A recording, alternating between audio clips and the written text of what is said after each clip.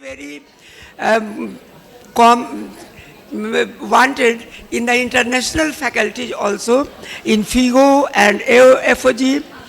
He was past chairperson of MTP committee of FOGSI. He is instrumental in drafting the proposal of FIGO, which resulted in a grant of not a small amount, $13 million for a 10-country project, 8 in Africa and 2 in South America, and was the technical lead for this project. So, I want a great applause for him for this great work. He is also working on developing a project for the MOGS geared in towards assisting underprivileged women in urban slums with their menstrual hygiene needs.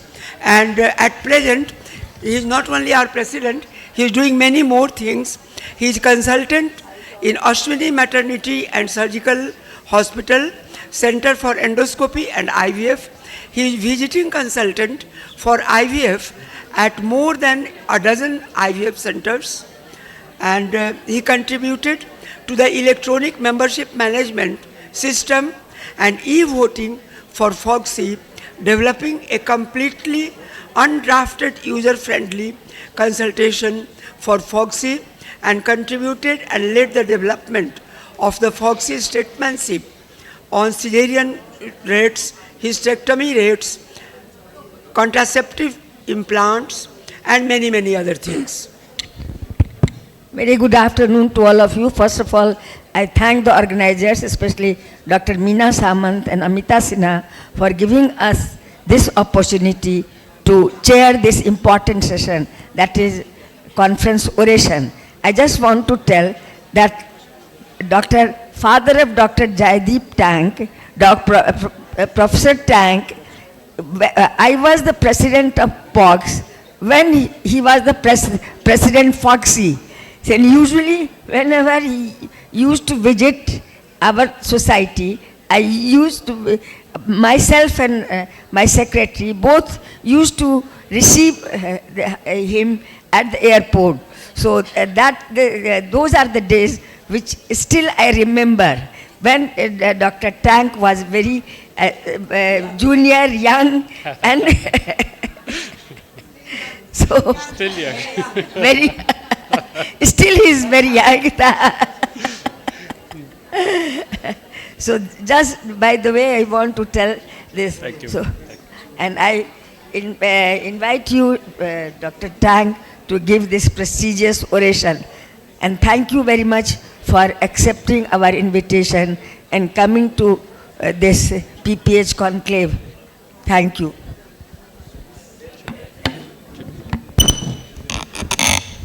So thank you very much, ma'am, for that wonderful, very warm and very generous introduction. And thank you, Dr. Manju Geeta Mishra and Dr. Shanti Roy, for the wonderful memories of my father. And thank you for referring to me as young. But madam, I don't think I will ever be as young as the two of you. It is, of course, a pleasure and a privilege to be here, and I must congratulate all the organizers, led by the President, Dr. Meena Samant, the Organizing Secretary and Secretary of the Patna Society, Dr. Amita Sinha. I must acknowledge the Vice President of the East Zone, Dr. Janmajay, and our very dynamic Secretary General, Dr. Madhuri Patel, and of course the National Advisor, Dr. Mahesh Gupta, and the National Convener, Dr. Bhaskar Pal, Co-Convener, Dr. Alka Pandey, Dr. Abharani Sinha, Dr. Usha Didwania Madam, the Chair of the Scientific Committee, Dr. Vinita Singh, Dr. Ranjana Sinha, Dr. Mini Anand, and Dr. Nibha Mohan. Yesterday, when I spoke during the inauguration, I had acknowledged all the seniors and colleagues from the Patna Society, and I would like to reiterate my gratitude and acknowledge their presence over here. But yesterday, Dr. Alka Kriplani Madam wasn't there, and thank you very much, Madam, for being here during this presentation. I must thank the chairpersons, Dr. Shanti Roy Madam, Dr. Manjugita Mishra Madam, Dr. Usha and Dr. Meena Samant for chairing this session. So I was looking through the scientific program before I started preparing for this presentation. And what I saw was a very comprehensive scientific program, and I thought that it would be a good idea to use this oration to tie all the threads together and reference my experience in assisting birth in a small private sector hospital since 1998. So a lot of what I say will be influenced by the fact that I work in a small nursing home. And just to give you a context, we have around 50 births in our nursing home every year. And a lot of what I say will be contextualized within that context. But before I begin, let me present this thought to you. And this thought is a thought about narratives. Some of you may have heard me say this earlier, but I strongly believe that the way we practice modern obstetrics, besides being driven by evidence, is also driven by narratives.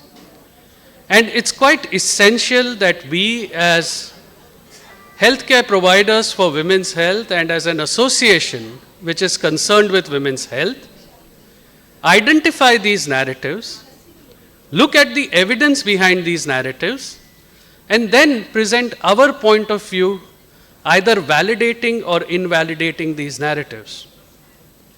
What do I mean by narratives? And I hope the AV person takes into account the timer and resets it accordingly. There is this narrative which is coming from media, it comes from sometimes policymakers, influencers, well-meaning activists, and so on. And an example of this narrative would be that doctors do too many cesarean sections. Another example of this narrative is that we do too many hysterectomies, or doctors charge too much for their services. And we are all aware of these narratives, and there has been work done in the past to address these narratives, and more work will be done to validate or invalidate these narratives. But there is another set of narratives that I believe we don't pay enough attention to. And that is the narrative that we share with our patients. You see, we look after pregnant women, and pregnant women stay with us almost throughout their pregnancy. It's well established that pregnancy is a relatively vulnerable time for a woman. They and their relatives are constantly seeking reassurance, and as good-hearted souls, we are constantly giving them reassurance. Everything is normal, don't worry. I'll be there when you go into labor, I'll hold your hand, I'll either give you a little tiny episiotomy or no episiotomy at all. I've done 10,000 births and there should not be any problem. I'd just like you to imagine this scenario, which I'm sure has happened to all of us. You're sitting in your clinic. The patient at 32 weeks of pregnancy has come with a color Doppler report. She and her relatives are sitting in front of you. There's father-in-law, mother-in-law, husband, father, mother, and so on. You're reading the color Doppler report, and you tell the patient, well, I'm looking at your color Doppler report. Unfortunately, it's not very good. You have severe IUGR, there is oligoamnios, there are changes in your color Doppler patterns, you have diabetes, you have blood pressure, and you're looking at that patient, Abhi, say something in return, and what do you think the patient and relatives will say? Lekin baki sab theek hai na? I'm sure this has happened to all of you. And in your mind you're thinking, itna kafi nahi hai kya? But of course, you can't say that. So what do you say? You say, हाँ, बाकी सब ठीक है. And then that becomes a problem, because when things go wrong in obstetrics, and in obstetrics, invariably for a small number of patients, things will not happen the way you want them to happen. For example, let's say there's PPH, or there's shoulder dystocia. And you manage as well as you can in the labor room, and then you come out and tell the relatives, कि देखिए, this happened, I did this, and now this is what you can expect. The first thing that the relatives will tell you is, लेकिन doctor साहब आप तो बोल रहे थे अभी तक सब नॉर्मल था, फिर क्या हो गया? And this is why I think that while we increasingly want to reassure patients, we need to start tinging this reassurance with a hint of reality. Now I understand that this is a difficult line to walk. On the one hand, you want the patient to be aware that things may not always go as you want them to go, but at the same time, you don't want her to spend 9 months of pregnancy in dread of what is going to happen in labor. But we have to walk the line.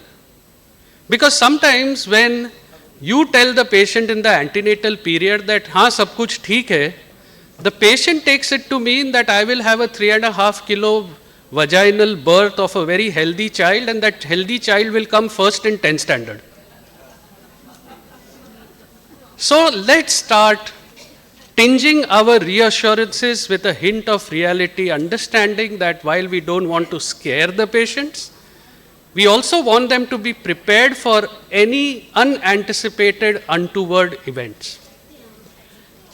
Like Marsden Wagner said in the Lancet, nowhere is maternal mortality or perinatal mortality zero, and throughout history, women have accepted this harsh reality. Until recently, when doctors, and I'm going to expand this to the entire medical ecosystem, began to promise perfection. Now when something goes wrong, women and families feel deceived and seek answers. So please, in this narrative that we share with our patients during pregnancy, let's start reassuring with realism. When you look at PPH, the abundance of literature would be quite clear to anybody who does a cursory glance across any of the websites and information on PPH. These are the resources that I have used besides Medline searches while preparing this presentation, and these are the talking points of my presentation. Let me dive right into it, and remember, this is from the perspective of someone who's been working in 1998 in a small private hospital delivering around 50 women a month. The most important thing in PPH, which will determine outcome, in my view, is diagnosis. It's not how well you operate, it's not what kind of facility you're in, it is plain and simple diagnosis. But why is the diagnosis of PPH so difficult? In my view, the diagnosis of PPH is difficult because of the way we diagnose PPH in the first place. Just think to yourself, how do you diagnose PPH? You're standing in front of the perineum after a birth, or you're doing, so let's say, for example, a cesarean section, and you sometimes feel that, oh, this bleeding seems to be excessive. That's how you start suspecting and finally diagnosing PPH. So, the diagnosis of PPH, even in this day and age, is visual. And unfortunately, what is seen is necessarily subjective. There is also this issue that most of the PPH, which presents with severe consequences, presents as a continuous trickle versus a dramatic gush of blood. Typically, what will happen, you'll do a delivery around 2 in the afternoon, and then around 4 or 5 in the evening, when you're just ready to sort of go home and put up your leg with a cup of tea, someone will come and tell you that now this patient seems to be going down, pulse is high, BP is low. So why for 2 hours was this diagnosis? It was missed because the pads of the patient, which kept on getting soaked, were being changed by different people. So one maybe ward boy, one ward nurse, maybe another one came in, and they could not put the whole picture together to say that there is excessive bleeding. And that is why this visual diagnosis of PPH actually results sometimes in a delay in diagnosis. And as I said, the point at which you diagnose PPH is perhaps the most important factor in the outcome of PPH. There is also the fact that as clinicians and surgeons, we are terrible at estimating blood loss. We typically underestimate blood loss, and there are studies to suggest that we underestimate blood loss to the tune of almost 50%. That is why if you see that the picture over there in orange, this is put up in both our labor room cots and in the theater where I do cesarean sections. And this provides me with a visual reference. So for example, if I have used a certain number of small abdominal packs, MOPs, and I ask the sister, I feel there is excessive bleeding happening. And I ask the sister, how many MOPs have we used? And she tells me 8. Then in my mind, I go 8 into 250 plus another 50% for underestimation of blood loss. And that's how I quantify the blood loss when I'm doing some kind of a surgery. There is also the fact that we don't clinically contextualize the amount of blood loss. So 500 ml of blood loss, again this comes back to the way we diagnose PPH, 500 ml of blood loss is 500 ml of blood loss. But a woman who has a hemoglobin of 12.5 gram percent will tolerate 500 ml of blood loss very differently than a woman who has a hemoglobin of 7 or 8 gram percent. And that is why correction of anemia has assumed so much importance. I was fortunate to be a part of a national technical advisory group recently, and they asked me to draft the guidelines on the use of IV FCM in pregnancy. Till now, the Anemia Mukt Bharat guidelines recommended IV FCM in pregnancy, but there were no guidelines on how to use IV FCM in pregnancy. There were only guidelines on how to use IV sucrose. Well, I'm happy to inform you that in the quickest action I have ever seen in any government department, within a month of the meeting to discuss these guidelines happening, the guidelines have already been published and disseminated to all the states. So now you have solid governmental backing in using IVFCM in pregnancy, which was not there earlier. Another very important thing I must tell you is about the IV line that we place. Because of seniority, I suppose, my brother Parikshit and me get called a lot to help people in managing PPH in our area. And what we have invariably found is not a suitable IV line. Why is the bore of the IV line so important? It's because of what is known as Pusille's law, which says that small changes in the diameter equal to large changes in the flow. Look at that white chart over there. Most people will put a pink vein flown. That's a 20 gauge vein flown for any kind of obstetric intervention. Look at the amount of time it takes to infuse 1000 ml of normal saline, and this is normal saline. This is not even a colloidal solution like blood or any other volume expander. It takes 15 minutes to infuse 1000 ml, whereas if you put in an 18 gauge vein flown, it takes 10 minutes, and a 16 gauge takes 6 minutes. This could literally mean the difference between life and death, because resuscitation with fluids and blood pretty much depends on how fast you can resuscitate when there is a volume depletion. So please, don't put pink vein flowns, either use green or use gray. I've been a part of a lot of panel discussions, and every time I'm asked the question, you're recommending that you put 16 gauge vein flown, but isn't that too large? Won't it hurt the patient? The answer is really no. Yeah, well, you put it in, yes, it will hurt. You can overcome that with the application of some prilocaine gel. But please put in a large bore vein flown, because as you can see, the speed of infusion is so much different that it could mean the difference between life and death. AMTSL, of course, is strongly recommended. However, controlled cord traction means different things to different people. I was at one of these very important meetings, and one of the persons who was conducting the meeting asked the people, there were around maybe 15 people in the meeting, how do you do control cord traction? Can you demonstrate? And these were all very senior people. And each and every one of those 15 people demonstrated control cord traction differently. But there is a uniform way of doing it, and when we come here with the Gates project, I hope that we can talk more about this. Uterotonics, uterine massage, and late cord clamping are also recommended.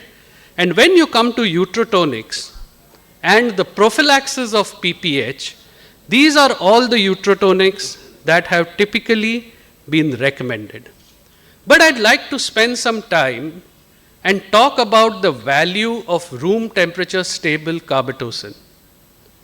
Because remember that at the end of the day, the large majority cases of PPH in fact have no identifiable risk factors.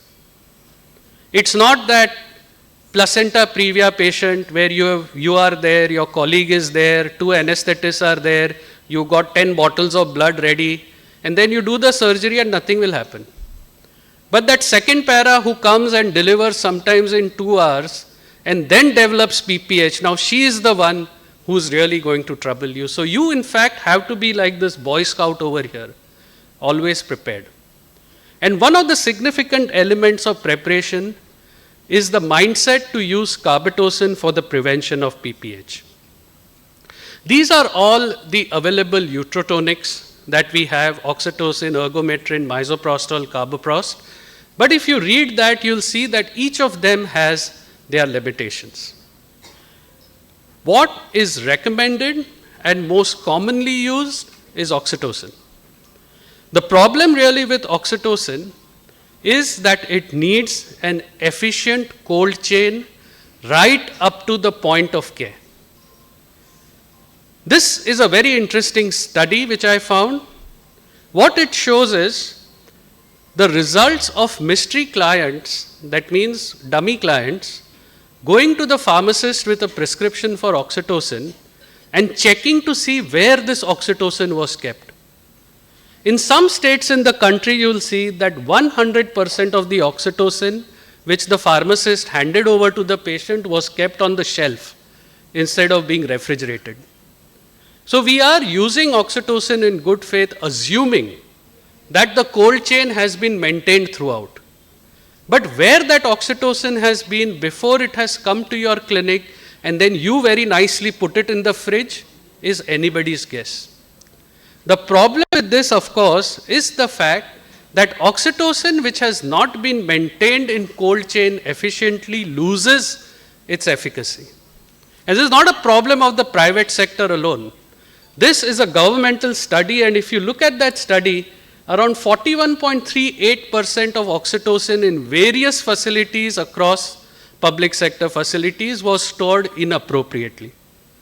There is also the fact that there was this threat in between when I was the Secretary General, it now seems a long time back, on that gazette which had come out which said that oxytocin will be we'll stop selling oxytocin in retail. Dr. Jaideep Malhotra was the president at that time, and we had made several representations to the government. We had even taken part in a petition on this issue in Supreme Court, and fortunately that gazette was withdrawn and oxytocin continues to be available. But still, supply chain of oxytocin remains a problem.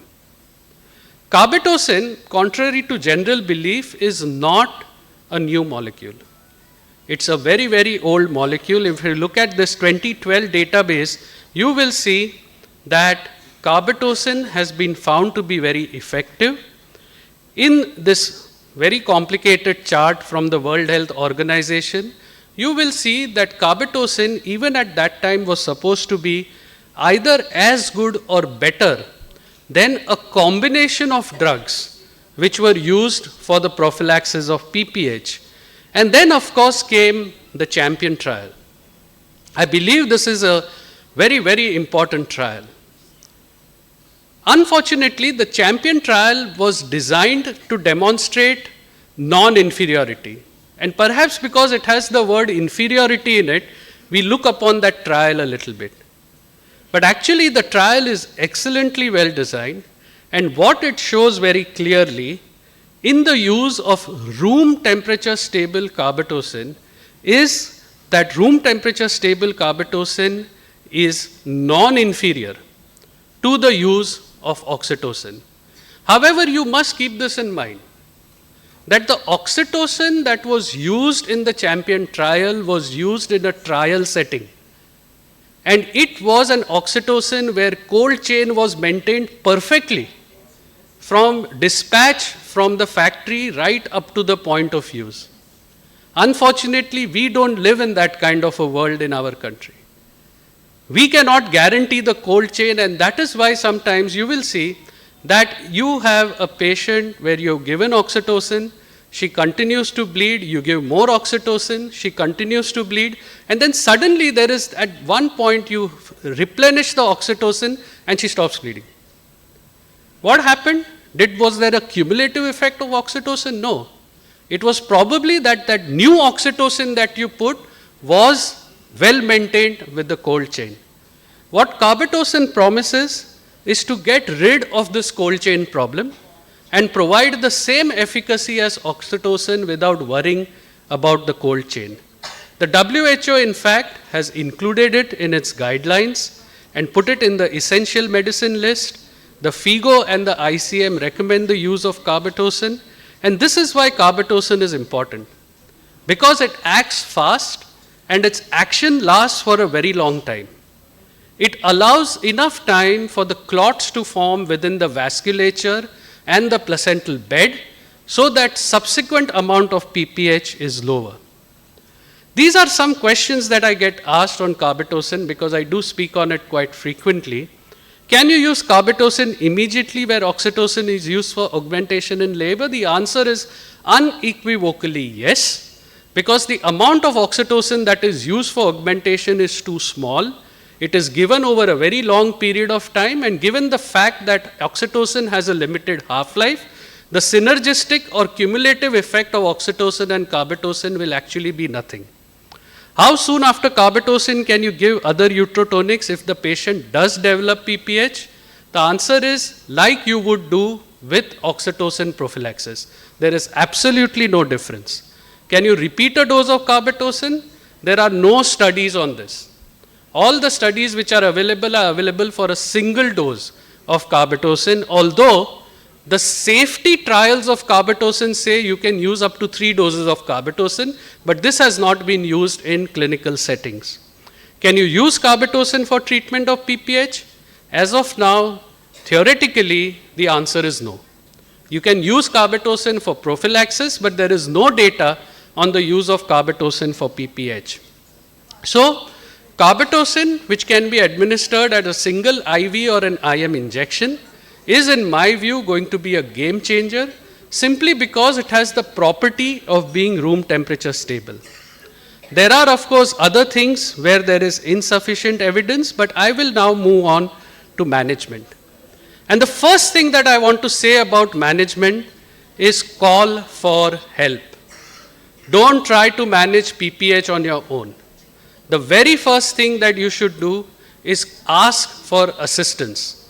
Like Calvin and Hobbes dancing in that very graceful minuet over there, you need to call someone whom you are familiar with and who can dance with you in that way in managing. Of course, we know that tone tissue trauma and thrombin are the causes for PPH, and here I would like to say again, based on experience of all these years in a nursing home, that if you are suspecting trauma to the lower genital tract, please don't explore that patient without anesthesia. Take the patient into the theater, pack her so that blood loss from that trauma is limited, take her into the theater, give her either a regional, we prefer a spinal anesthesia, because we think that at the most if she needs a hysterectomy, I can still do it under spinal. We prefer a spinal anesthesia, we give that, or epidural, and you do the exploration under anesthesia. Occasionally you will find that that anesthesia was perhaps in hindsight not required, but most of the times when you're suspecting trauma, don't struggle. The patient has just had a birth, the vagina is friable, She may not allow you to see right up to the phonics very well. Take her to the theater, pack her so that blood loss is limited, give her anesthesia, and then explore the lower genital tract properly. Have ultrasound available in case you're suspecting rare things like broad ligament hematomas, etc. And most importantly, in PPH, empty the bladder. Emptying the bladder will do two things. It will allow you to properly gauge the tonicity of the uterus, and emptying the bladder itself may increase the tone of the uterus. And of course, when you catheterize, you can gauge how much urine is coming out, which is an important measure of resuscitation. So this was the PPH emergency response, and I would have to say that to a large extent, this has been replaced by what we now call the emotive approach. As a part of the work that we are going to do with the Gates grant, we are trying to make the drapes commercially available, which will actually measure the blood loss. If you think about it, even now, we don't use the drapes, not because we don't want to use them, but because they are not available. Drapes which are calibrated to measure blood loss are still not commercially available on a large scale. So this is something that we want to change, and we are working with some producers to try and make these commercially available. And we are going to talk about the emotive approach. PPH needs to be approached differently for different kind of situations. But what the emotive approach is, it tells you to do, like that movie, everything, everywhere, all at once. Previously, we used to say, let's give this, see the response, and wait. What emotive tells you is don't wait. Do everything. Massage, uterotonics, this, that, and the other. These are all the recommendations from the government, and this is the recommendation on the use of tranexamic acid for the treatment of PPH. There is no data on tranexamic acid for the prevention of PPH. It's not yet recommended, but I must honestly share with you that our anesthetist loves tranexamic acid, and he seems to give it to just about every other patient. I don't know why he gives it. He thinks maybe we don't operate well and there is too much blood loss, I suppose. And coming to blood loss, I was on the District Assurance Committee of Mumbai District, which looked at maternal mortality for close to 8 or 9 years. After I finished, Dr. Madhuri Patel is now on that committee. And one of the things that we found was a certain hesitancy to administer blood. It comes perhaps from the fact that we underestimate blood loss, or we want to avoid blood transfusion because we've been told, avoid blood transfusion as much as possible. But the fact of the matter is that when it is needed, blood is life-saving. If you are in doubt whether to administer blood or not, you have reached a point where you seriously should consider giving blood. And keep in mind the patient's baseline hemoglobin. A patient, as I said, of 12.5 gram% is going to tolerate PPH differently. So don't base it only on diagnosis. Take that context and background into account. What we do is, when we do these high-risk cases, and we do them sometimes in our nursing home, which doesn't have a blood bank, what I do is I tell one of the relatives to go and sit in the blood bank when we start the operation, where we have prepared the blood. It's around maybe 5 or 10 minutes walk away from my place. That does two things. One is it cuts down on the time taken that when you need the blood, someone goes, so you save those 10 minutes because someone's sitting there. And it also helps the relatives to understand the gravity of the situation. Okay, कि पहले से वहाँ बिठाया था तो शायद problem हो सकता है. Okay, so this is something again which comes from working in a small nursing home. So there are no firm criteria for initiating red cell transfusion. I believe the next panel is on that.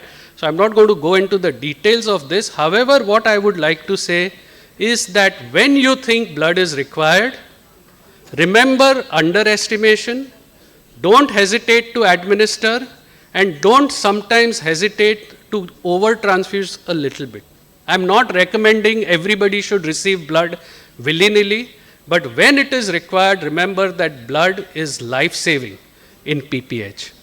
So these are the main therapeutic goals of management. Ma'am, I'll finish in the next 5 or maybe 7 minutes. These are the main therapeutic goals of management, and if you have not achieved these therapeutic goals of management, then you need to move on to surgical management. Now, and I'm going to stick my neck out a little here, but I strongly believe that conservative management of PPH surgically depends on where you're working. If you're working in a tertiary care hospital with a good ICU and ICU backup, your threshold for an obstetric hysterectomy will be higher. But if you're working in a small place in some kind of a remote village, then your threshold for an obstetric hysterectomy necessarily has to be lower because you don't have the wherewithal to resuscitate the patient if she goes bad.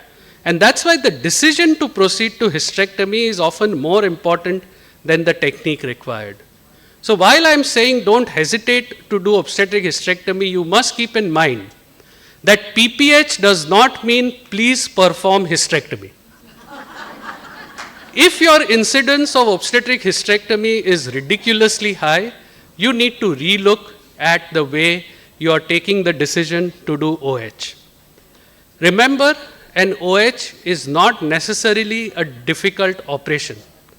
You need to follow some simple guidelines, and also remember that unless you're dealing with placenta previa, you don't need to remove the entire cervix. Most problems with obstetric hysterectomy occur when you try to dig too deep down into the vesical and pararectal space and try to get the whole cervix. So if it's not a placenta previa, then even removing the top part of the uterus will suffice to save the life. Abnormally adherent placentae have already been talked about, and Dr. Usha just mentioned in her presentation that when you come across undiagnosed invasive placentation, don't cut the uterus unless you are fully prepared. Till you don't make a cut on the uterus, you're going to be all right. She spent those 8 or 9 months with that abnormal placentation. She'll spend another 15-20 minutes or even hour. Close back the abdomen, transfer her to a place where she can be handled well, and then go ahead and do the delivery. Secondary PPH, fortunately, is now, I believe, at an all-time low. But when it does occur, most of the times it occurs either because of retained placenta or it occurs because of infection. Don't take surgery for infected uteri lightly. It's most likely to be one of the most difficult hysterectomies that you will do. Don't rush into it. And over here, this is a place where a clampless hysterectomy will help. Because sometimes the tissue with infection is so friable that when you attach the clamp will simply cut through. And even if you don't have bleeding from the side where the clamp is there, you'll have massive bleeding from the specimen side. So it's a good idea to tie the knots first, then apply the clamp, and then cut. Don't forget that we now have recombinant factor 7A available, which is now a nice stopgap between medical management and surgical management of PPH. It is, of course, not to be used in cases completely, indiscriminately. However, it is something which can help save surgery. So if you have used or exhausted all your medical lines of treatment, and if you have access to recombinant 7A, it is something which is worth doing. So to conclude, the major problem with PPH is the way we diagnose it.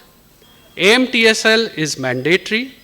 RTS carbetocin, simply by virtue of it being room temperature stable, I believe, will be a game changer. And there is a fine balance between too much too soon and too little too late for blood and surgical intervention. I don't know if you all have seen this movie, but it's a very famous movie called Hera Fairy.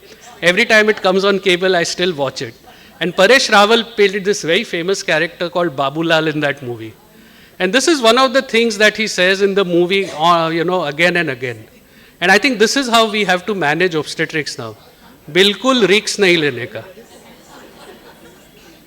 However, as I said, being obstetrics, at some point, you will find yourself dealing with the unanticipated. And as Winston Churchill said, if you're going through hell, keep going. that is the best way to make sure that you'll emerge victorious on the other side. Thank you very much.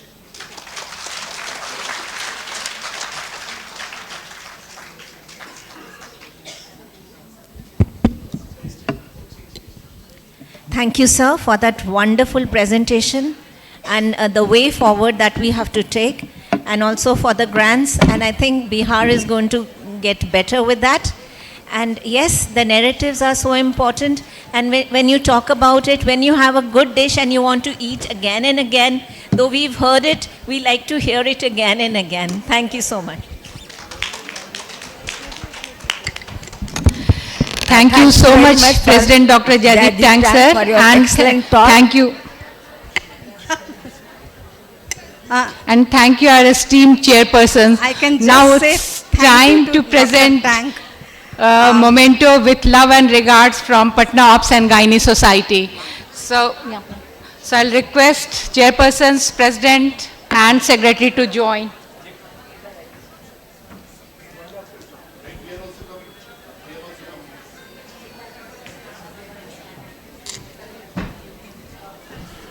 This requires a loud cheer and round applause for Mr. Dr. Jaideep Tank, please.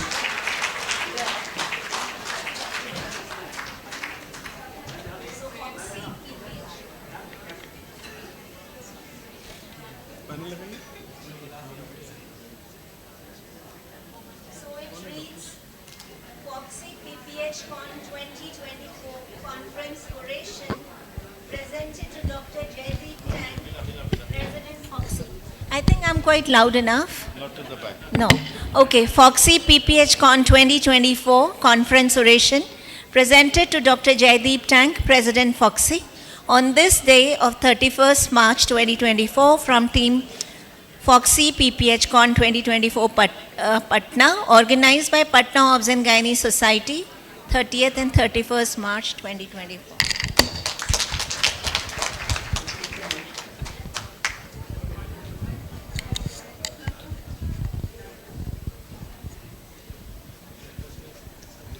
With this, now I request Dr. Shrishti Sinha to please come forward and get ready for the very nice upcoming fruitful panel discussion. Please, over to you, ma'am. Very good afternoon to all the respected dignitaries, faculties and delegate here. Our next session is on panel discussion on blood and blood component therapy in PPH. Our moderators are Dr. Sheila Mane Madam, Dr. Pragya Mishra Madam,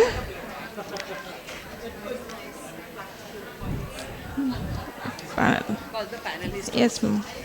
Okay, Dr. Sheila Mane Madam. Madam is the Vice President ICOG, DNB Faculty, KC General Hospital, with many achievements and many awards and publication. I welcome you, Madam.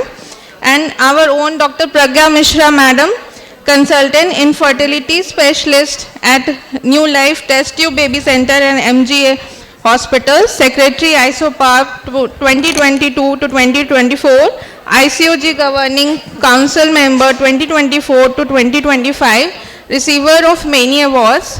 I welcome you, Madam. Our experts are Dr. Professor Janmejay Mahapatra, sir.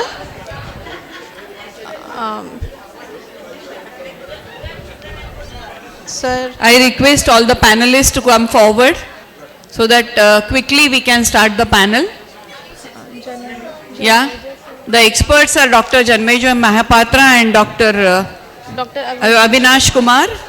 Can I invite them on the stage? And the panelists are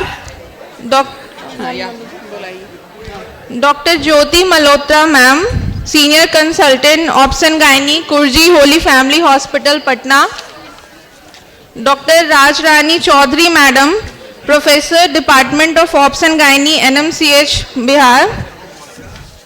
Dr. Mukta Agrawal, ma'am, Additional Professor and Unit Head, or AIMS, Patna. Dr. Reena, ma'am, is not here. Dr. Roma Yadav, ma'am, Vice President, Bhagalpur Ops and Gynae Society. Dr. Dipali Prasad ma'am, Additional Professor, Department of Obs and Gynae, IGIMS, Patna. Dr. Prabhati Keshri ma'am, Medical Officer, ART, HIV Department, Jawaharlal Nehru Medical College, Bhagalpur, Bihar. Dr. Sharda madam, private practice in Darbhanga, Sudha Healthcare, XSR, Lady Harding Medical College, New Delhi. Thank you, ma'am. Yeah, thank you.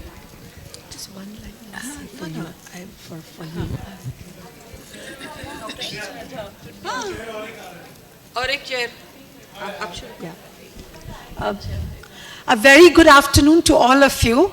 We are heading towards a very interesting panel on blood and blood products. And Dr. Sheila Mane is here. You heard Dr. Pai saying such good words about her, when it comes to PPH. When they asked me to be a co-moderator, I thought, I'm not so interested in blood and blood products. But then, it's something, which whether you practice infertility, endoscopy, we all need to have a knowledge. Because that's where, wherever, a patient bleeds, we all panic. So it's something, we just cannot shirk our responsibility. So, so over to Dr. Sheila Mane for this starting to moderate. Thank you. Just to welcome our experts, Dr. Janmeja Mahapatra, the sitting Vice President, and Dr. Avinash Kumar. And quickly, once again, if you just tell your name so that it will be easy for us to ask. I can bata de? No, let them later. A very good afternoon to all of you. I am Dr. Sharda. Good afternoon to everyone. I am Dr. Prabhati Keshri from Bhagalpur.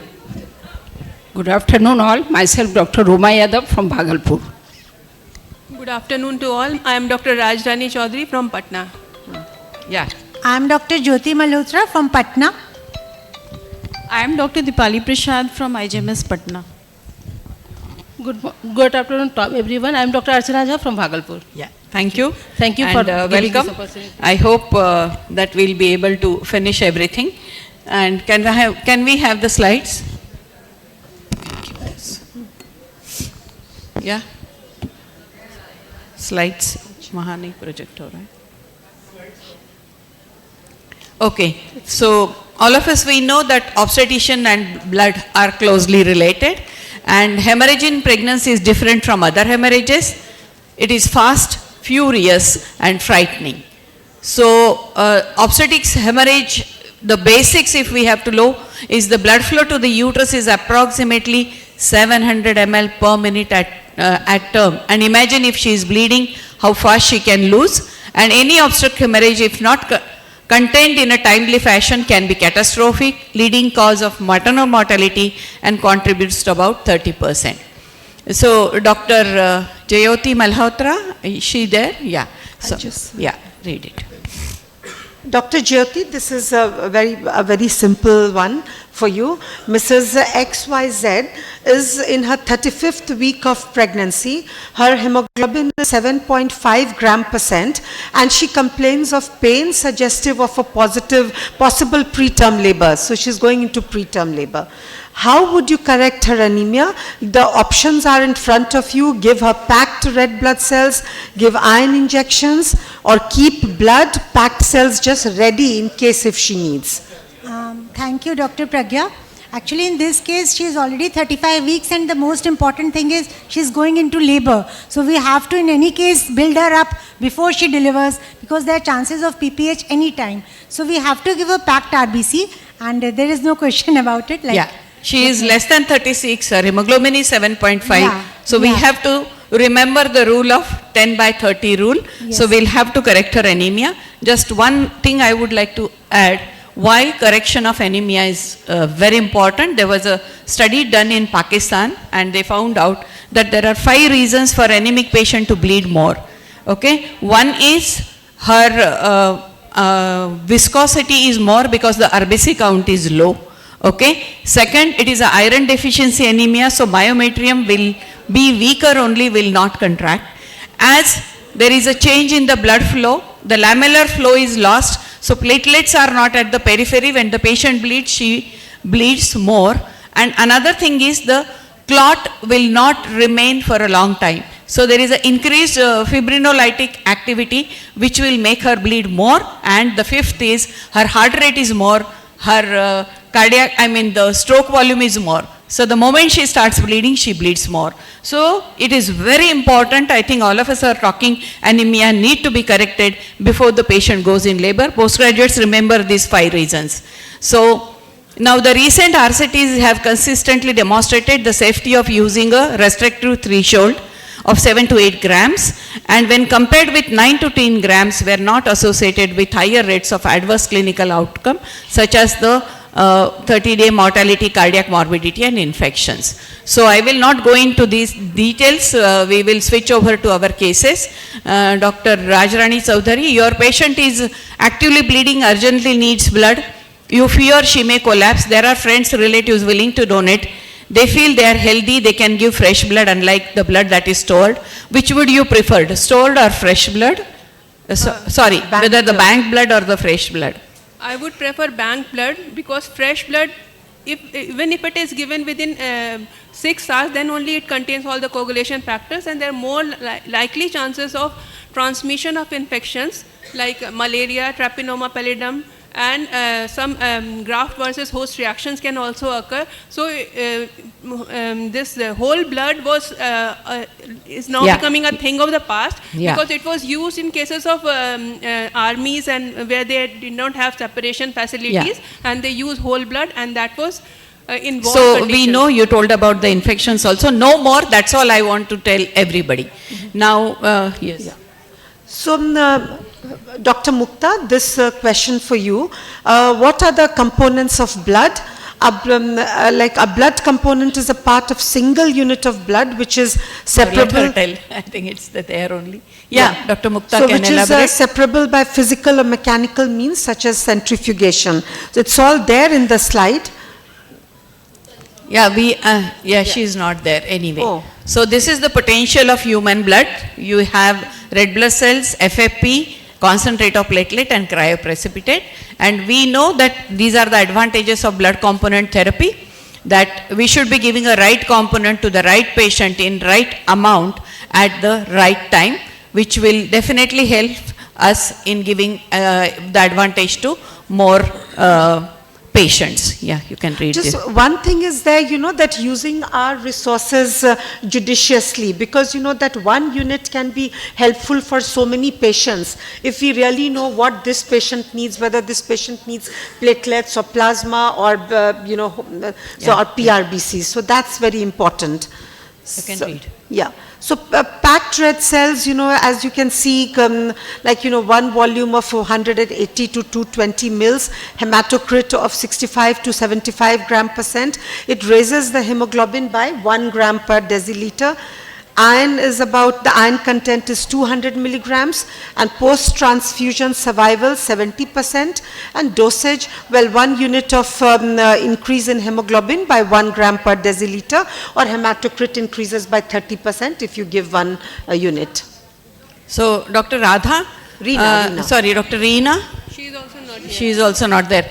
Anybody can take up this question. Yeah. There is a patient admitted with acute pain, abdomen, bleeding, PV. Her pulse is 112, BP 150 by 100. Her CBC shows hemoglobin 8.2, total count 6,800, platelet 40,000. And you are planning emergency LSCS. What should be the minimal platelet count should be? Now, this is a very practical thing, because we all start panicking. Sometimes, even with people panic or the platelet Who would count like is to take 100. up this question? So, 50,000 should be the best limit. Yeah. Minimum should be 50,000. 50,000. 50,000. Yes, this should because be the so many minimum. times there will be confusion. But safety so level is up to 75,000. Yeah. Now, how long after a blood transfusion can a hemoglobin check can be performed, Dr. Archana? Actually, we can do it after 30 minutes of completion of blood, but preferably 2 hours or 4 hours.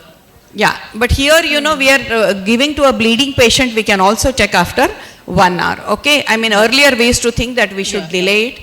Dr. Roma Yadav, normal delivery, severe PPH. What is your transfusion protocol? In the face of, your patient is bleeding heavily. So what will you do first? Yes, ma'am, this is an alarming situation. First of all, I would call for help. and I would like to send the blood for the grouping, cross matching, and I will ask the blood bank to give me the blood. And at least since the patient is bleeding severely, it is an acute condition of PPS, I will ask for 6 units, at least 6 units of Because we said RBC. severe bleeding. Severe. By the meantime, I will resuscitate the patient. I will check the hemodynamic status and resuscitate with the crystalloids, colloids, and resuscitate by the time the blood is coming. And after, when the blood will come, I will start transfusing the And red blood meanwhile, cell. you will get the investigations And done. at the same Now- time, we will go for the coagulation profile and all the things will for have the to- investigation Yes. also. Platelet, prothrombin time, fibrinogen, and platelet also. If you have the facility. Yes, Cross if they are matching, possible. cross matching takes little bit of time. Sometimes we So have even not, if the yes, patient is yes, heavily yeah, bleeding, would my- you my- Since one it's at an a time, one yes, at a time. acute Correct. condition. But- Crystalloid Okay. before that. Pardon? Only crystalloid. Yeah. Before blood is the. Yeah, yeah. And one is there, that not to give too much of crystalloid also. Yes. Dilution Yes, coagulopathy. because dilutional coagulopathy. And when I will start the blood transfusion, then I will go only for the normal saline and no other fluid. Yeah, as soon as possible. Dr. Dipali? Yes. Yeah. The massive blood loss in adult is 150 ml per minute or more than 50% in 3 hours. Hold or the more mic than closer. one whole. It is more than Yeah, yeah. 150 Next. ml per minute and more than 50% in 3 hours or one whole blood loss in 24 hours, then it is called massive blood loss. Yeah, and you know, sometimes you are going on giving blood, you are not able to assess. Like you have given already 4 or 5 units of PRBCs and patient continues to bleed. That means she is bleeding more, okay? And you should adopt this definition during the early phase of massive bleeding. Like you know, patient is bleeding, you are giving PRBC one after another. Would expert would like to say something about this? Can you just repeat the question, madam? No, the same about massive blood loss. Do you agree? I mean, would you like to add something? So, the definition of massive blood loss is very arbitrary. And there are some definition where it is that if whole blood volume is lost in 24 hours or 50% of blood volume is lost in 3 hours, or if it is more than 150 ml per minute, then we say that it is a massive blood loss. Yeah. So, and this is clinical, like when a woman becomes pale, sweaty, diphoretic, her pulse rate exceeds her systolic pressure and blood she is losing is watery and does not clot. So, I mean, even if we are not able to do blood loss estimation from the clinical science itself, we will know. And how is massive blood loss in obstetrics different from massive blood loss due to other causes? Dr. Prabhati? Massive blood loss during labor is, we can identify the case and we should take proper steps to manage the patient and keep the mean arterial pressure up till 65 and the BP should be maintained by 100 by 70 at least or 65. Yeah, so DIC is an early feature, Yeah. you know. Whenever there is a massive blood loss itself, you know, there will be a DIC. And if suppose if we are operating any gynec case, that is not the condition. But in obstetrics, you have to act early. So, earlier we used to initiate resuscitation with large volumes of crystalloids, then followed by PRBC, FFP and platelet, and based on the laboratory values, or at the discretion of obstetrician and anesthesia. And one thing is, we always remember, do not pop the clot. But now, when you activate the massive transfusion protocol, you have to first give crystalloids, immediately arrange for PRBCs. As soon as they arrive, you have to start, followed by FFP and platelet. So and the ratio should be kept 1:1:1. Yeah, 1:1:1.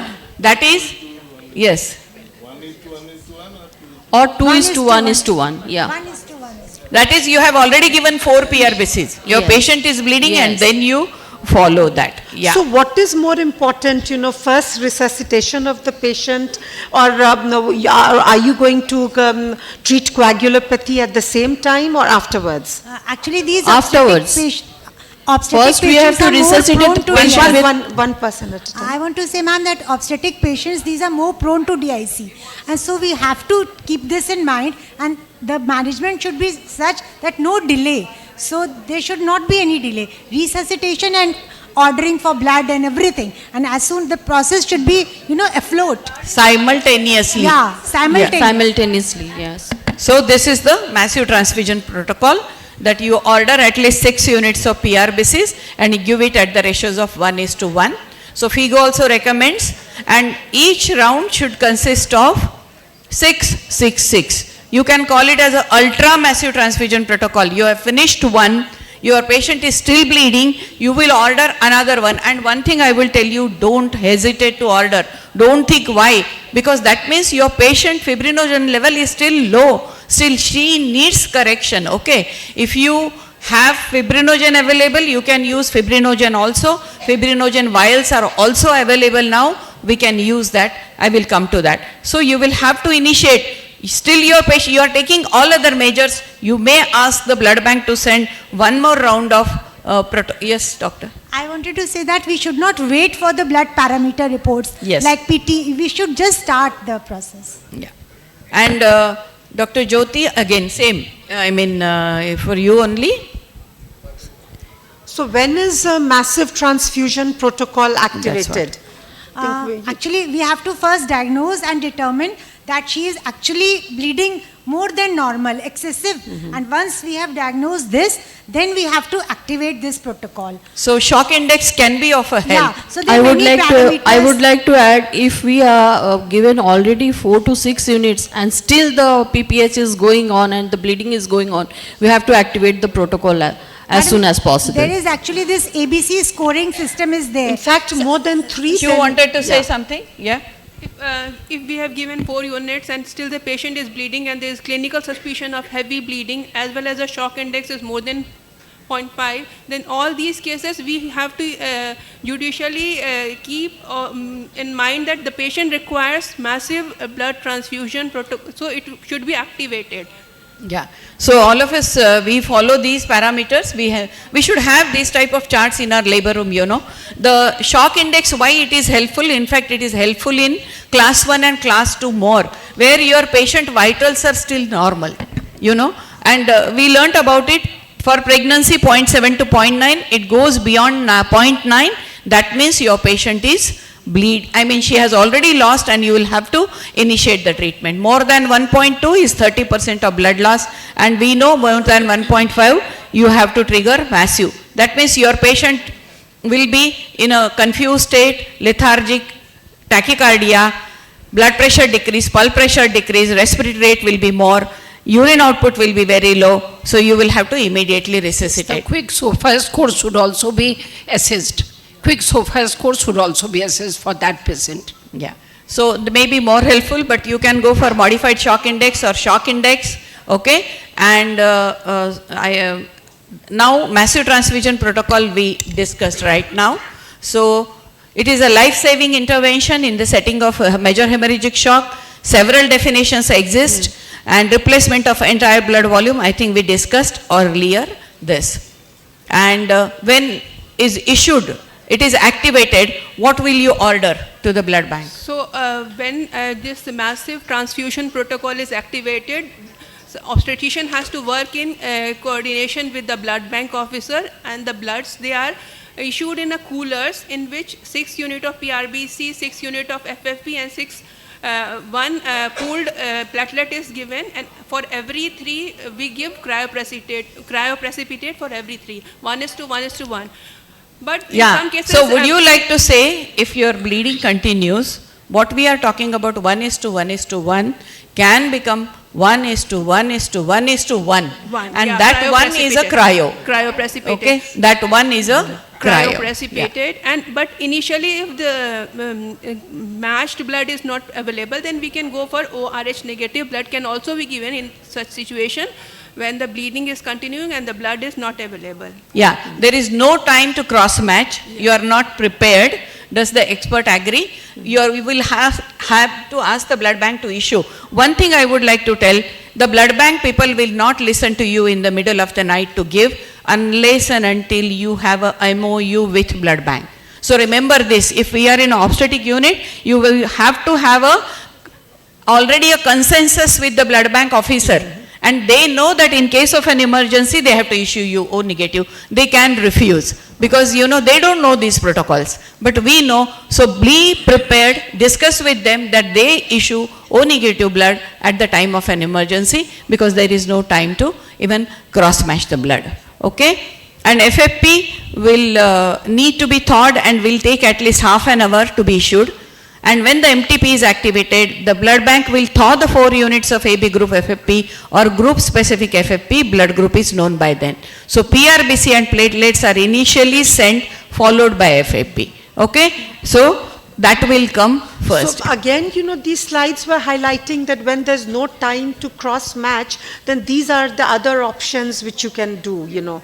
How, Dr. Mukta, now how urgent is the blood? There, someone else. Sorry, anybody. You just joined, I think. Okay. Yeah. So that depends on the estimation of blood loss. So now we are always in a hurry, I mean dilemma, you know, whether to order the blood and how much to give. So suppose if your patient has 500 to 1000 ml blood loss. Sir, ma'am, it's important to estimate the blood loss, which is actually, it's not just about visualization. No, we will not talk about that. Now we know it is 500 to 1000. So how much blood? At least we should have 1 unit PRBC under cross match. Blood should be ready if it is being asked. So if it's 10 to 20%, we should have blood ready. But if it's more than 20%, then we need blood urgently. And depending upon if it's more than 30%, then massive transfusion protocol has to be initiated as per the guidelines. So you know where it is urgent. If it is just class 1, you will keep it as a standby. But class 2, I mean more than 1000, 1500, you will have to get it as early as possible, at least 30 minutes. Still more than that, 10 to 30 minutes, and in emergency, O negative. Okay? So at any given time, you know that your patient needs blood and blood products and should come to you immediately. So we should be prepared for that. Okay, now what would guide you for request for components? Dr. Reena? Yeah, anybody can. Yeah, you can take up. Give her the mic. So the request for components depends upon how the patient is behaving. Clinical as well as hematological test may not be there, but we can have, if the patient is pale and there is features of DIC developing. So previously we used to give only PRBC, and that used to take care of the oxygen saturation and everything. But it has been found that if we give FFP earlier, then this prevents the development of DIC, and the patient behaves better, and along with the platelet, because if the level of fibrinogen is less than 200, then the patient is more likely to go into DIC, and the positive predictive value for 200 milligram per deciliter of fibrinogen is high. Whereas if the fibrinogen level is more than 400, it gives a negative predictive value. So we have to keep in mind whether we are giving PRBC to the patient that is taking care of the hypoxia and oxygen saturation, but we do not want this patient to go in. Yeah, so you would like to get the investigations done. And if your APTT exceeds 1.5, okay, you immediately give 2 units of fresh frozen plasma, and if the platelets fall below 50,000, then we give a platelet also. Yeah, if it is RDP 6 or if it is a 1 unit, then you may have to give. Because we want to break the triad, the deadly triad of hypoxia, this acidosis, hypothermia and coagulopathy, which occurs when massive blood loss occurs in cases of obstetrics. So we have to be prepared, and we have to give all these 3 things simultaneously. Madam, one thing I would like to just add, that this fibrinogen level falls very early. It falls very fast. So fibrinogen replacement by FFP is must. But platelet, every patient who is bleeding, we don't, like many times we don't need to give platelet because they fall later on. So if the hemostasis is secured, like maybe we don't need platelet. So that is we have to see by the counts and all. And now, you know, even you should even have fibrinogen with you, which is available now, okay? It is there from Intas, and it is cost you 10 to 12,000 rupees. Now we are talking about factor. Yes, sir? Yes, replace it. It is available as a 1 gram vial, And even if we want to give factor 7, we are talking so much because now there are studies. But to give factor 7, the fibrinogen level has to be 200 milligram per deciliter. Then only the factor 7 will act. Okay? Yes? Anybody has any experience regarding this? Use? No. Any.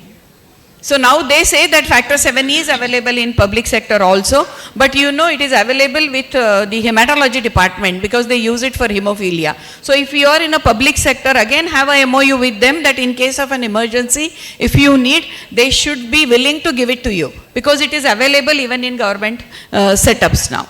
Can I add, madam? Yes. Yes. So recombinant factor 7 is available, and we frequently use for inhibitors in hemophilia A or B. So there are many hemophilia patients who develop inhibitor because of factor 8 use.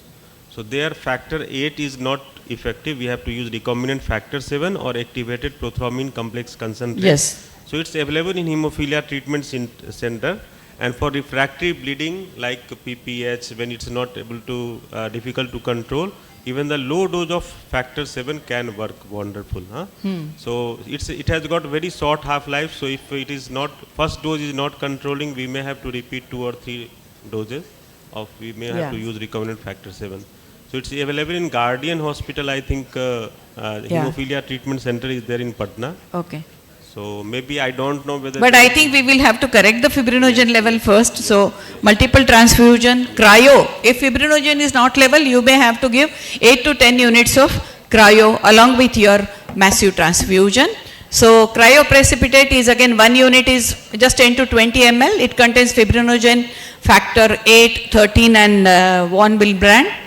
And 1 unit per 10 kg body weight will increase fibrinogen by approximately 50 milligram.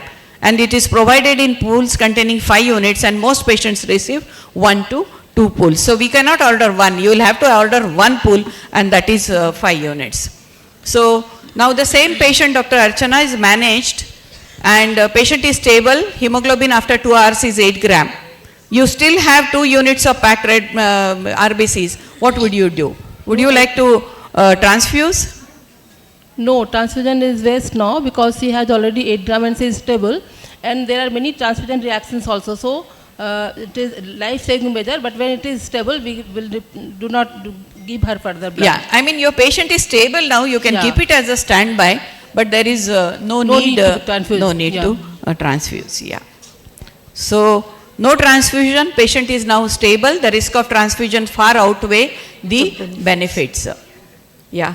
Now, so the immediate goals of treatment is maintained. Yes, Pragya? Yeah. So very nicely, all the points are here.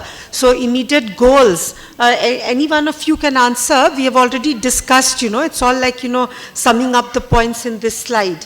Okay, so hemoglobin should be more than 8 grams per deciliter, platelet count more than 50,000, prothrombin time should be less than 1.5 into normal, APTT less than 1.5 into normal, and fibrinogen should be greater than 2 grams per liter.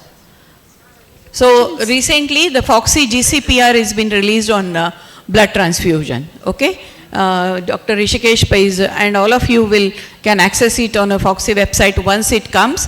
So it says recognize blood loss, classify and trigger the major blood loss protocol if indicated. So take baseline blood samples prior to transfusion, send for cross matching and clotting screen including plasma fibrinogen if indicated. Team leader to further coordinate management and nominate a member of team to liaise with transfusion laboratory. State patient unique identifier and location. Limit the use of ORHT negative RBCs. I mean, it's not that you have to give it to all. If the patient is in okay condition, you can still wait for the blood to come. Use group specific RBCs as soon as possible. Request pre-agreed ratio of blood components, that is first you order 4-4-4. Send prior porter to laboratory to collect urgently. Consider blood warmer if massive transfusion is needed. If bleeding continues until laboratory results are available, give FFP and red cells in a ratio of 1:1 and consider cryoprecipitate 2 pulls if you have given already FFP and that. When lab results are available, falling HP, give RBC, PT more than 1.5, give FFP, that is 15 to 20 ml per kg body weight. Fibrinogen less than 1.5, give cryoprecipitate 2 units, platelet less than 75, give platelet. And continue cycle of monitoring and giving appropriate blood components, repeat investigations 30 to 60 minutes, unit parameters stable. Okay, so you will have to repeat your investigations, at least not 30 to 60 minutes, maybe 2 hours you can take. So the rationale is, mild blood loss can be managed with colloid and crystalloid. Further uncontrolled hemorrhage, dilutional anemia, refractory coagulopathy sets in, which you were telling about the lethal triad of acidosis, hypothermia, coagulopathy, can be broken only by massive transfusion protocol. Okay, and most blood banks do not accept blood returned after issue, and some blood banks do not accept if they are returned within 1 hour of issue and the temperature of the bag is maintained between 2 degree to 8 degree. Most of the time they don't. So unnecessarily we should not bring it there and not to waste it. You know, it is also very important. So in many instances a transfusion of 1 unit will suffice. A second unit should be prescribed only following review. So why give 2 when 1 will do? Okay, that is also. But the question, you know, the initial question, earlier question was that if you have 2 remaining and she doesn't need, well, I mean, if the blood bank also refuses to take it back, I think we'll just have to leave it, you know, and not essentially, we should not be giving her if she doesn't need it. That's also, yeah. Because patient will say that you know, they have spent so much money, but then we have to tell them she doesn't need it because the no, better not to transfuse than to overload her, because FFP also has its own complications and side effects. But we should over-conscious that we should not allow too much blood. Yeah. So coming to now the consent part, you know, the consent for surgery was taken and possibility of excessive bleeding and blood transfusion was mentioned. So if any surgery or procedure, single consent for both surgery and blood transfusion completed all legal requirements. But now the doctor is, yes. Yeah. One of the Pphcon conferences, a very eminent hematologist came and spoke, Dr. Abhay Bhaviani said, if your patient needed 1 unit of transfusion, she did not need a transfusion. So that is why you said that, I think it is 2 or 0. I think the message should be 2 or 0, not 1. No, Dr. Bhaskar, we also had lot of discussions about this. And then again, we had a discussion with our transfusion specialist in Bangalore, and that is why we have put up that slide 1. We have put up that slide that we can still give 1. I mean, after confirming and discussing only, we have put up that slide. Okay. So, the message is now that you need a separate consent, and I think all of you have a separate consent form. Yes, ma'am. Yeah? Yes, for the operation and for the blood transfusion, separate consent So form. separate blood transfusion consent. And Dr. Dipali, yes. Have you noticed the color code is used to differentiate the ABO group label? Yes, different color code is used for the differentiate ABO blood group. If it is blood group A, then it is yellow, and it is if blood group O, it is blue, and AB, it is white, and if it is pink, that is blood group B. Yeah, I think residents, you know, when you are transfusing the blood, you know, you can just look at the packet, you know, there will be a color code for that. And not only that, we should also remember our own color codes. that is good one, yeah. So when do we need to warm the blood? Yes, Dr. Prabhati. Always, mostly always it should be warm, but if we are going for massive transfusion, then the blood temperature should be maintained, and then only it's said to be transfused. 2 minutes, sirf, huh? Okay. In case of rapid transfusion, massive transfusion, and sometimes in exchange transfusion also, you have to keep the blood at the room temperature, body temperature, not less than 37, not less than and more 37 degrees Celsius. Because 10 units of cold blood products and an hour of surgery can lead to a 3 degree centigrade drop in core temperature and hypothermic coagulopathy. Okay, so only, not only this, if you are giving cold blood products also, can also, and that can again lead to hypothermia. Coagulopathy also causes hypothermia. Okay, so I think we will have to go fast. Do you give any of these when you are giving the blood? Yes or no? None of the above. None of the we above. just prepare for Okay. antihistaminics and corticosteroids. Yeah. Okay. Whenever You just required. check the vital signs and you will have to thaw the plasma. Platelet is transfused immediately and blood and PRBC within 30 minutes of issue. Okay, you should not be kept, particularly platelet, because they are kept on agitator in the blood bank. You know, so you, as soon as you get it, you should transfuse it. How long a packed cell should run for? Not longer Yeah, than 4 hours. FFP and platelet, 1 hour. 30 minutes. Fresh frozen plasma contains, it has to be ABO compatible.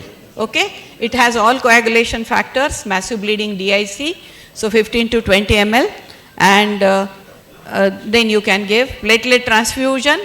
May not be required initially, but significant, more than 50,000 you should give. And now blood reaction, you have to know, I think time is, all of you, we know that monitoring and documentation, again, you know, you will have to document which IV fluid can be run cut. Normal only, saline.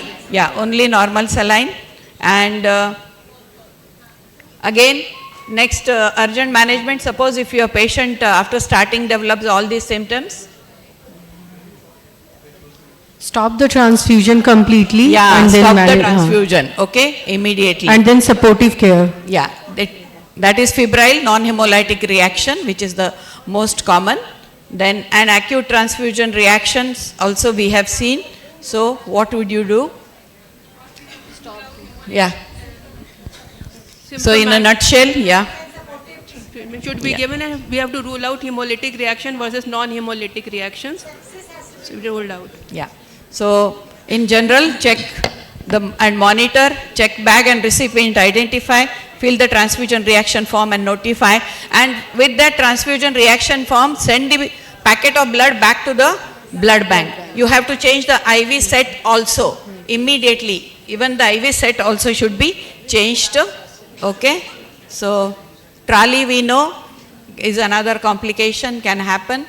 Okay. Management I can't go in detail now. Now suppose if somebody is practicing in a remote area and blood banks are not available, then what is the another alternative? Yeah, if the blood bank is not available at that very particular point, you have to keep a storage point there, and the blood after complete doing the complete testing and everything, the blood can be brought to that very center so that in emergency it can be used. Yeah, from the higher centers. Fine. Yeah. From Now the I blood would bank. like to have words from the expert, and then we'll wind up. My take-home message is 1 unit of blood can save the life, but 1 unit of blood can kill a patient. Yes, very true. So give judiciously, and now it is not, whole blood is not given, it is given in segregated manner, in massive protocol 1:1:1 and degradation is to 1. Yeah. So Dr. Jamja is also saying that 1 unit can save. This is for Dr. Bhaskar Pal. No, but 1 unit can kill also. I mean, He we said have to. 1 unit can save. Or, fine. So when it comes to blood transfusion, choose rationally, because it is life-saving as well as life-threatening. Choice and not chance determines outcome. So thank you. We don't have time, but one more thing is, like, if you have the facilities, now these things will come to your help to assess that what the blood and blood products can be given. That is the thromboelastography and rotational thromboelastometry, which will help you to tell. And if I think certain institutions are having no time to go through that, but we can have that also. This is rational thromboelastography. If your patient has bled, will guide you. Okay? Yeah. Dr. Sheila. Rotational thromboelastometry. Dr. Sheila, if you can conclude. We are please. done. We are done. Thank you very much. Okay? Yeah. Thank you. With this, I request all the panelists and moderator to come for the picture there. a group picture and a memento from our society. Please.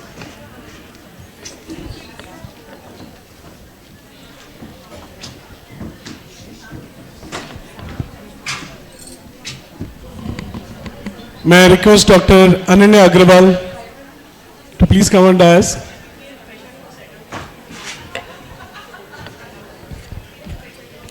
Well, we got 2 speakers left before the lunch as per the program, and we are running around 15 minutes late. We'll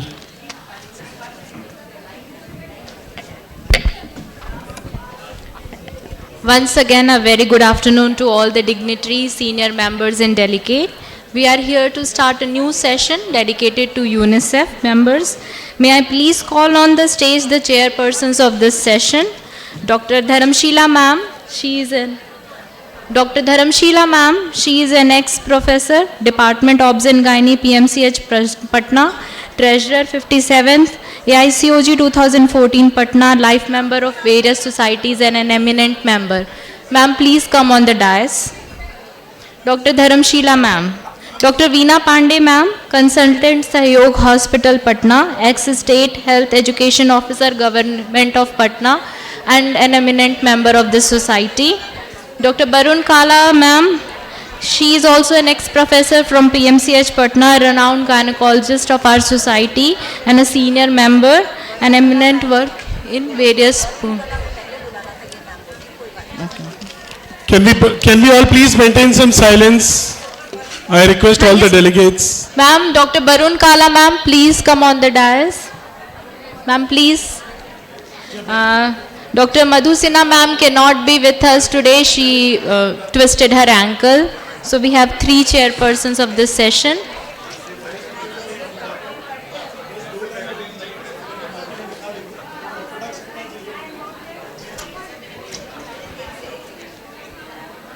The speaker for this first talk is Dr. S.S. Reddy.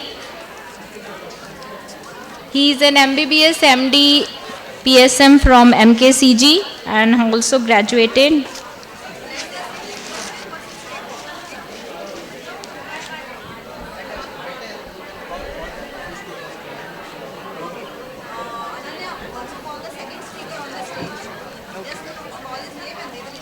All right, we got 5 seconds for picture. Everyone get ready.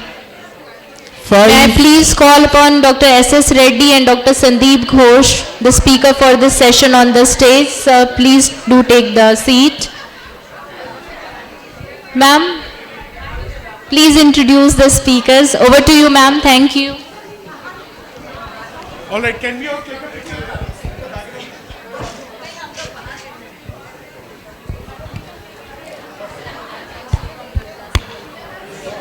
Hello. Well,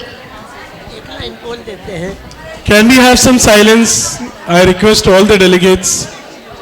hello आवाज हुई Yes, ma'am. Go ahead, ma'am. Yes. Please keep silence good morning to all of you अच्छा good afternoon I am with other chairperson very happy and obliged to you for giving us this opportunity to chair the session. I request you all to keep silence and we will just start the session.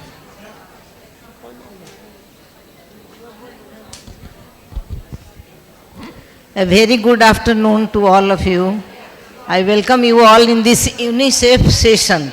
This session is sponsored by UNICEF and the speaker is Dr. S.S. Reddy, MBBS, MS, MD, belongs from Odisha. He is a health specialist working with the UNICEF presently, had 19 years of experience about the health specialist. He is going to talk on the high-risk pregnancy tracing. So, please listen how to identify the high-risk pregnancy before going to lunch. Everybody is hungry. Otherwise, it will be called between your lunch Yes. time. So the stage is yours, Dr. Thank you, ma'am. Respected chairpersons, all the dignitaries on the dais and of the dais, and all the UNICEF colleagues and the delegates. I would like to thank Pphcon and also Patna Obstetric Gynae Society for inviting UNICEF during this PPH Conclave 2024. I also would like to thank Pphcon, especially taking the specific agendas like PPH, which are actually the cause of concern of India, not in India, in global.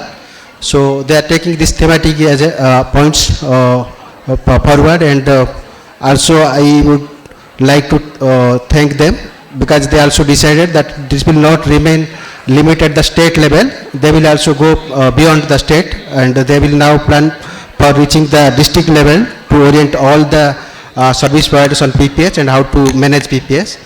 So here my topic is high risk pregnancy tracking.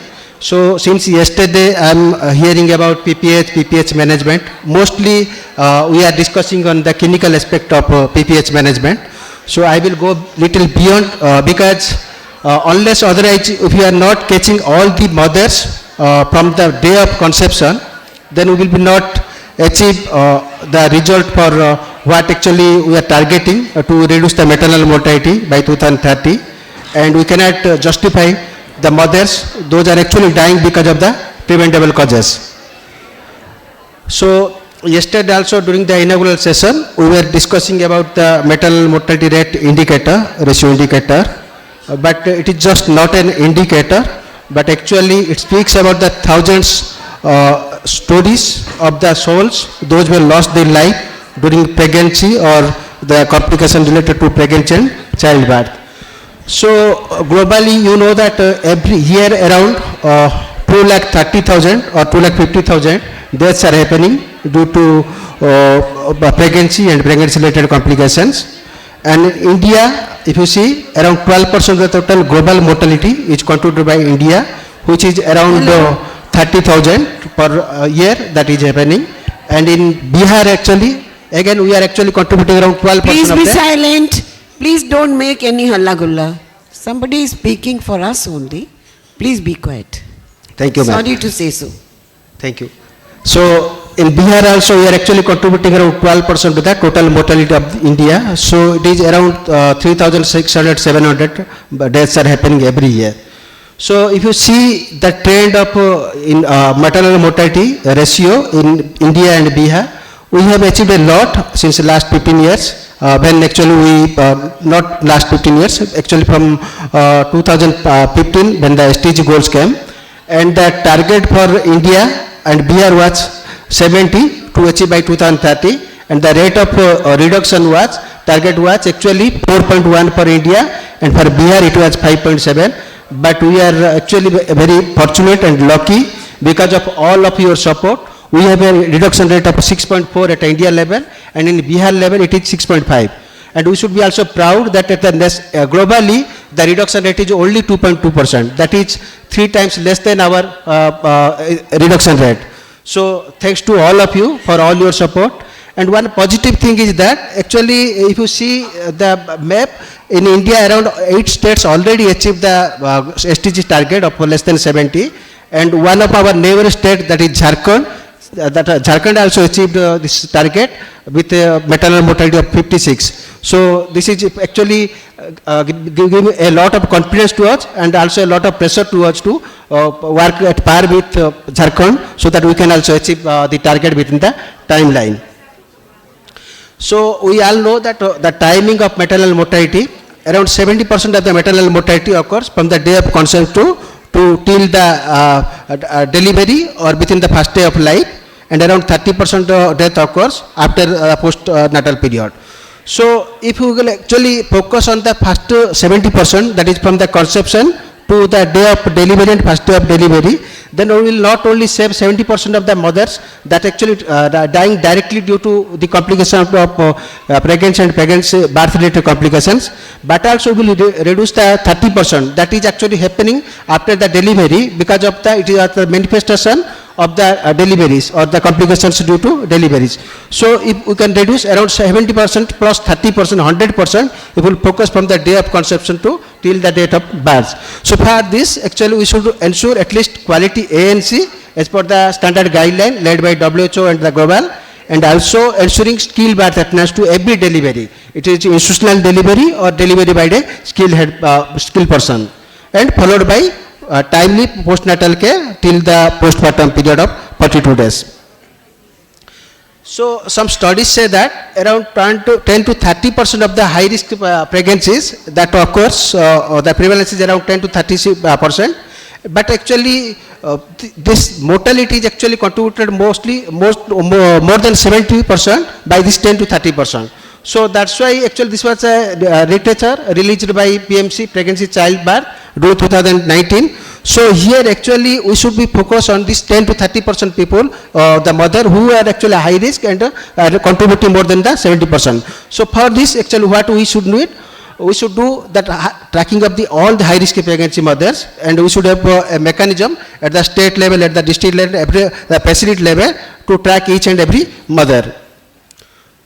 Another study, actually, this has been done by, this is released in that Journal of BJOG, British Journal of Obstetrics Gynecology, and they actually analyzed the data from 1997 to 2020. That is mostly the NFSS data and state, the SRS data, and they found that actually the leading causes of maternal mortality is obstetric hemorrhage, 47%. Once again, I am thanking Pphcon for coming forward for this PPH conclave, because now the mortality due to PPH is increasing, and especially in state like Bihar, where actually our infrastructure, our facilities are very poor, the mortality is more in case of obstetric hemorrhage.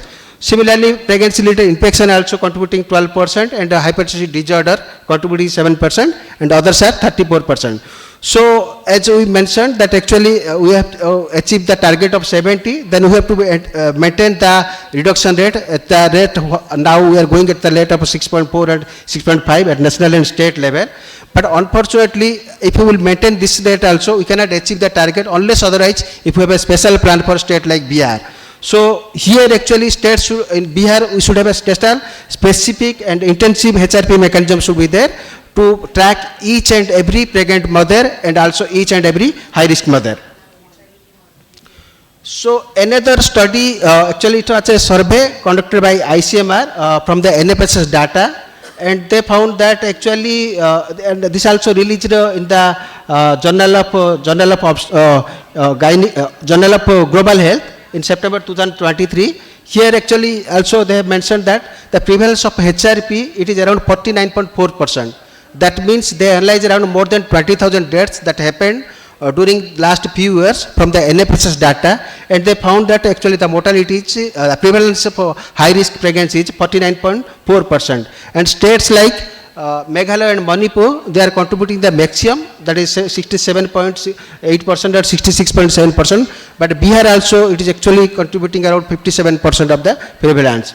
If you go to the causality risk factors, so single risk factors, it is actually contributing 33%, and it in Bihar, it is around 38.4%. Multiple causes, like in India, it is 16.4, whereas in Bihar, 18.6. So that's why Bihar actually needing a special kind of high risk pregnancy tracking mechanism, so that each and every mother should be tracked and we can save the mothers from the preventable maternal mortality causes. So global guidelines, what actually saying and what actually our current scenario in Bihar, if you see, we know that WHO has launched that full ANC model, BEVEC, and where actually it spoke about that there should be at least 4 visits. 4 visits, one in during first trimester, one in second trimester, and 2 in third trimester. But again in 2016, WHO and UNICEF came forward with a model, ANC model, for 8 ANC visits, at least 8 ANC visits, one during first trimester, 2 during second trimester and 5 during third trimester. Though Government of India has not adopted this 8 ANC model in India, but they are actually now testing its feasibility for India's context, and they will go forward. But you see, in spite of all these guidelines is there and protocols there, funding is there, but what is our situation? Our full ANC coverage, that is at least 4 ANC with all the quality services, it is only 25.2% as per the NFHS 2020 data. Similarly, high risk pregnancy tracking, we have did a lot of things for PMSMA, extended PMSA, but our high risk pregnancy tracking is only 5%. But the global guidelines saying that it should be at least 10 to 30%, and the latest data as per the ICMR survey, it's saying it is around 47%. So at least we are missing around 40% of the high risk mothers, and we are missing their management and missing the preventable mortalities. Similarly, state-wise variation you can also see. The state average is 5, but you see the states, districts like Madhubani, Nalanda, they are doing better. I would like to thank Pphcon and the volunteers for their support during the PMSM and extended PMSMA day. That's why we have achieved identification of this high risk mortality and high risk pregnancies, more than 10% in the districts like Madhubani. But you see the state districts like Vaishali, Sitamarhi, they are actually doing very poor in terms of ANC services and also in providing and identifying high risk pregnancy tracking and their management. So I would like to request all the members from these districts, they should come forward and support to the districts for identification of high risk pregnancies, especially during the PMSM and extended PMSM day. So actually where we want to go, since yesterday we were discussing that we have to reach at the level of 70 by 2030, and this is the global guideline by United Nations SDG 3, and also the global guidelines of ending preventable mortality, maternal mortality goal to reach 70 by 2030. Similarly, National Health Policy also had a goal that to reach less than 100 by 2020. Though national level we have achieved this by achieving 97 per 1 lakh live births, but in Bihar actually still we are above the target and we have not achieved yet now. Similarly, the second indicator for this national health policy goal was antenatal care coverage to be sustained above 90% and skilled attendance at birth above 90% by 2025. But unfortunately, we are 58% at NC and 89% at skilled birth attendance. So the rationale of EPMSMA, actually EPMSMA, we know that PMSA program launched in 2016 by Honorable Prime Minister of India, and he also pledged to all the Pphconians to support during the 9th of every month. And now again this EPMSM we have started since 2022 to provide assured, comprehensive, quality antenatal care free of cost and universal to all pregnant women. Where actually we will be also follow each high risk pregnancy till its outcome to close the loop, and also provide specific support to the ASHAs. Those are actually supporting its high risk pregnancy tracking and mobilization, and to develop a name based tracking system for each high risk pregnancy mother, and also to provide free of transport costs or services to every mother. So the objective of this EPMSMA to increase ANC coverage and track all the high risk pregnancies till their delivery to reduce maternal morbidity and mortality with expected output that increase 4 ANC, at least another 3 ANC for each high risk pregnancy, increases skilled birth attendance for deliveries, and also increase institutional deliveries, and also increase high risk pregnancy detection and follow up till the safe delivery. So ultimate the expected outcome is reduce maternal mortality. Not only it will help in reduce maternal mortality, also will help in reducing perinatal mortality. So they also added the risk category. Initially it was only 10 high risk conditions. Now they've added it to another 15. So now it is 25 high risk conditions. So in new portal, that EPMSA portal, you will find all these high risk conditions. So few of the salient features. So additional ANC services will be provided to the HRP mothers, and that should be happen during the 21st of each month, apart from the routine 9th of every month. Then capacity building of all the service providers. Then linking with the FRU. All the high risk mothers should be have a definite birth preparedness plan with linking to the nearest FRU for any kind of complication management or cesarean section. Yeah, Dr. Reddy. Yes, I just copied. So we also have some incentives for Atha and the mothers. And thank you to Pphcon and Patna Obstetric Gynec Society and Bihar Obstetric Gynec Society that their active support for this PMSM and EPMSMA. So we have initiated a lot of activities through Pphcon. And again, I am requesting all the active and also all the passive volunteers to continue their support. So again, I am requesting Pphcon for their voluntary services and also motivate the non-Pphconians. Those are actually not till now not enrolled in the portal and not supporting. And also popularize PMSMA during the regular platforms or newsletter or publications. And also requesting the Pphconians to mobilize their volunteers, especially the high priority district or aspirational district and blocks where actually the mortality is very high. And also I would like to request all of you to regularly report all your ANC cases and HRP cases that you are managing at your private institutions, so that actually our data now it is 5%, it may go up. So thank you very much. Thank you, Dr. Reddy, for detailed information about the HRP. So one should always examine the patient at the first visit. You take the detailed history and then follow up the patient to know who is going to be high risk pregnancy and maybe have the PPH. So be prepared from beforehand about the PPH so that you help the patient and as well as yourself. Thank you. Thank you. Thank you, sir, very much for the detailing of the subject. Thank you, ma'am. Thank you. Hello. The second session on management of anemia in public health system, and the speaker is Dr. Sandeep Ghosh. He worked as a nutrition officer in UNICEF field office, and he is also coordinator of maternal and adolescents nutrition program. Just invite you to start your talk. Thank you, madam. Respected chairperson, madam, esteemed Pphcon delegate, Pphcon office bearer from different chapter, including national chapter. A very good afternoon. I know it's a session just before lunch, so I'll try to be as specific and as brief as much as possible. To begin the presentation, I'll talk about the anemia management in public health facility. I'll mostly talk about the government program and where we stand and what efforts Pphcon can put to strengthen anemia management program, particularly focusing on during pregnancy and postpartum period. So before I start my presentation, I'll share one statement.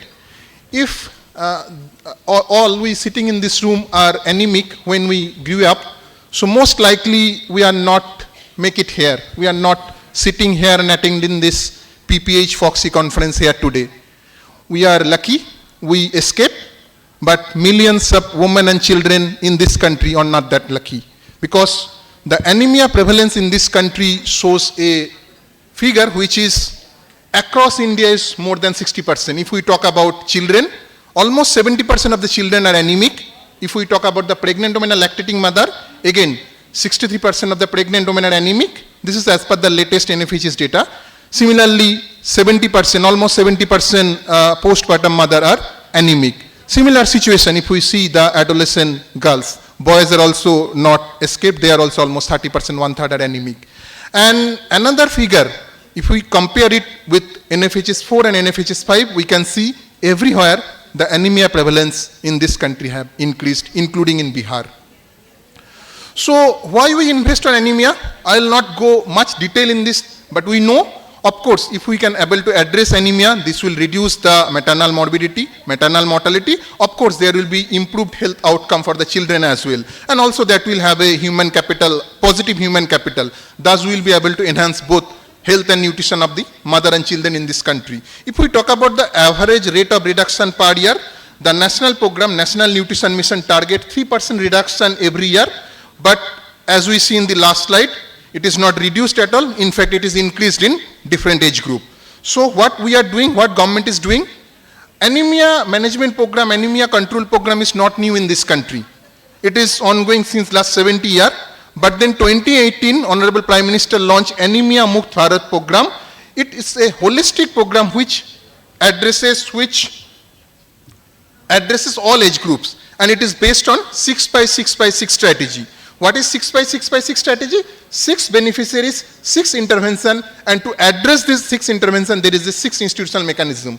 I'll not go in the detail, but then of course, pregnant woman, lactating mother is one of the key beneficiaries in this particular, besides children, adolescent, and women in reproductive age group. So these are the beneficiaries. In terms of the Anemia Mukt Bharat key strategies, there are 6 intervention. One is prophylactic iron supplementation across all age group, including children, adolescent, pregnant women, lactating mother, and women in reproductive age group. There are periodic deworming for pregnant women once, and then for till up to adolescent, there are biannual deworming program. There are intensified round-the-year SBC program, behavior change program, because anemia much depends on diet and food. So, of course, the behavior is one key component. Fourth, and the foremost one, that is test, treat, and treatment of anemia. I'll mostly focus on this particular component 4, how we should detect and what is the treatment and management protocol of anemia, and as a esteemed member of Pphcon, how we can contribute to this national program. Next, there is a mandatory provision of fortified rice in this, fortified food in the national flagship program like MDM or PDS, and also there is addressing non-nutritional causes including hemoglobinopathies or fluorosis, or in malaria endemic disease, districts the malaria. So these are 6 interventions. There are strategies also, but I will not go to the detail. Straight coming to the taste, treat, and talk T4 strategy. So this T4 strategy also being implemented since the Anemia Mukt Bharat rollout of the program. So there is provision of point of care test in Bihar also. Bihar State Health Society already procured point of care device as digital hemoglobin meter, and that is available across all health facility at the sub-center level. So hemoglobin being estimated for every pregnant woman during the ANC checkup at VHSND. Also there is a provision of hemoglobin testing during PMSMA, as Dr. Reddy was also mentioning. There is a PMSMA and EPMSMA. So in both the instances there is a provision of hemoglobin estimation. And of course, to begin with, we are prioritizing 2 age group. One is of course pregnant women, next one is the adolescent girls and boys in this school. So these are the priority groups in terms of test. Now we talk about the mechanism of test. The screening is done by the healthcare provider, particularly A&M at the community level and lab technician at the facility level. Tool, of course, as I mentioned, digital hemoglobin meter at the community level, and semi-autoanalyzer at the facility above block and above. Place of screening, of course, VHS India at the community level platform, and facility, of course, the PHC and during the PMSMA day. Periodicity, every antenatal checkup, at least in four during the entire antenatal period. So this is the national guideline. Now, if we talk about the therapeutic management, I'll not go through this entire algorithm, but I'll mention the key saline features of this algorithm. There is a provision of therapeutic dose of IFA during pregnancy. Also, there is a provision of intravenous iron therapy, including iron sucrose and FCM. I'll try to touch the national guideline as well, because you all are renowned physicians, you all already aware about this, but then I'll try to touch this thing. There is a 2 thing. One is for mild and moderate. Again, that can be divided, that to be divided before 34 weeks and then after 34 weeks of gestation. And for the severe, mostly the management is in terms of IV iron sucrose or FCM, and else the admission and then blood transfusion, as our previous speaker also mentioning. For mild and moderate, we have also see that what is the condition. If it is less than 34 weeks, again we'll start with the 2 IFA therapeutic dose per day. If the patient is responding, if the hemoglobin is increasing at least 1 gram per DL in a month, then we'll continue, or else we'll switch into the IV therapy. Similarly, if it is more than 34 weeks, then we'll straight away start with the IV therapy and we'll then follow the treatment protocol. Now, in terms of this treatment for anemia during pregnancy, particularly therapeutic management, Government of India recently, during the month of December, released this guidance note on use of intravenous iron therapy during pregnancy. That guidance provide 2 approach. One is, of course, IV iron sucrose, use of IV iron sucrose, and also use of FCM. Earlier, FCM being used only during the postnatal period, but then this guideline also suggests FCM can very safely be used during the antenatal period as well. There is a detailed thing is there, how the dose needs to be calculated and what is the advantage. So this guideline recently used and it is already put in public health practice. In terms of Bihar, where we stand, Bihar at present we are dependent on IV iron sucrose, FCM still not started, but then we are already, as UNICEF, we are already working with the health department to introduce the FCM as well in public health facility. Now, coming to the why parental therapy, we know that for oral IFA there is a poor compliance issue, there is a side effect issue also, and also the parental iron therapy, it is safe, the gastroenteric mechanism can be circumvent, then rapid correction of the hemoglobin is possible, and then better tolerance than the oral iron therapy. So these are the advantage. Now, in terms of Pphcon, where the Pphcon recently in the month of November, if I am not wrong, also published, this paper is published, this is strategic position paper published by Pphcon only, particularly focusing on use of FCM during the postnatal period, and then they also make 8 consensus point. One is, of course, in terms of the cutoff value of hemoglobin. Pphcon also recommend the WHO earlier cutoff value, which is the level of hemoglobin. The cutoff is 11 gram per DL, and within 1 week of post-delivery defines PPA, postpartum anemia.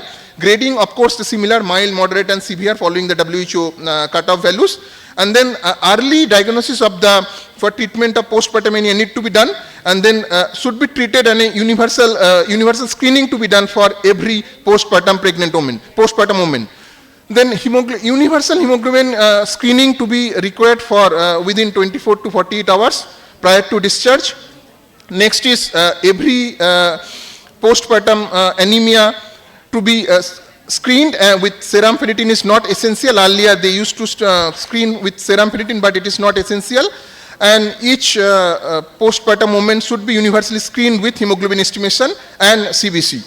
Injection FCM, ferric carboxymaltase, is superior than oral and also other intravenous preparation. And single dose FCM to be provided after the informed decision. Oral therapy is not required till 4 weeks. After 4 weeks, the oral therapy can be started. So this is the Pphcon recommendation, and then these 8 points are the consensus point. So next is coming to the talk part. Again, if we see the maternal nutrition as a whole, so there is 5-point approach. One is nutrition assessment, one is of course supplementation, third is counseling. Counseling particularly on diet, and then fourth is classification of the risk including anemia.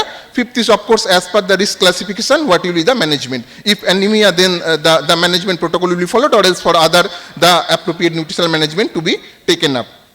In terms of the guidance on the diet, again government MOHFW since last 2-3 years they have published the dietary intake, what will be the standard dietary intake during pregnancy, also during postpartum. They also publish the recipe booklet considering the different geography, east, west, south, and the northeastern region.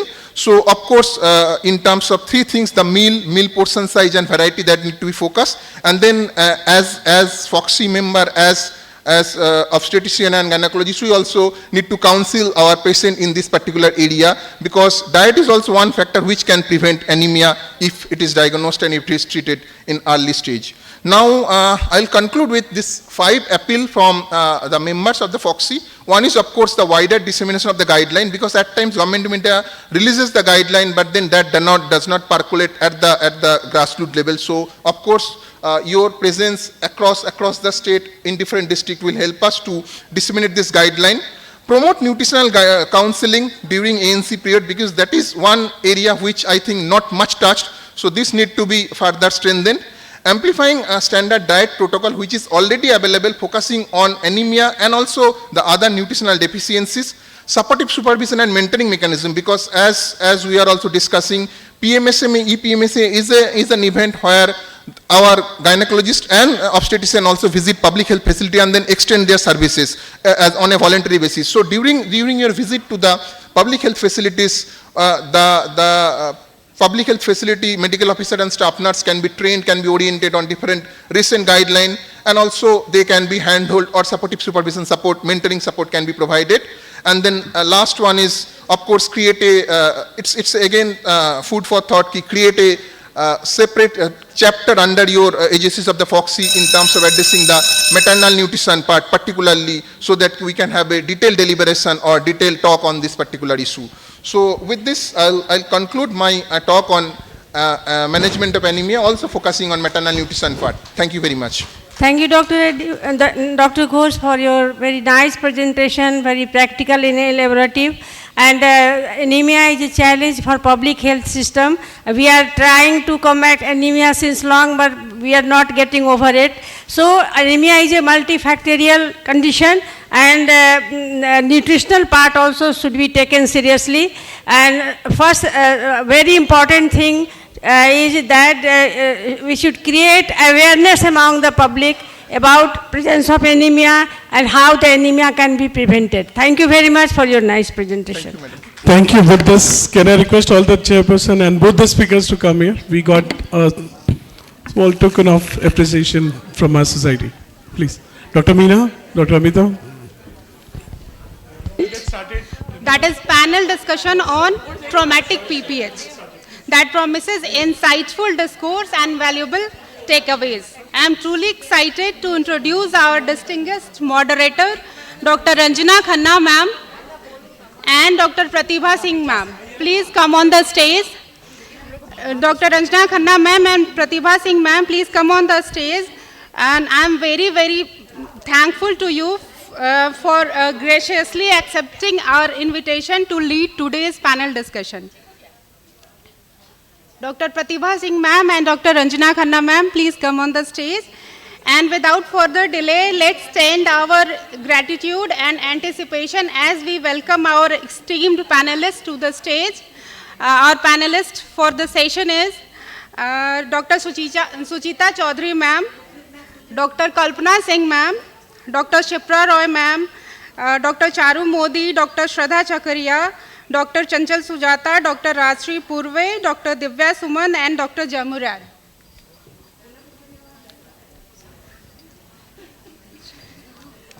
Together, let's embark on an illuminating journey of learning, and I hope your expert also, na? But she is not come.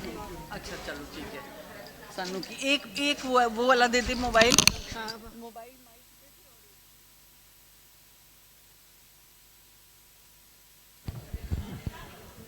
Well, I request the moderator to get started. I have asked all the photographers to take all the pictures today. Please get started. Thank you. You all can share my chair. चाहिए. There are two moderators. Check test 1 2. हाँ वही तो Hello. Today we have a very, very important topic, traumatic PPH.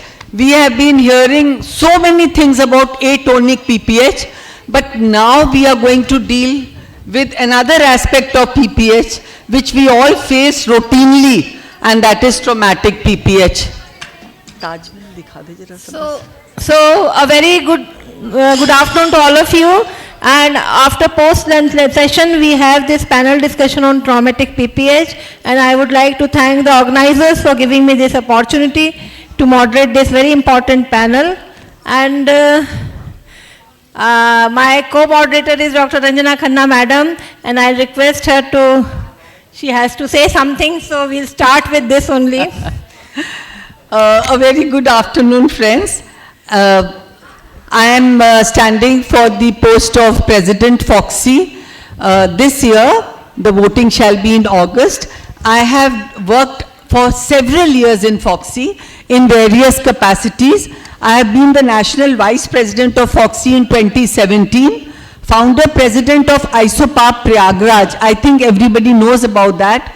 2021 to 25, ICOG Governing Council Member, 21 to 25. I am now the executive member of the National ISOPAP. I have been the president of my own society, Allahabad Society, for 4 years, and I have organized in the capacity of organizing chairperson several national Pphcon conferences, Scientific Sangam Prayagraj, Obstetric Dilemmas Prayagraj 2022, then BOH, the Triology, which I did in Delhi, organizing secretary National Pphcon Conference, SAVMA 2016. I am the recipient of several national awards of Pphcon and been the faculty at national, international conferences, and have been invited and the IMA Excel refresher course in Kanpur, and several webinars I have conducted. Delivered the prestigious Dr. Prabha Malhotra Oration 2023 in UPCOG Lucknow, author of many articles and chapters, and co-convener of Foxy GCPR on epilepsy in pregnancy. And today I stand before you as the moderator of traumatic PPH. And Dr. Mahesh Gupta is sitting right in front. So it gives me immense pleasure to be speaking here in this August gathering. When you see the Taj Mahal. Madam, before that, I'll just ask all the panelists, just one line with your name. Just 1 minute about the Taj Mahal. Yeah. See, what do you think when you see the Taj Mahal? When people see Taj Mahal, they think that it's an architectural marvel and it is one of the wonders of the world. But when a gynecologist and obstetrician sees Taj Mahal, then they only see a horrendous tale of PPH. Whether it was atonic or whether it was traumatic, we never came to know. She was delivering her 8th child. But nevertheless, Taj Mahal somehow always brings horrible memories in my mind. So it was built in the memory of Mumtaz by Shah Jahan, but for a sad moment, because she expired in the delivery of her last child. So that what indicates PPH. And with this, I'll request our panelists just to just please tell one your liner names from and you. introduce yourself. Dr. Shipra, I know. Where are you? Yeah. Dr. Shipra Roy from Patna. From Patna, okay. Dr. Zamurat Parveen from Darbhanga. Doctor, I have not got your name. Zamurat Parveen. I'm Dr. Divya Suman from Patna. Okay. I am Dr. Asri Purve from Darbhanga. Dr. Chanchal from Madhepura, JNKT, From? MCH. Madhepura. Okay. I am Professor Kalpana Singh from Indira Gandhi Institute of Medical Sciences in the Department of Reproductive Medicine right now. I am Dr. Suchita Chaudhary from Hajipur. Myself, Charu Modi from Patna, ma'am. Wow, we've got a lot of illustrious I think we have all 9 panelists with us, so big round of applause for all our panelists. So with this, we'll start our... Now, so pregnancy is the most dangerous journey if it is not handled properly. You can see this truck moving on this very ups and down type of road, and if the driver is not expert, then accident is bound to happen. So hemorrhage has probably killed women more than any other complications of pregnancy in history of mankind. And PPH has always been a major cause of maternal mortality and morbidity. And in developing countries like us, mainly it is because of 3 Ds. And I think just now Dr. Jaideep Tank was also telling about this. Delay in seeking care, delay in reaching care, and delay in receiving care. So, friends, we must act fast because every mother counts.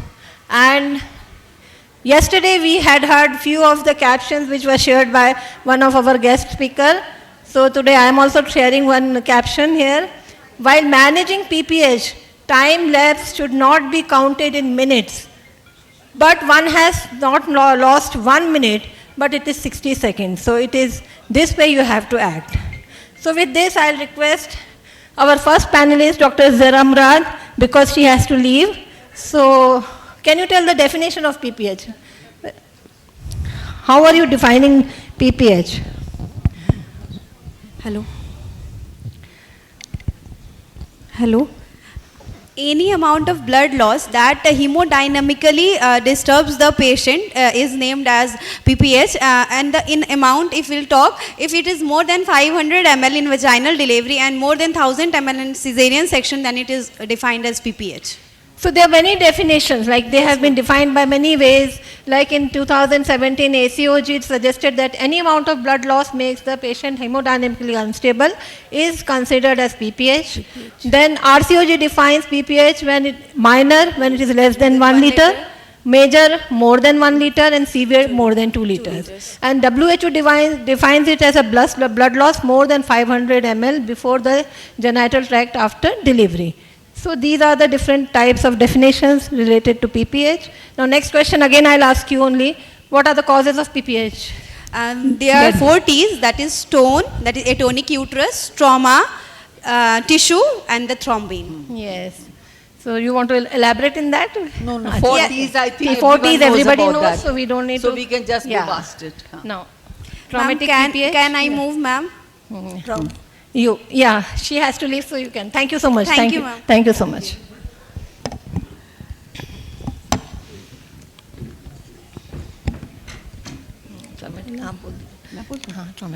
Traumatic PPH accounts for 20% of PPH. Trauma to the genital tract usually occurs following operative delivery and even after spontaneous delivery. Trauma could involve the uterus, lacerations or rupture, cervix, lacerations, vaginal lacerations, perineum, episiotomy, wound and tears, and paraurethral region sometimes can cause profuse PPH.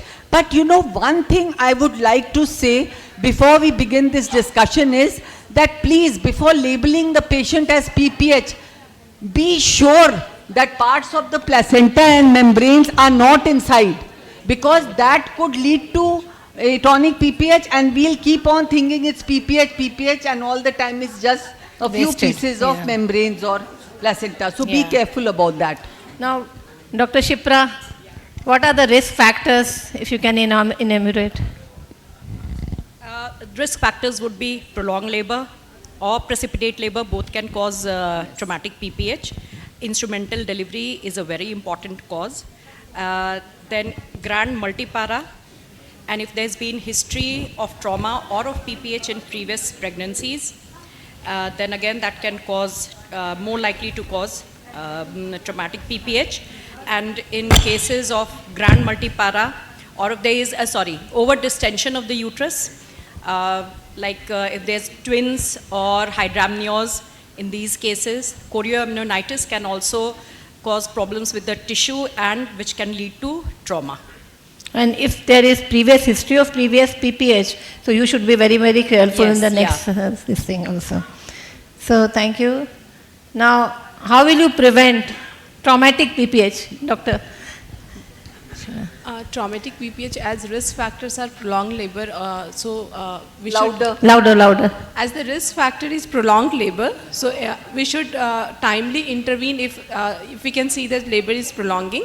And other than if we are using instruments, then instrumental delivery should be done carefully and with a skilled person. That is important.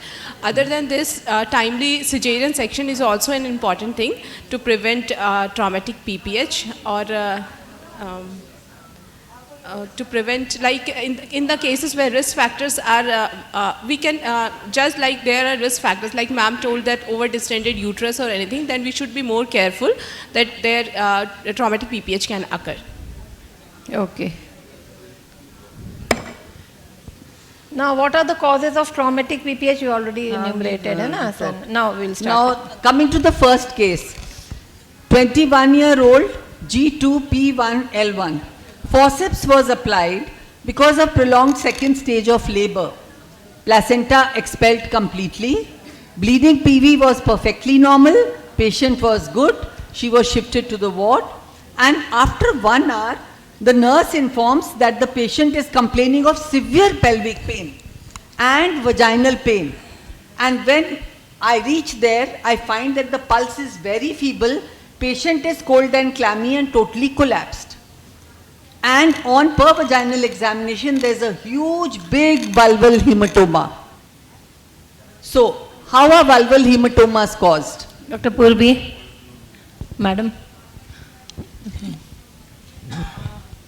Vulval hematoma might have been caused due to either due to improper conduction of labor, and it may cause as a result of instrumental delivery. Here we can do that. We first see do the ABC. First of all, resuscitation should be done, and that but is why it has formed? Why this hematoma has formed? As a result of trauma to the bleeding vessels, that is internal pudendal vessels. So there should be profuse bleeding. Why does the hematoma come on? Because the blood is not coming from the site. It's a closed space. It is a closed space. That is why it is a closed space. There is no outlet. Yes, that's why. Okay. So now how are you going to manage? We will resuscitate first as she is in a state of shock, and then do incision and drainage. First of all, we incise and drain the hematoma, and then take the bleeding vessels should be caught and ligated, and tight pack should be given for 24 hours. Okay. Okay, now if we change the scenario a bit, you go, she's not totally collapsed, but there is a hematoma, which does not seem to be increasing, but it's causing her a lot of pain. Now, how can you manage this patient conservatively? We will give tight packing, and for tight packing so that it does not enlarge or incise it. Cold expunging and cold compression and the tanasmic acid and coverage of the antibiotics. You just put a cold compress on, and automatically the bleeding, if it is happening, will get arrested, and gradually the blood will go off. So this way you can manage conservatively. So if the patient is not collapsed and you find that the hematoma is not increasing in size, don't jump and incise and start stitching it again. Just wait and watch. Just put a cold compress. See, maybe you end up managing her conservatively. Okay? So, Dr. Kalpana, how other hematomas can also be encountered during pregnancy? What are the other hematomas that you can have? And how would you classify them according to the position of the levator and eye? Okay. This can be divided into two types, infralevator and supralevator. So infralevator is quite easy and commonly encountered is this one, vaginal, vulvovaginal, and only vulval hematomas fall in this category. But whenever it is supralevator, then they are a bit more complicated.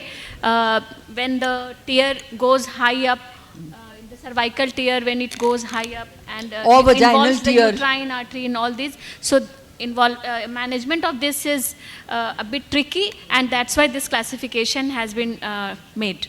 So we have to be very careful actually, that if the vaginal tear is extending way up and you're up above into the fornices and you're not able to reach the apex, then you must investigate whether there is some hematoma above that area in the broad ligament. Yeah. And so management is also different for supralevator and infralevator type. Okay. What other trauma can be encountered in instrumental deliveries, be it ventouse, be it forceps? There may be the circular avulsion of the cervix in the case of the ventouse, and sometimes in the case of the forceps there may be injury to the vaginas and also paraurethral tissue, and sometimes also the rectum is involved in the case of the instrumental delivery, and sometimes in the difficult delivery there is also found the perineal tears and hematomas. No.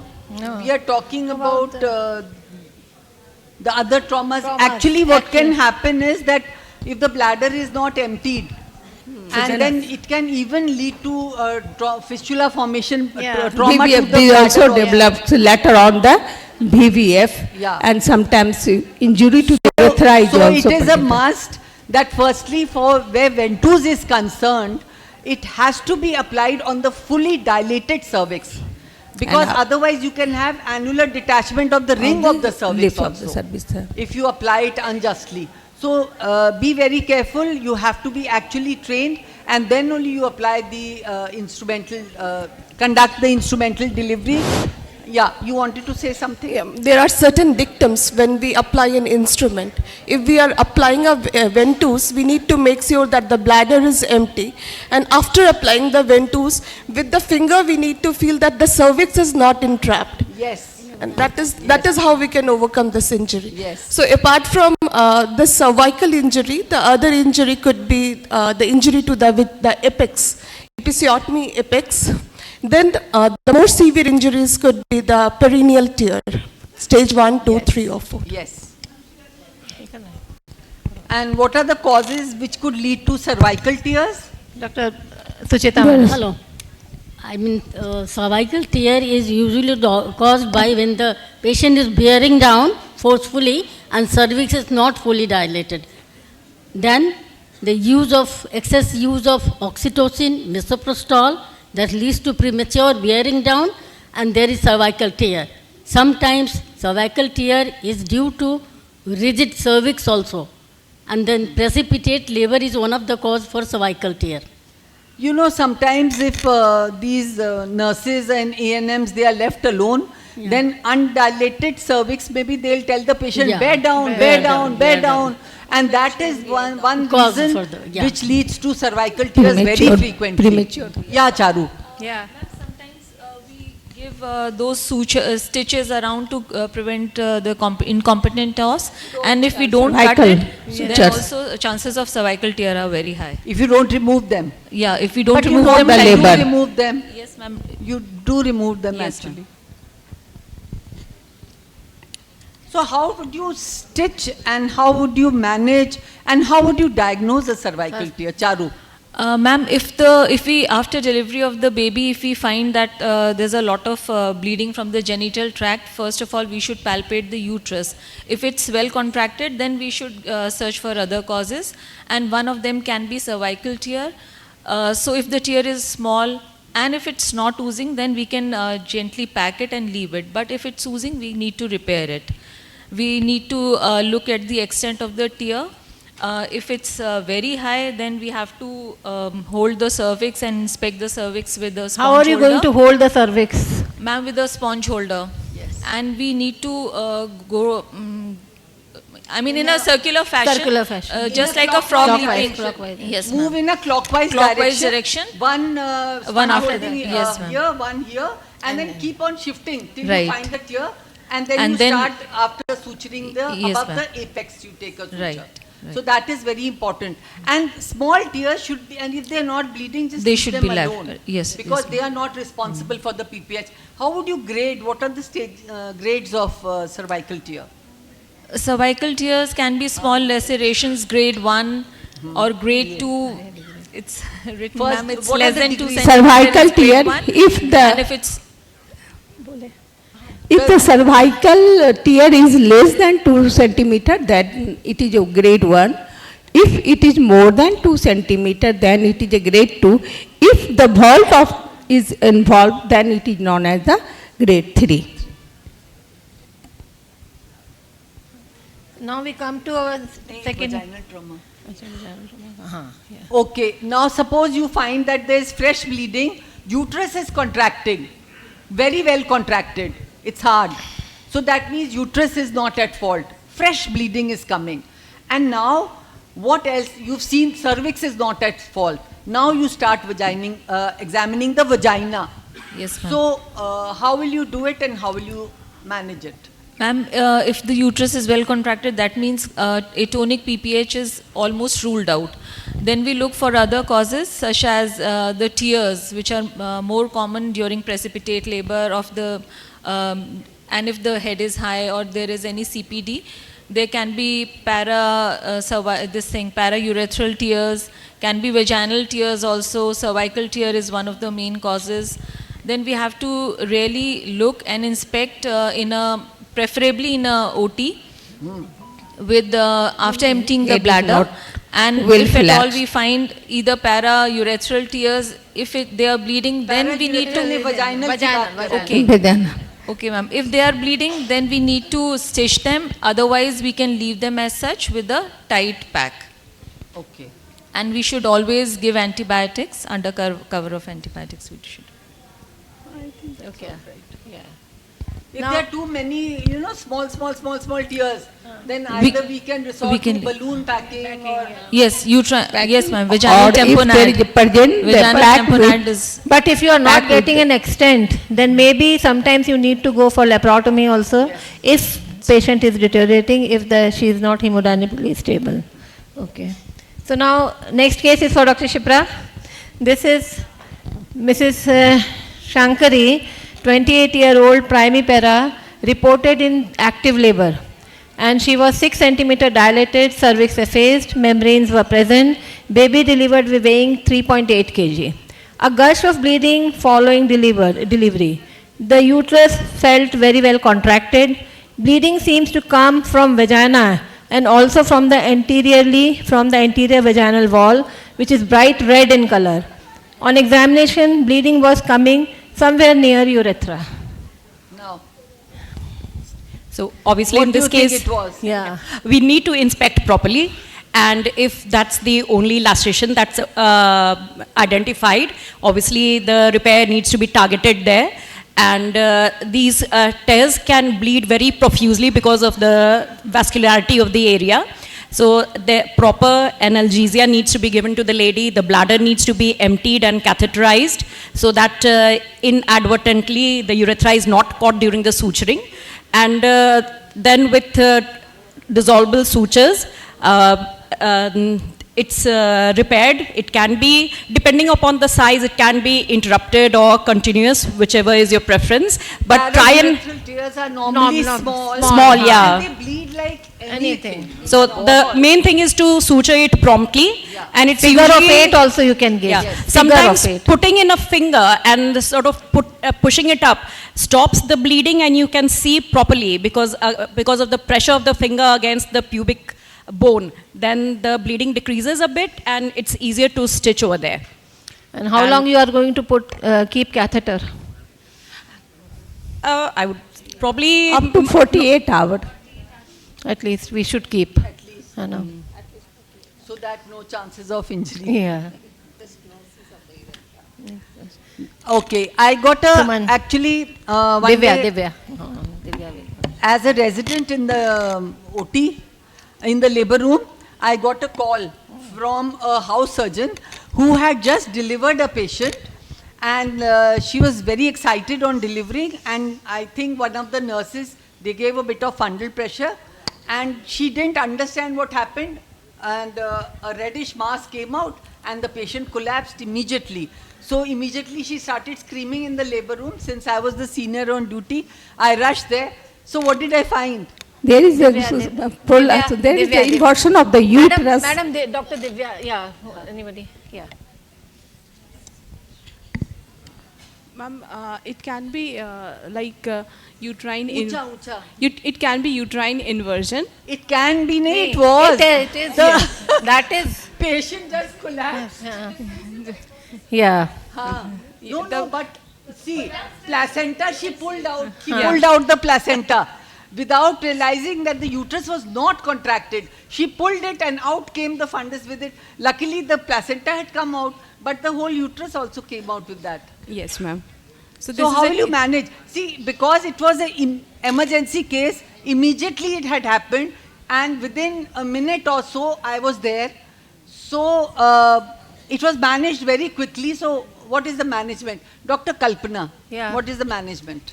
Usually, we have to reposit the fundus into its right position. So most of the time it is done under anesthesia. So relaxant anesthesia is preferred.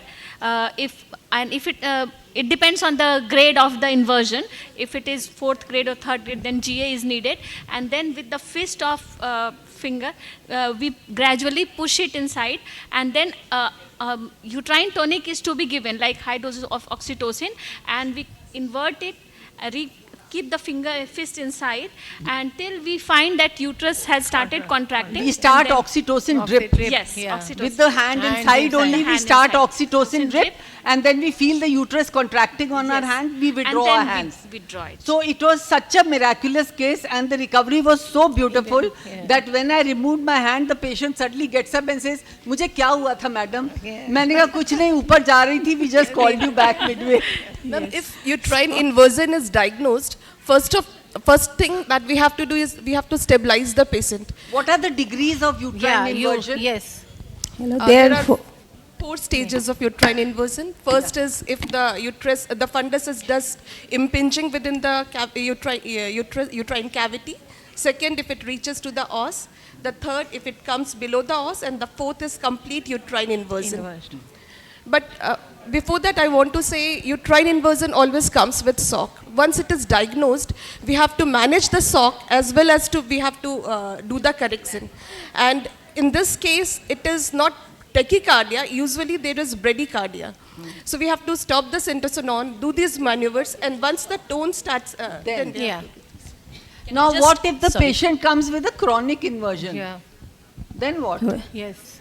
When the patient comes with the chronic inversion, we do the under general anesthesia, do the Chronic inversion in the sense that the patient had delivered in a village and comes after she the was 48 brought by hours. her husband after 2 days that and of course the uterus was chronically inverted. Now what? when after the full antibiotic coverage and it is reduced in the under general anesthesia by the mostly by the laparotomy. There is two methods. One is Huntington method and second is Hunton method. In the Huntington method, we only pull the fundus, tip of the fundus by the LH. If this is fail, then we done the Hunton method in which the posteriorly ring of the constriction ring is cut vertically and then introduce the two fingers and replace the fundus upwards, and after this you also given the oxytocin, so the uterus is contracted, and then after last May, then we stitch the uterus by the two layer. And what if the patient has completed her family? She already has 4 children. The ligation is and now also it's a chronic at this time. inversion. Chronic inversion. Hysterectomy. Hysterectomy is the best way out of that. Because otherwise you will be introducing infection also inside. And she's already completed her family. She doesn't need further childbearing. Madam, can I just add a point for Yeah, the yeah, acute sure, one? sure. Well, not for this case, because in this case the placenta had separated, but I just wanted to sort of emphasize that in cases where the placenta has not separated, we don't separate the placenta first. First we repose the uterus and then we try to separate the placenta. Yes. And that also once you feel that the uterus has contracted, and then you gently separate the placenta. Yes. So most of the cases it happens in atonic uterus. So yeah. Dr. Shraddha. Shraddha. Who is that? Acha, you are Shraddha. Acha. She's answered Acha, that girl in the yellow. Yeah. What is your name? What's your name? Chanchal. Chanchal. Chanchal. Yeah, perineal tears. What are the causes of perineal tears? What are the degrees? Chalo pehle bata do. What are the degrees? There are 4 degrees. First is the only involvement of the perineal skin, and second one is there is involvement of the muscle. In 3rd degree, there is involvement of the external anal sphincter and internal anal sphincter, and there are subtypes also. 3A is less than 50% of the external anal sphincter is involved, and if 3B, if more than 50% of the external anal sphincter is involved, and 3C is the internal anal sphincter is also involved, and 4th degree is when there is involvement of the anal skin. Also, epithelium, mucosa also is involved, but sometimes there is not involvement of sphincter, only anal skin is involved, mucosa is involved, that is called the buttonhole tear. Very good. Chalo.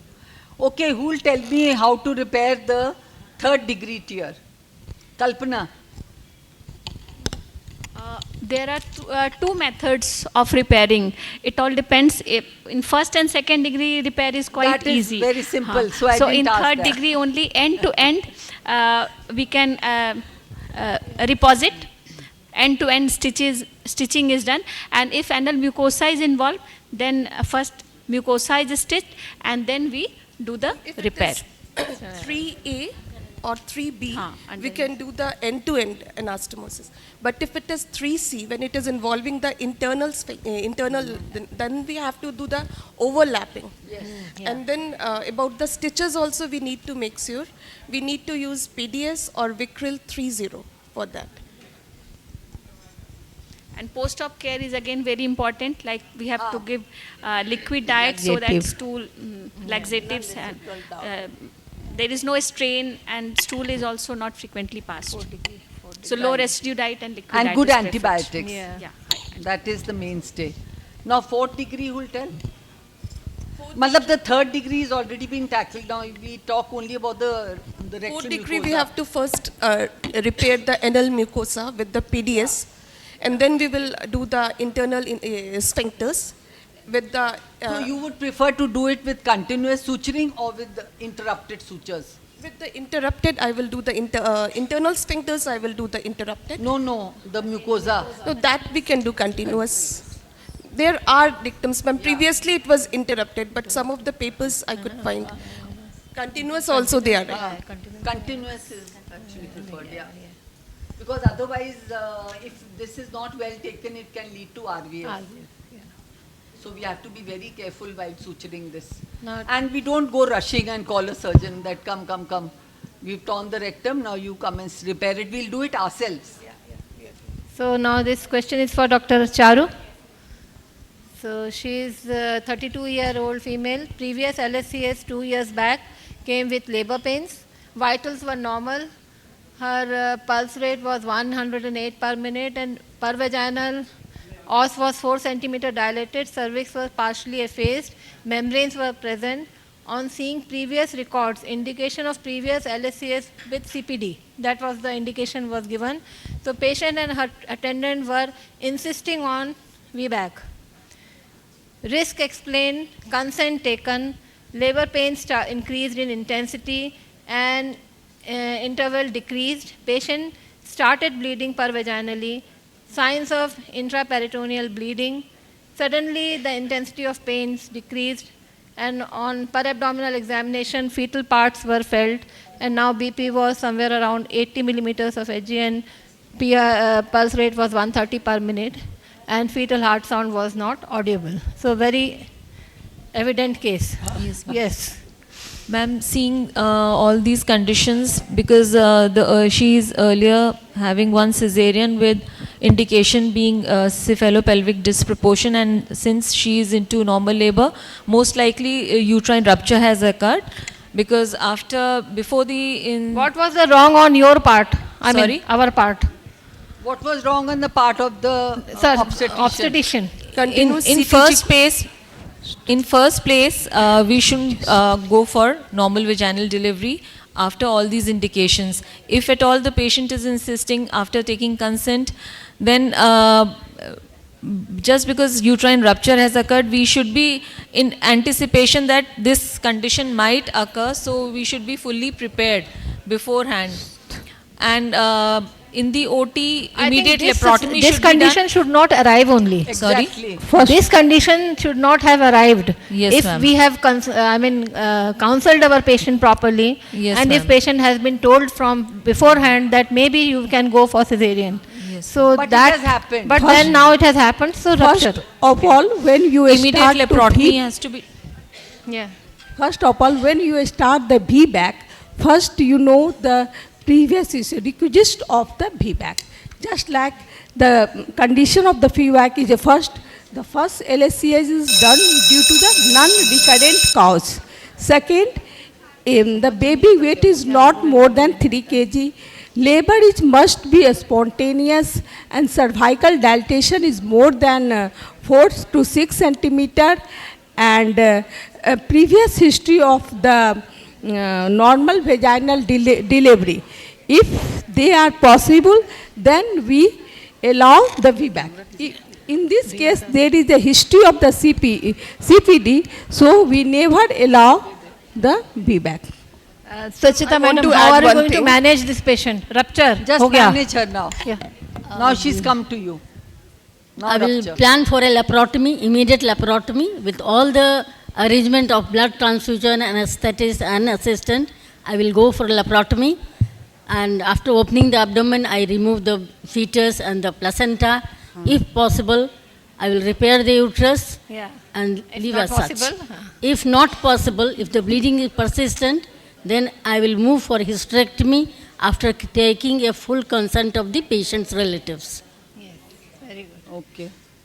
So to conclude, the late Steve Jobs, founder of Apple Computers, was very fond of saying, that it was extremely difficult to make complex things simple, whereas it was easy to make simple things complex. This statement applies directly to PPH, because as the causes of PPH vary from simple to complex at the onset, but even simple cases become complex with a very short passage of time. So you can never be complacent. You can never be sure that this patient is going to deliver normally and everything will be hunky-dory, because anything can happen where labor is concerned. So no matter where a woman deliver, giving birth should be a moment of joy, not a sentence of death. And save the life of the one who gives birth to a new life, because every mother counts. So thank you so much for such. And before we close this, I would like to request everybody that I am standing for the post of President Pphcon this year. Voting shall be in August. So please do consider me and give me your vote and support. Thank you so much. Thank you. Thank you. All right, thank you so much. Let's have a round of applause. This is post-lunch. We have a lot of energy now after food. Right. Since we have finished 1.5 minutes early, I allow you to take a group picture. Please, all of you.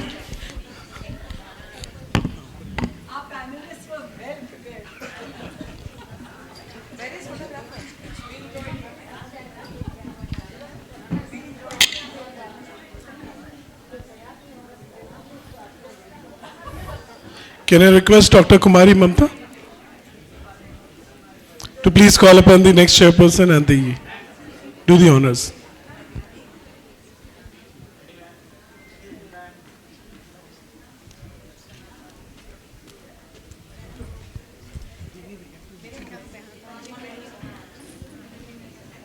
Good afternoon to all.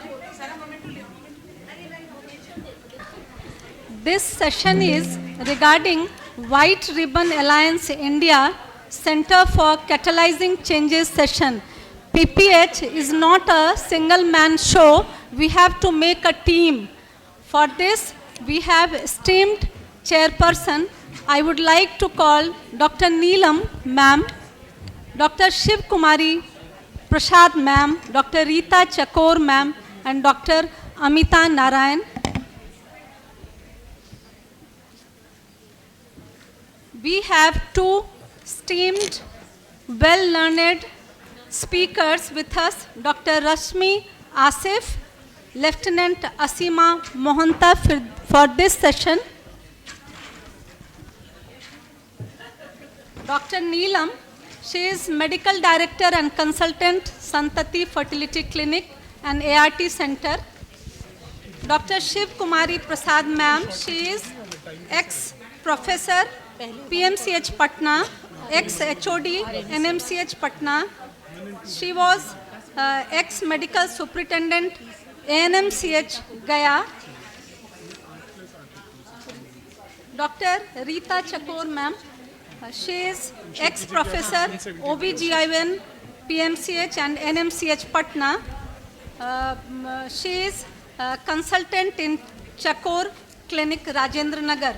Dr. Amita Narayan, Director and Consultant, AN Nursing Home, Patna, Consultant AHIVF and Infertility Research Center, Patna. She has special interest in high-risk pregnancy. Now I hand over the mic to our chairperson to introduce the speaker.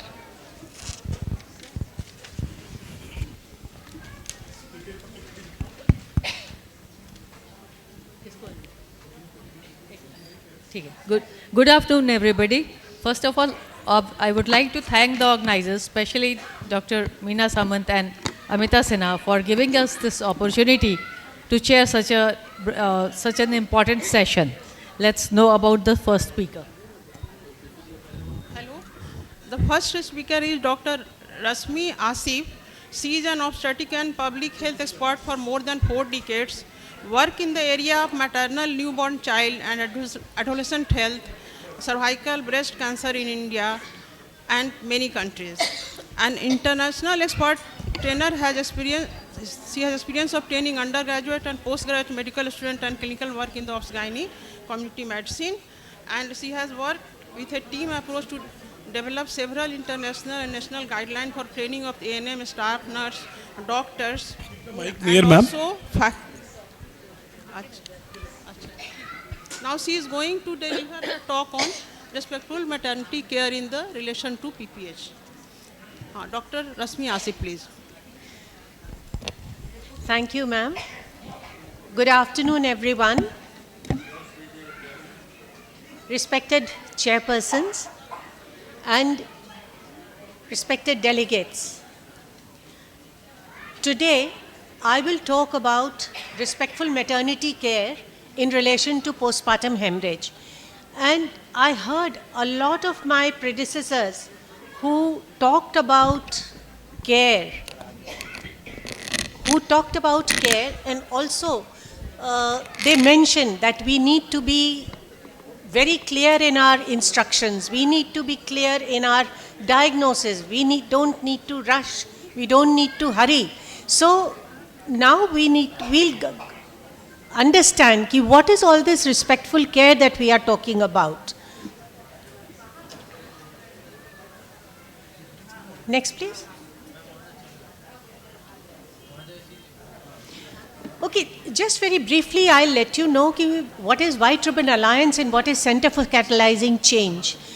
So, Center for Catalyzing Change is an NGO, is an organization in India which has been working for the last 36 years.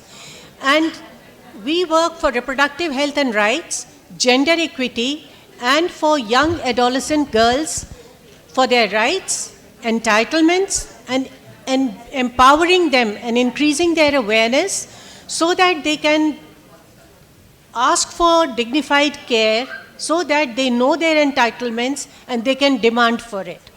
Now, Center for Catalyzing Change also brought together an alliance of advocates for safe motherhood, advocates who could, speak for the health of the women, and so that was called the White Ribbon Alliance.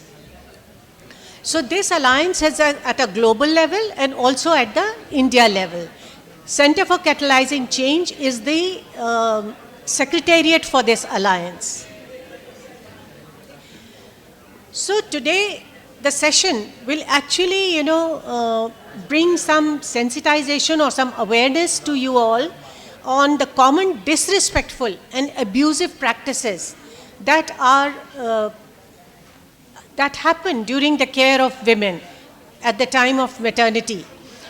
And we will also discuss how respectful maternity care practices are related to management and prevention of PPH. So, to start with, let us know what are the key concepts of respectful maternity care. This is a universal human right that is due to every childbearing woman everywhere in the world. It includes newborn care, so that it is a mother-baby dyad. It's together, the mother and the baby. It includes respect for women's autonomy, her dignity, her feelings, privacy, confidence building, trust, so that you can avoid any coercion of ill treatment, respect her preferences, including having a companion at birth. And all these things, when they are put together in a labor room, they help the provider to make better decisions, because there is a very, congenial and a very trustful communication between the provider and the client. But this usually does not happen every time and everywhere. There are still places where many women, they experience disrespect and abuse during childbirth or during labor. Now, what we know about disrespect and abuse during childbirth is that it's a global problem. It's not just in low or middle income countries. It is in low, medium, high income countries, and there are results and reports and studies which bring evidence that this is present everywhere. And because it happens everywhere and it is so common, that women as well as service providers have a normalization of disrespect and abuse. They think that this is how it needs to be, this is how it should be. And so they accept it, and they don't revolt about it, they don't object it. But disrespect and abuse during labor and childbirth or care during maternity is a violation of women's basic human rights. And it has a negative impact on the person who experiences. Because if a woman, she feels disrespect during one experience, she will not come back in her next pregnancy to the same hospital. She may prefer to stay at home. So she is denying herself the care that she really needs.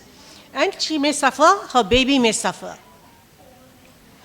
So in 2010, Browser and Hill, they did a research, and according to that, they categorized disrespect and abuse into 7 categories, which is physical abuse, that is slapping, hitting, pinching, doing unnecessary medical procedures, episiotomies when they are not required, cesarean sections, and the other is non-consented care.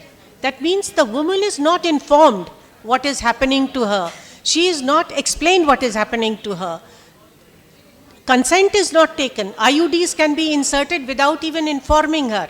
So all that is non-consented care, non-confidential care, which means that the key sensitive information about the woman is spoken loosely in the hearing range of people who are not really responsible for the care of that woman. So non-confidential also means that there is no respect for her privacy. She is not given a drape, she is not given curtains, she is exposed to other women. Then non-dignified, that she is scolded, she is blamed for the negative outcomes. She is also blamed for her reproductive choices, and discrimination due to her basic attributes of socio-cultural and educational attributes. She is discriminated and not given the care that is optimally required to her. Denial of care is that when a woman asks for care, she is not attended to. Sometimes they are not given the baby, asking for money. Sometimes they are asked to, clean the floor after childbirth, which is not really respectful. So to address all these disrespect and abuse, the Global White Ribbon Alliance and International Confederation of Midwives, they developed a respectful maternity care charter, which laid down 12 universal rights of women and newborns. And if these 12 rights are followed, then disrespect and abuse can be easily mitigated. In India, White Ribbon Alliance and Center for Catalyzing Change did a research in 4 states in primary, secondary, tertiary hospitals, and they categorized the reasons for abuse and disrespect into 3 categories: the policy and governance, health system, and individual and community level. So at the policy level, it's lack of laws, policies, lack of accountability. At the health system, there is work culture, normalization, lack of awareness of clients' rights or women's rights, biases based on specific client attributes, staff shortages leading to high stress in the providers, and weak implementation of standards. Like so many speakers talked about practicing as per standards. So if they are not practiced as per standards, disrespect is about to happen. In individuals, women have accepted disrespect, abuse as a normal behavior that they should expect at a health facility, and they are not empowered enough to demand dignity of care. Now there are recommendations at the global level and also at the country level, at the national level, for having respectful maternity care around the around the period of childbirth. So WHO's intrapartum care for a positive... Hello, just a minute, madam. We are all listening to respectful maternity care. Please show some respect to the speaker also. Please. Thank you, ma'am.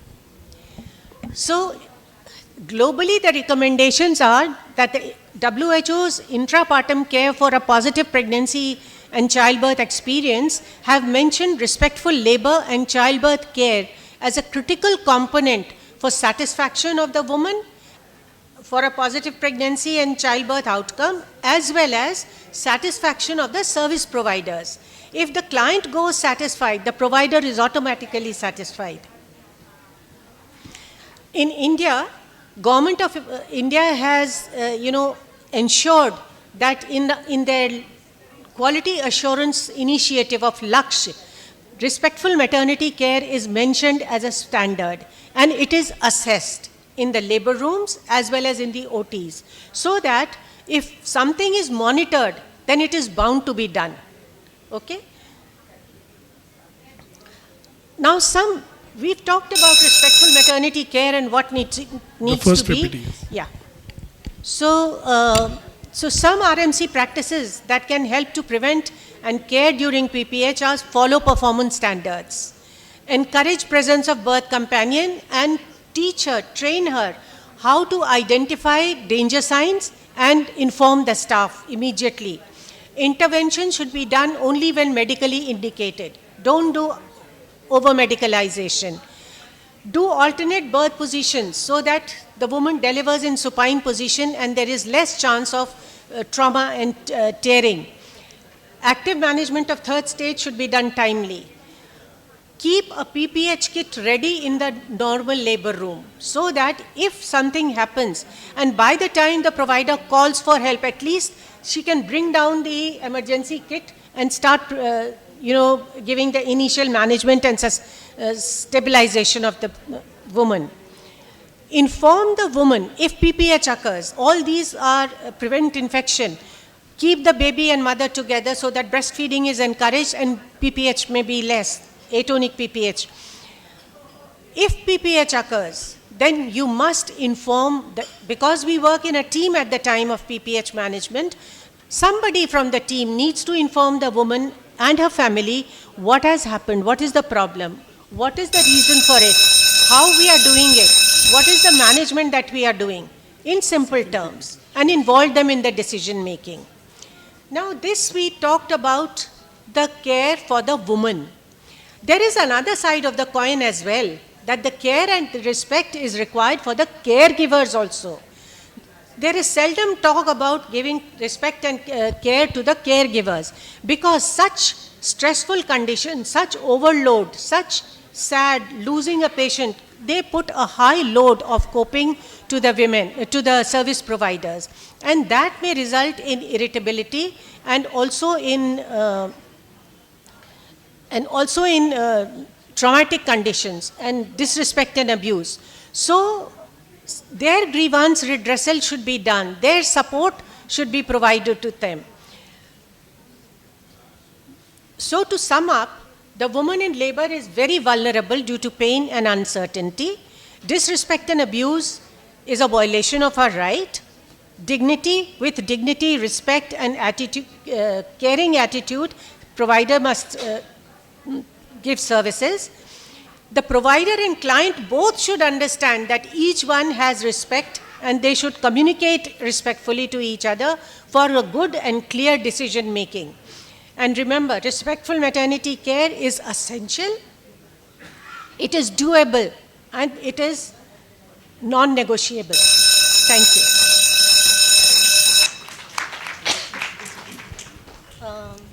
How much time do you? Thank you, Dr. Rashmi, for a very nice presentation and opening our eyes also to respectful maternity care.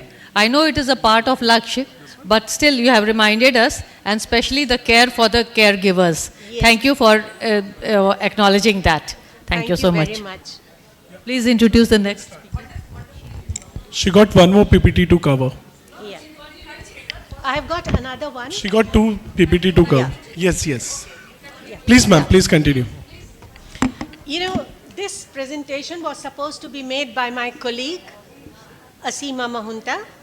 Unfortunately, she is very sick today and her throat is so bad she cannot speak. So I take this opportunity to speak on her behalf. and we'll be talking about mainstreaming of midwives and their role in PPH prevention. So, Government of India has recently initiated a midwifery program in the country where the midwives are being trained as per international standards, and they will be having better and advanced care, less than an obstetrician but more than a nurse. So they will be responsible for providing normal births, vaginal births.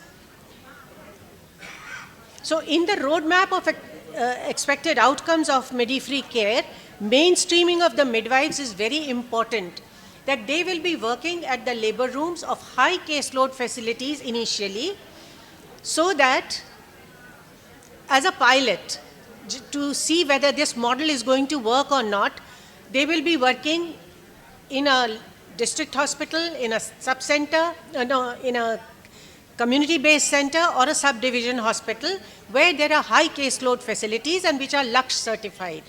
So total about 86,000 competent skilled midwives are required in the country, and this is going to multiply as the service goes down closer to the home of the women. And these midwives, they provide woman-centered, evidence-based, respectful maternity care. The vision of the government is that in the hospital, there is currently a labor room.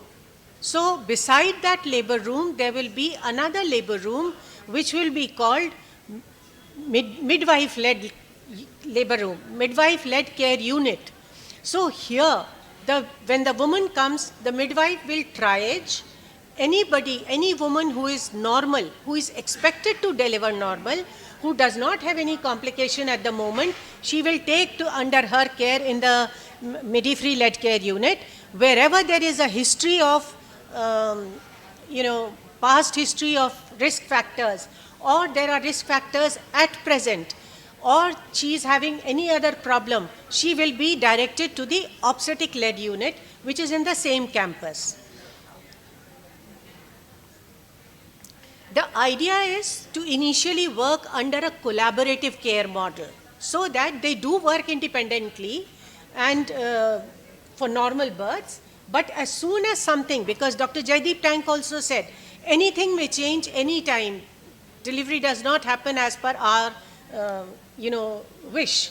So as soon as it changes, the obstetric-led unit, obstetrician is so close by that you don't waste time and there is continuity of care.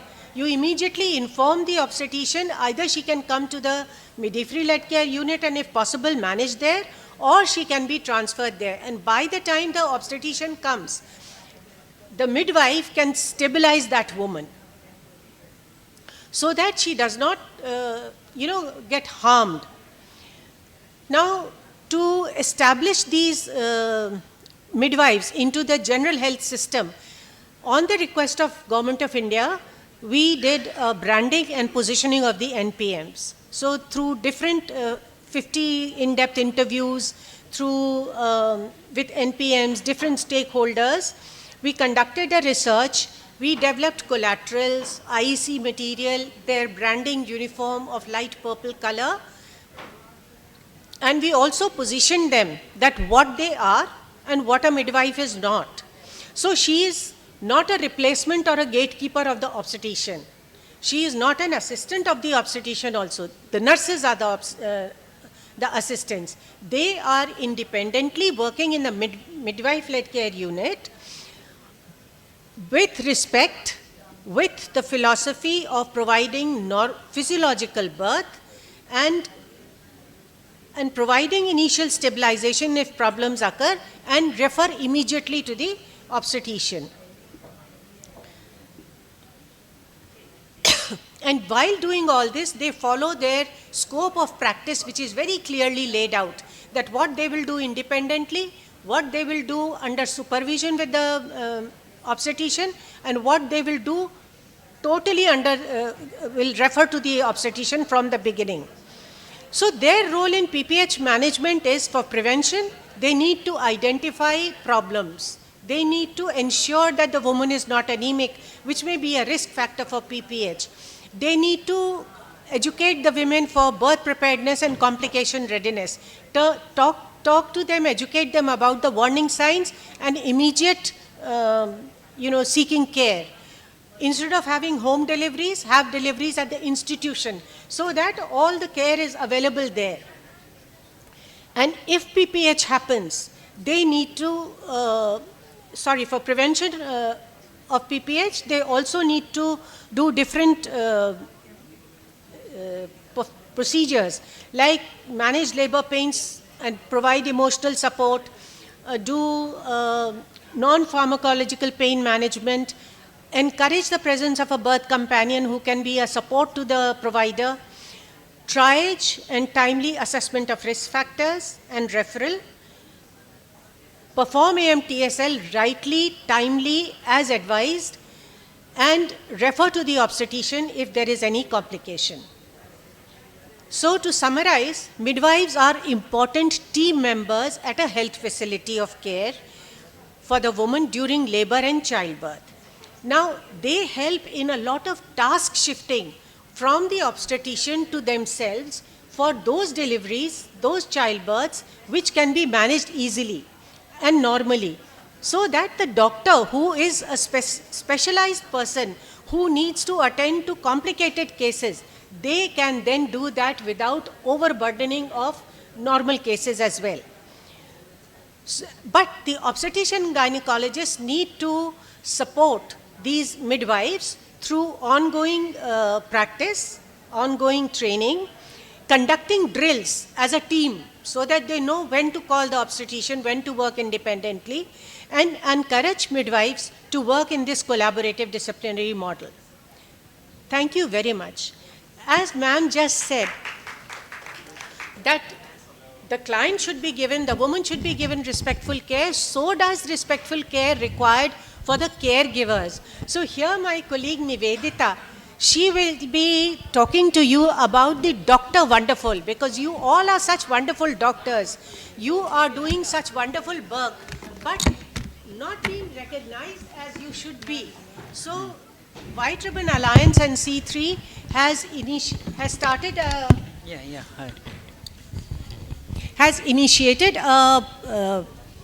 initiative of Dr. Wonderful, where Nivedita will take you through what it is, and she did talk to some people in the morning. And please, we encourage you to register on this.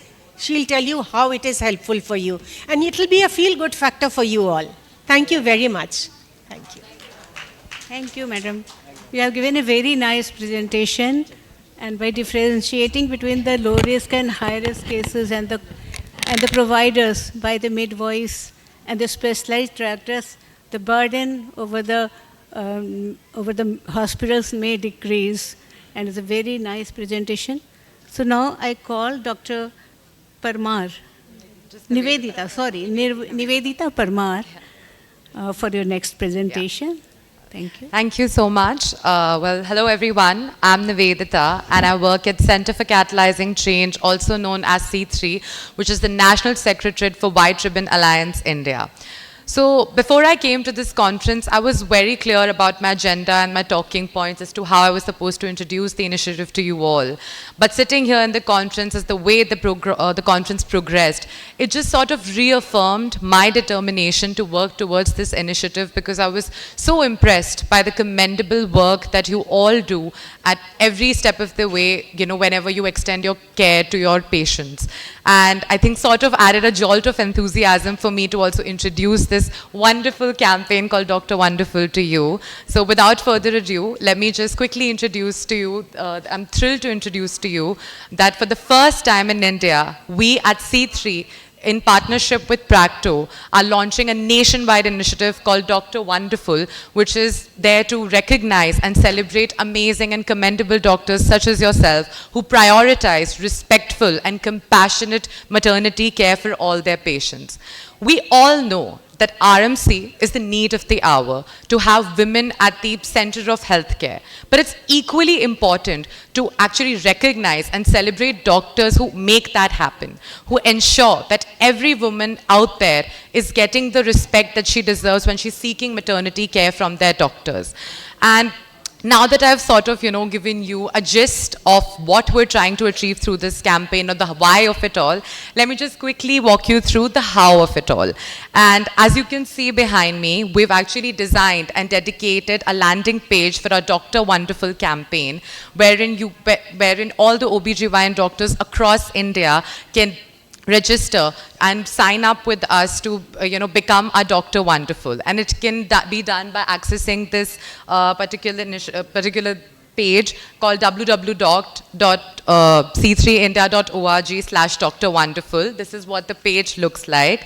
Now, the way to register and sign up for this campaign is very easy. All you have to do is that you just have to sign up for, take a pledge and sign up here by just adding your name, the city, and your email ID, and basically take a pledge for your commitment towards respectful maternity care. And even the points that are highlighted encapsulates the very things which are already in your practice. Like, for instance, making sure that the care that you give to your patients is filled with, dignity, respect. You ensure that their confidentiality and privacy is maintained, and even sure that that you give them a safe space where their needs, their preferences are valued, and they can feel free to actually reach out to their respective attending gynecologists for any kind of grievances or any reservations that they may have. So that's basically what the pledge and what also you will be doing and committing to when you register with us and sign up with us for this particular campaign. It's a very easy process, like I mentioned. You just have to fill in your details and take the pledge, and as soon as the pledge is completed, you will receive a Dr. Wonderful certificate on your email. It will look something like this. This would be a certificate that you'll receive on your email. You can very easily just, print the certificate and, put it up on the walls of your clinic or say your hospital, and, and it could basically be like a declaration to the world of your continued support towards respectful maternity care. Now, what the interesting part about this certificate is that it's more than just a memorabilia of your pledge. Let me try and paint a picture to explain how. Now, think of it this way, that, we all know that pregnancy is a very crucial period for every young woman's life. And, when they're brimming with questions with anxiety and their fears and questions about their very pregnancy, imagine they walk into your clinic or your hospital and they see this certificate hanging behind you. And they reach these pledge points. Imagine the kind of boost of confidence or a sense of security and assurance that it would give to that young woman who's, just is now even more assured that rather than just that her doctor, that her attending gynecologist is not just going to be and giving her the best possible medical expertise, but will also be ensuring that her respect, her dignity is also taken care of while she's seeking treatment. So in a way, we're actually catering to both the people who are receiving the care and also the care providers to feel acknowledged and celebrated. And that's primarily what we're trying to do through this campaign. Another really special part of this particular campaign is that in order to acknowledge and respect the community of doctors who've already joined us in this initiative to, they've committed to, ensuring that respectful maternity care is at the forefront of their care. We've designated a wall of fame wherein all incredible doctors such as yourself can upload your photos, and we are able to, acknowledge you and celebrate your commitment to RMC. As you can see already, because I was hounding a lot of you during tea time, a lot of people from the doctors in the conference have already signed up for us, as you can see, and we have had doctors who've, committed to this particular initiative across India.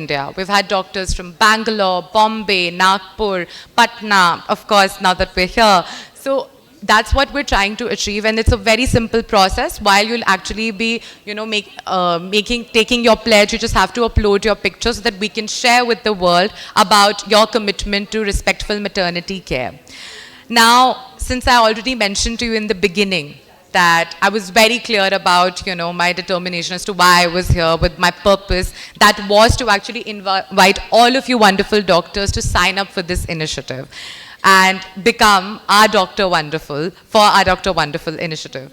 And I know I get it. I'm kind of trying to get a, word play here. But on a very serious note, after being a part of this conference and hearing the commendable work that you all are doing, it's an honor to formally actually invite all of you sitting here in this conference hall to sign up for this Dr. Wonderful initiative so that you can inspire the next generation, other doctors in the fraternity to actually prioritize respectful maternity care as you do. So let's work together to make RMC the norm and not the exception. Thank you. And in case if anybody has any queries related to the particular initiative, or if you want to sign up for it, I'll be there personally ready to help you out how you can sign up for it all. So yeah, that's all from my end. Hope we can get more of you to actually sign up for this initiative. Thank you. All right, I request Chairperson. Thank you, Dr. Nivedita. This is indeed a very wonderful initiative. Thank you so much.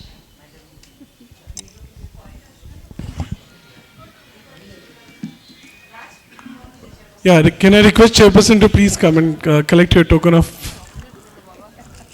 the momentum from this society here at the downstairs, please, all of you. Dr. Anjali, you want to quickly invite the Chairperson for the session 9. Thank you.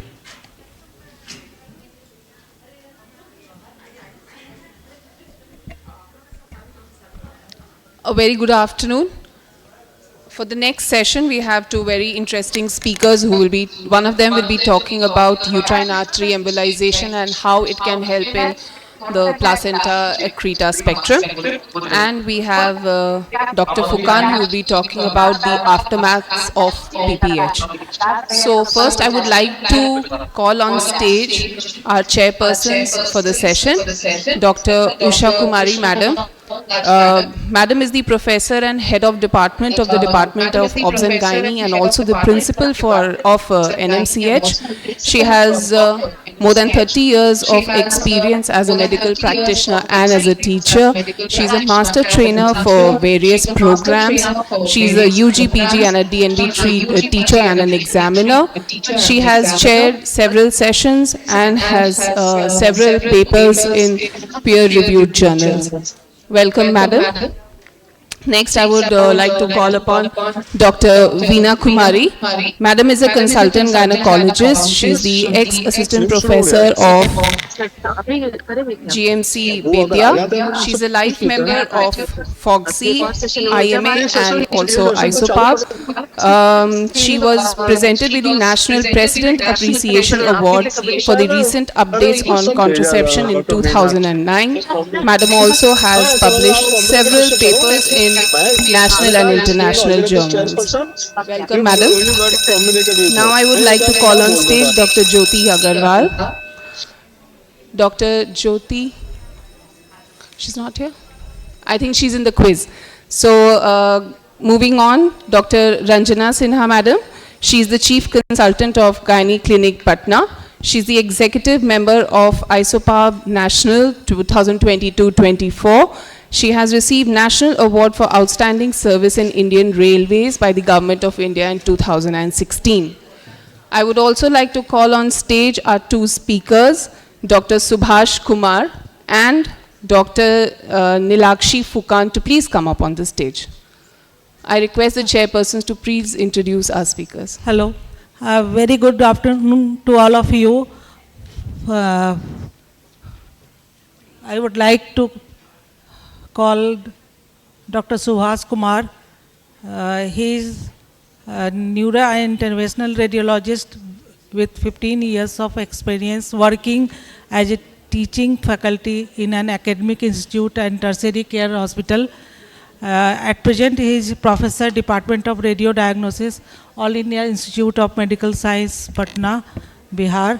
So, Dr. Subhash, he is going to deliberate about the uterine artery embolization in placenta accreta syndrome. Dr. Subhash. Thank you to the Honorable Chair.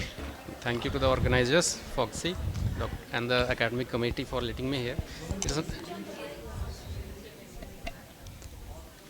Yeah, I think it's on. Yeah.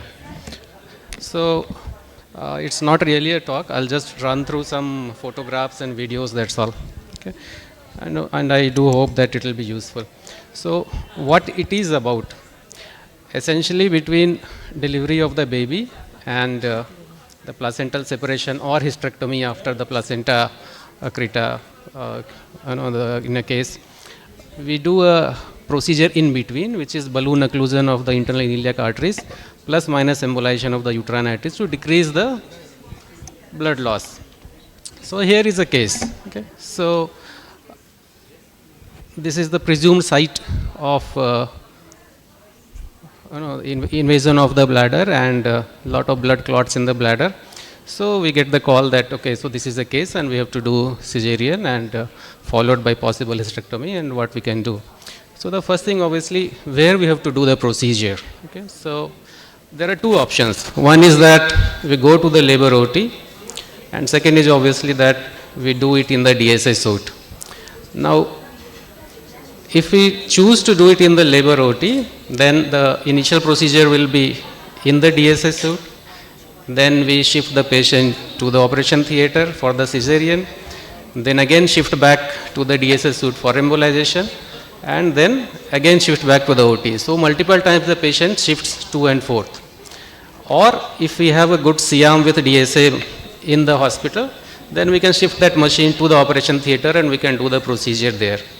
If you don't want any of this trouble, then we can just do the procedure in the DSA suite, which is the recommended way to do the procedure.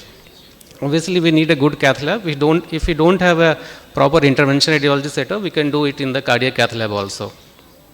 So the first and foremost, we have to assemble your team. We need a big team, but it is worth it because it is well known that a multidisciplinary team provides good outcome in these cases of placenta accreta spectrum. The entire spectrum, whether it is accreta, increta or percreta, it doesn't matter. We need a good multidisciplinary team. It is well proven in literature. The team is obviously led by the obstetric team, and the anesthetists have to be there who not only give the anesthesia but also manage the blood transfusion and so on. The IR team has to be there. Then we need a good neonatology team right at site. Possible involvement of the urology team also should be there. Mostly they'll be watching from the console, but they have to be there if something bad happens. But mostly if the procedure goes well, they would not be needed, but they should be on call. So this is basically the team which you need. And all of them have to be arranged at the DSA suite. So it's a big task, but it's worthwhile. So the initial procedure starts with the radiology team. We can do the procedure under local anesthesia also, and once we do our bit, it takes usually about 15 to 20 minutes. Then we hand over the patient to the obstetric team for the cesarean. Okay, so meanwhile, while we are doing the procedure, rest of the team can do their own planning. And the radiology team, what we do is we put femoral sheaths on both the common femoral arteries through which we will put the balloons to occlude the internal iliac arteries temporarily. Okay, these two balloons we have to place through this sheath. So through one of the sheath, we take a catheter and we do an angiography to map the arterial anatomy. This is a live video. So the angiographic run will demonstrate the branches, the tortuosity and the overall vascularity.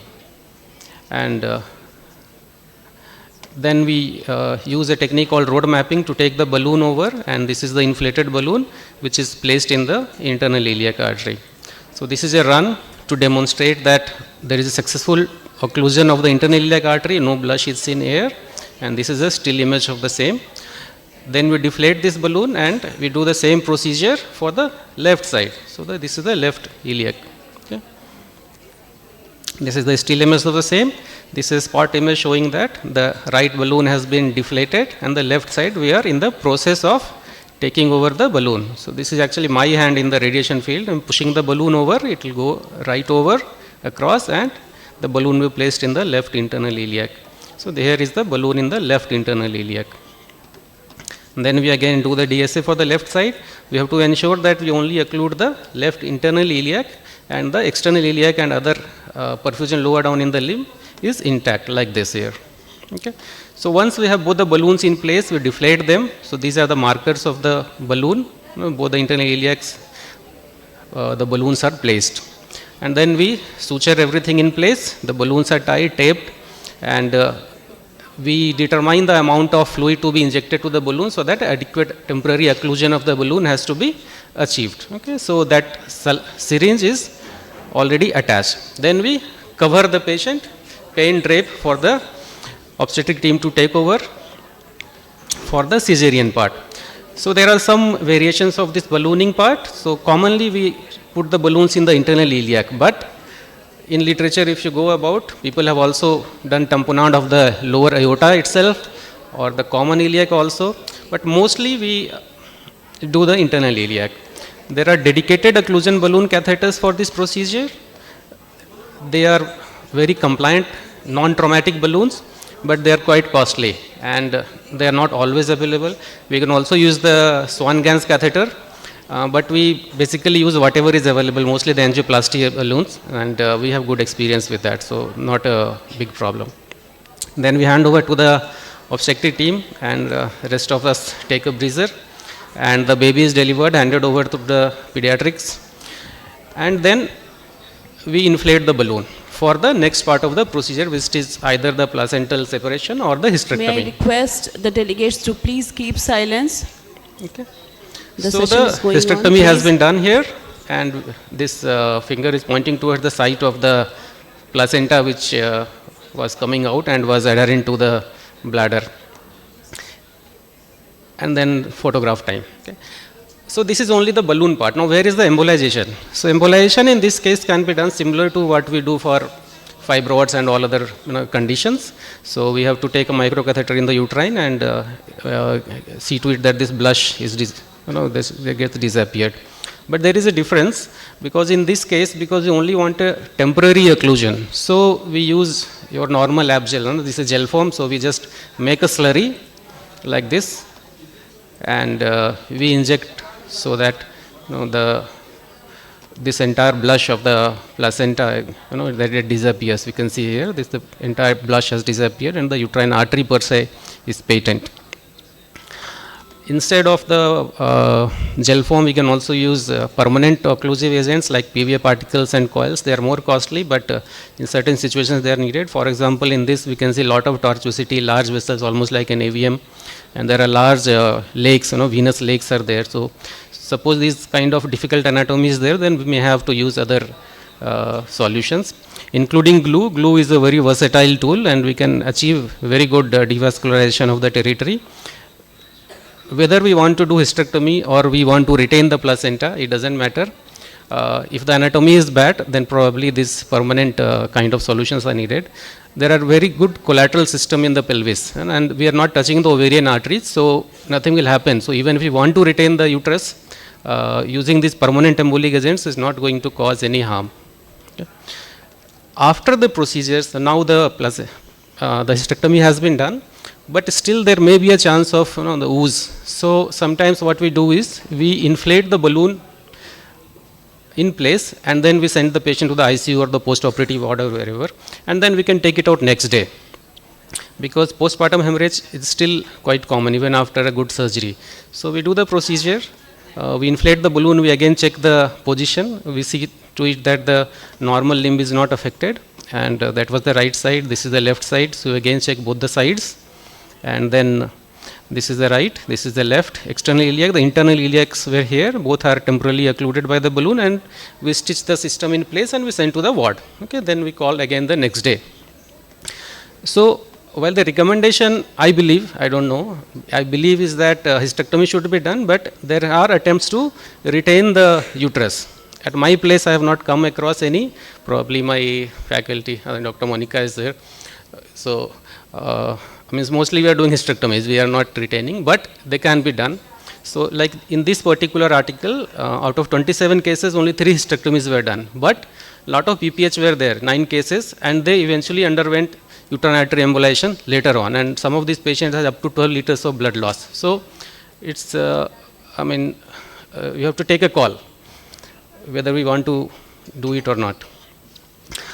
Suppose we do develop bleeding later on, then again we have solution. We can take the patient back to the DSS suite. We can see this big pseudoaneurysm there, and we can put a glue to occlude this abnormal bleeding vessel. And after the glue, we can see that this is no more filling. This is a glue cast. This is another patient, more higher up, so because of the uterus is large, so all these arteries will be pushed up. So we can see the bleeding point is right here, forming a large blob of contrast. Then we again inject glue here, and we have occluded it. So these procedures were done next day. This is the post-embolization angiogram. We can see that no more filling of the abnormal vessels are there. So there are good attempts, and this is a publication last year from our best journal of interventional radiology. This is Journal of Vascular and Interventional Radiology, and now they are saying that, okay, so placenta creta spectrum, if we do this embolization procedure, we can try to promote uterine preservation. We still have to embark upon it, but I do hope, probably for placenta accreta, maybe not for percreta, we may try to go for placental separation, but I don't know as of this point. So if we do try to go to the literature, we can see that both have been attempted, either only the balloon occlusion and also uterine embolization. At our place, we are mostly doing only balloon occlusion. Blood loss still be about 2 liters on an average, and which is quite a reasonable amount of blood loss. If you don't do the balloon occlusion, it will be like 4 liters, 5 liters, more than that. So it becomes quite difficult sometimes. If we do embolization, then also blood loss, it may be slightly lesser, but the main utilization of embolization, if you want to preserve the uterus. If you just want to do hysterectomy, then probably just the balloon tamponade is reasonably good enough option. If you want to extend this embolization procedure to other indications apart from placenta accreta, then we can do it for placenta previa also. I have not done it, but probably you may opt for it. So, is it really, such a wonderful thing? Then are there no sins associated with it? There definitely are, because we are doing invasive procedure. We are adding on. We are doing 2 procedures basically between your section and hysterectomy. We are further doing initial balloon tamponade and then the embolizations. So there will be associated complications. Mostly they are very less than 1%, 0.5% is the complication rate. Mostly they relate to angiography and other iodinated contrast use. There are concerns with radiation to the baby and also the mother's ovaries, but they are quite less. The people have determined the rate of radiation-induced cancer. They are almost 0.6, 0.7% only. So it's not very high, because we use very the modern machines and modern technology. The radiation dose is quite less. The most feared complication is actually thromboembolism. So in this particular patient, we shifted patient to ward, and next day we called the patient to remove the balloon. So we can see the balloon inflated, and then we deflate the balloon here. We can see in this image we have deflated the balloon, and then we take the angiogram. On the right side we can see that there are some filling defects in the iliac artery, and same thing on the left side also, there are filling defects here. Okay. So these are the still images. We can see that there is some irregular filling defects on the right side as well as on the left side. So thrombus is formed on both the sides. But fortunately there was no issue with the distal limb perfusion. All the arteries were filling, and with Clexane this will usually resolve. But it can turn bad sometimes. So this can happen obviously, but they are very rare and once in a while, and we have to take it in your stride, that's all. So to conclude, balloon tamponade plus minus embolization works very well to prevent morbidity in placenta accreta patients, and teamwork is essential. So I would conclude it here. Hopefully I have shown Thank something you very worthwhile. much, sir. And thank you very much, sir, for a very informative talk. Procedure to reduce the blood loss. However, in Patna, I think only at AIMS Patna it is being done, and in private setup I think it will be costly also. It's not very costly. The main problem is organizing the team, as I told. Most of the issue is organizing the people, because the whole procedure will take 3 to 4 hours. Okay. So because dedicated IR teams are not available in Patna, so mostly you'll have to do it in cath lab. So cardiac sir. cath labs are very busy. So you'll have to take 3 to 4 hours time from the cardiac cath lab. Otherwise, people are there now in Paras, Medanta, everywhere people are there to do. My colleagues are there also. But you'll have to organize that cardiac cath lab. That's the biggest problem. So that is a very Otherwise, important. it's not very costly. It's, I mean, the whole procedure costs about how much? About 30,000. So Yes, it's not, sir, yes. considering the life of the mother, it's nothing actually. Yes, sir. Plus the So- procedure charge. I mean, whatever the hospital decides to charge. The So that- consumable is about 30,000, that's Okay, all. so the thing is, it has to be pre-diagnosed, the case of placenta creta spectrum, and pre-planned surgery, and also the expertise and the team. So if we have that, then this is a very effective and good modality to treat such cases. Thank you very much, sir, for that elaborate presentation. Thank you again for sir. inviting me here. Thank you. All right. Just a small announcement. Dr. Rashmi Asif, इनका phone रह गया कहीं पर. If you find her phone, please hand it over to the console. Dr. Rashmi, okay, we'll check. Thank you. Yes, Chairperson, please invite the next speaker. Now I would like to invite Dr. Nilakshi Pphcon Kumar. She is a consultant downtown hospital and KC Das Nursing Home. She is a visiting consultant in Pratiksha Hospital, Guwahati. She is a director Gynae Center in Guwahati and past president of Guwahati OB-GYN Society. And she had been a former joint secretary ISOPAB Guwahati, and she had been invited as a faculty in many national conferences, and she has many publications in her name, and she is working for cancer awareness in several NGOs. Welcome, ma'am. Thank you, respected chairpersons and all the delegates. She is going to speak on aftermath of postpartum hemorrhage. Yeah. So, very outset, I would like to thank Dr. Meena for inviting me. So, I'm supposed to talk on aftermath of PPH. I bring greetings from Guwahati. I purposefully has put this picture of tea gardens. Everyone is aware that Assam produces lot of tea. But everyone is aware that Assam has a very high prevalence rate of maternal mortality as per last census. So can you believe these tea garden laborers, they make a very good number of population and their maternal mortality is very high. And you won't believe they come for antenatal checkup with hemoglobin of 3, 4 like that. So definitely with a hemorrhage, they have a very high maternal mortality.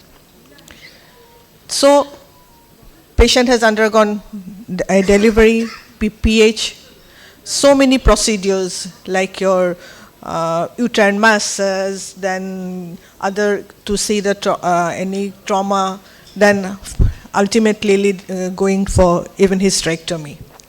To summarize, the complications may include postpartum depression, Sheehan syndrome, anemia and fatigue, and blood transfusion itself has a lot of complications, but I am not going to include this in my presentation. It was already been dealt very in details. Kidney assault. We normally do not, we try to ignore, we think that this is not because of PPH and all. So when you go through the literature, you will see that a lot of cases land up in acute kidney insult and coagulopathy and even death. Postpartum depression and post-traumatic stress disorder.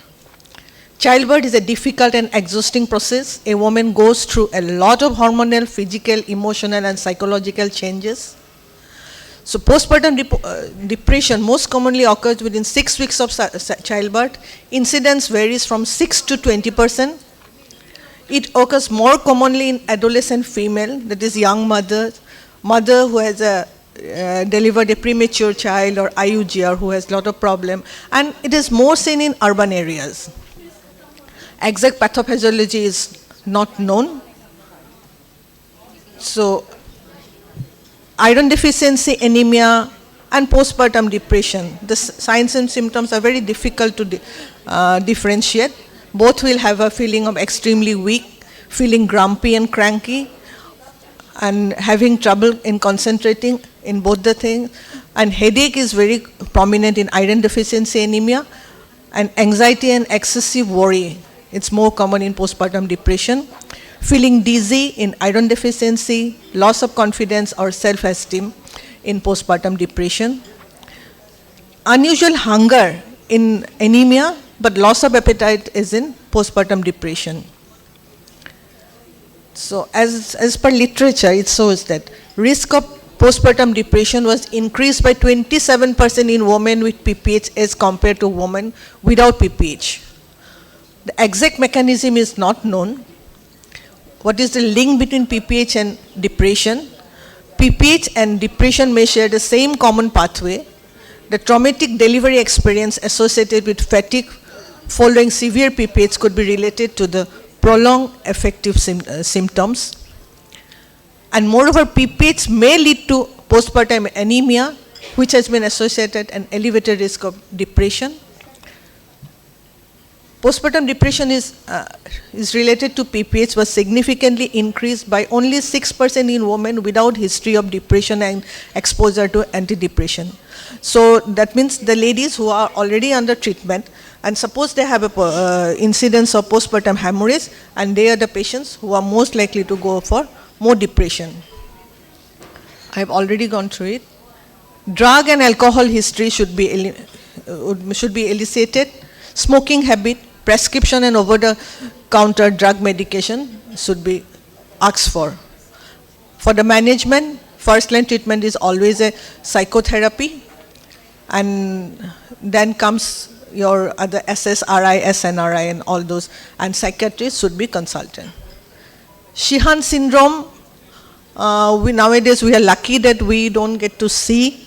I doubt in this hall, very few probably has seen a case of Sheehan syndrome. In my practice, I have seen only one case that was also diagnosed quite late. Usually it is diagnosed quite late. So it was described in 1937. So Sheehan syndrome is a postpartum pituitary necrosis, as everyone knows. It happens only after delivery with massive PPH. Is rare in developed countries because of advanced obstetric and practice and exposure to experienced medical providers and medical facilities. So there are some changes in the pituitary gland during pregnancy because of increased hormone demand. There is 45% enlargement during the first trimester of the gland, and 120 to 136% of original size near term, and highest during postpartum period and lactation. There is increased demand and compression of the vasculature of the gland that increases vulnerability to ischemia due to PPH. That is why Sheehan syndrome is so typical to massive PPH. Mechanism and risk factor for Sheehan's. The pathogenesis remain unclear. It's surprising that not every patient has a history of massive PPH, nor does every massive PPH lead to Sheehan syndrome.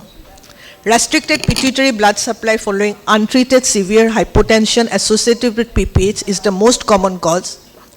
Massive PPH is more than 2000 ml, may be predictive of developing Sheehan's. Predisposing factors: a pituitary gland enlargement, small size of the sella, anterior vasospasm due to hypotension, and thrombosis.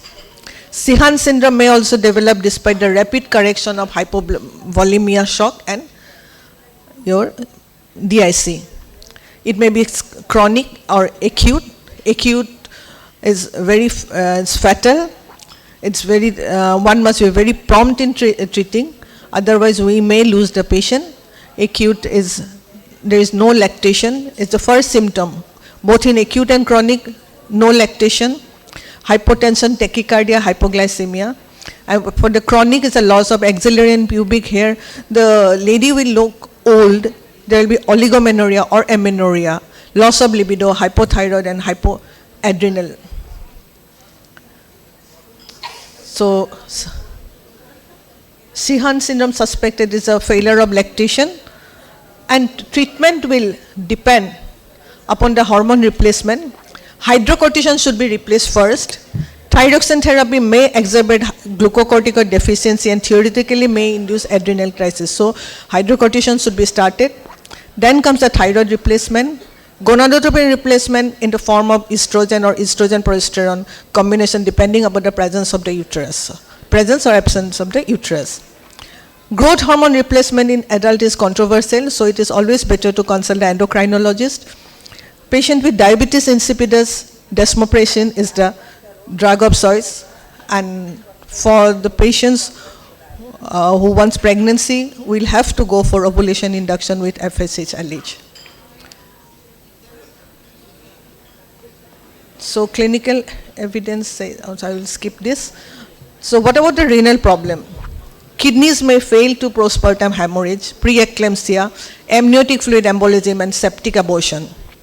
In severe cases, PPH can directly lead to acute renal failure, and when it is associated with HELLP syndrome, there is an increased chance of acute renal failure. So there is a case report which shows that 50-year-old which had undergone IVF, and subsequently she developed AKI. Postpartum acute kidney injury refers to the sudden loss of renal function. It can occur during postpartum period, and it is referred to as a postpartum acute kidney injury. It can cause by PIH complicated with HELLP syndrome, atypical hemolytic uremic syndrome. AKI is an uncommon but life-threatening condition that affects the health of the mother. And surprising, I like to share one of my experience. I work in a tertiary care center where we got a case referred from outside with septicemia, and she had PPH initially, then she was admitted there with acute renal failure and with septicemia. And with renal replacement, a treatment was done, patient was discharged under care, but finally she is waiting for renal transplant. It is really a sad story. So symptoms and epidemiology, first is the oliguria or anuria, coma, eclampsia, cardiac arrest, hypertension and hypotension, shortness of breath. Less common symptoms are abdominal pain and stomach ache. The main cause of postpartum kidney injury in developed countries are currently hypertensive disorder and pregnancy such as preeclampsia. Infection and bleeding remain the most common cause in developing countries like us. So management, as I told, renal replacement therapy is the gold standard. So this is a study where 99 cases, it's in medical college in India, there are 99 cases they have studied, and they found that sepsis, particularly puerperal sepsis, was the leading cause for kidney injury. So life after emergency obstetric hysterectomy, it's really difficult. So the decision for obstetric hysterectomy should be taken judiciously, but in emergency cases, definitely we'll have to go we have to go for hysterectomy. So emergency hysterectomy,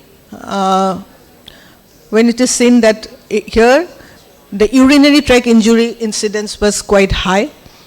Most patients stayed in the hospital for a long period for infection and for other sepsis and febrile illness. Small fraction of patients had stayed in hospital for more than 20 days because of bladder repair. We had a nice talk in the morning regarding the urinary tract injury.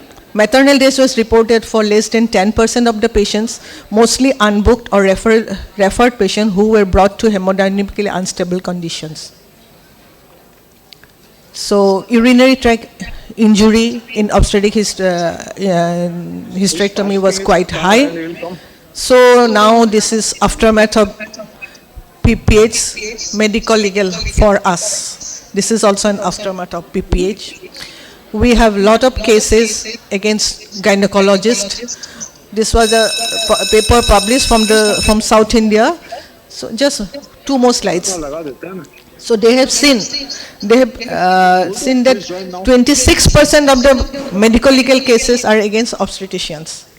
And this is, we know that obstetric cases, the most common cause of obstetric death or complications is because of PPH, and negligence was proved in 31%. It's not so low. So we must know the proper care and proper protocol how to deal a case of PPH, otherwise we will be in soup. While reasonable skill and care in diagnosis and treatment, proper documentation and legally valid consent is not probable but possible to prevent this litigation. So for the urinary tract injury also there were a lot of cases. And so to conclude, postpartum hemorrhage, a daunting event with coexisting complications. Postpartum depression, kidney assault, Sihan syndrome, emergency hysterectomy are some consequences. Management protocols and diagnosis of the conditions are often made fast.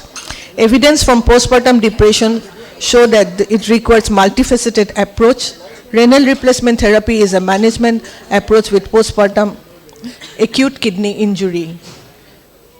To avoid medical legal, a wise approach to discuss the possibility of urinary tract injuries and the proper protocol in managing the PPH should be done. Thank you. Thank you all. Thank you, Nilakshi. You have well said about the complications. Left. And for this session, I would like to invite our chairpersons on the stage. Our respected chairpersons are Dr. Meera Jha, Dr. Professor Rajni Sharma, ma'am, please. Dr. Savita Dokania Runta, ma'am, and Dr. Sangeeta Pankaj. Ma'am, please come on the stage. And our esteemed speakers for the session are Dr. Abdullah Mossa from Egypt. He is not with us. He'll connect through Zoom. Yeah, he'll be on the Zoom connection for his presentation. And Dr. Vasudev Panikar, sir, please. And Dr. Nivedita Jha, please come. Please come on the stage.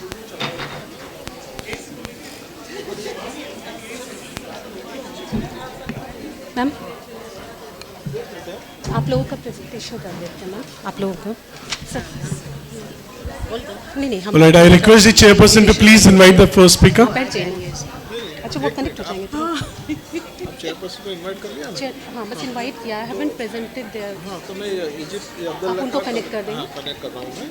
अगर आते हैं तो, नहीं तो उनका video चला. मैं उनका बोल दूँ. है ना आपके पास? हाँ. तो बहुत बढ़िया है, बोल दो. बोले.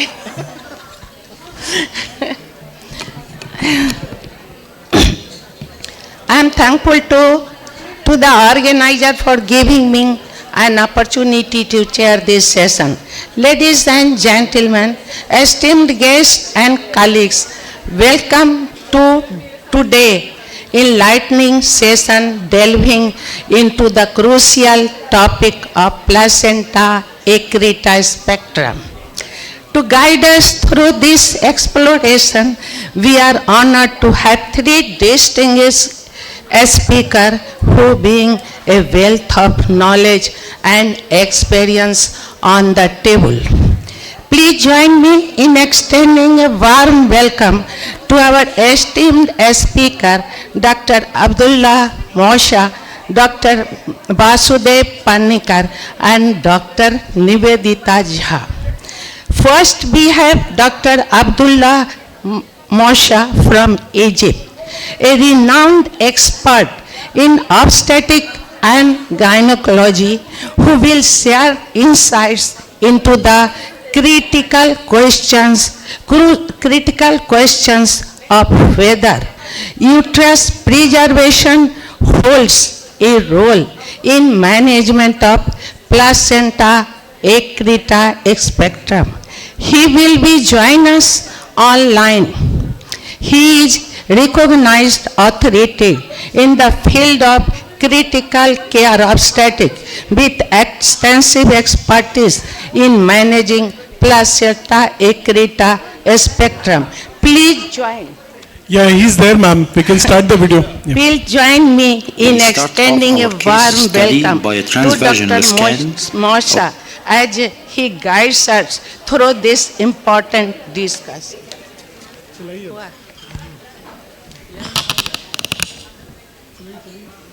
Dear friends, I assure you that you will love this video.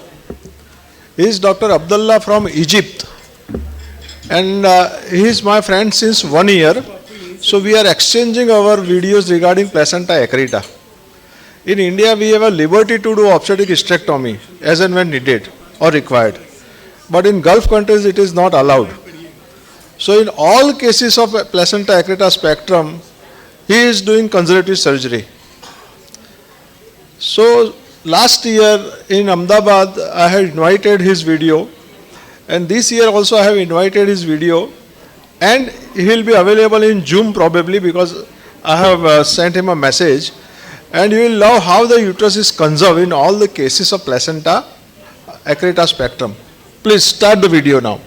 We start off our case study by a transvaginal scan of a placenta accreta case depicting vaginal shortening, which is one of the most morbid sonographic features. Also, the remaining anterior cervical lip is practically replaced by AV malformation-like haphazard vascularity. So, we decide to start off our dissection by temporary vascular control with a subplacental tourniquet. To insert said tourniquet safely, you need high familiarity with proper pelvic floor dissection. We open both paravesical fossae just medial to the round ligament. We identify the uterine vessels, the ovarian vessels, the ureteric tunnel, and then bluntly sweep all the varicosities inside the broad ligament so that you may navigate safely within the broad ligament of a gravid uterus. We do that till we reach the posterior leaflet of the broad ligament, through which we make an aperture and pass an 18 French Foley catheter.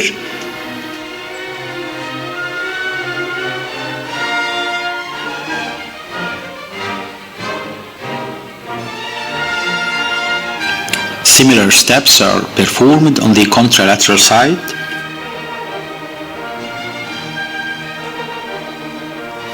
Of course, if you have a vessel sealing device, it will make your navigation through the broad ligament much easier. Try to be very judicious while applying pressure on the gravid uterus and the placenta accreta to avoid inadvertent placental laceration.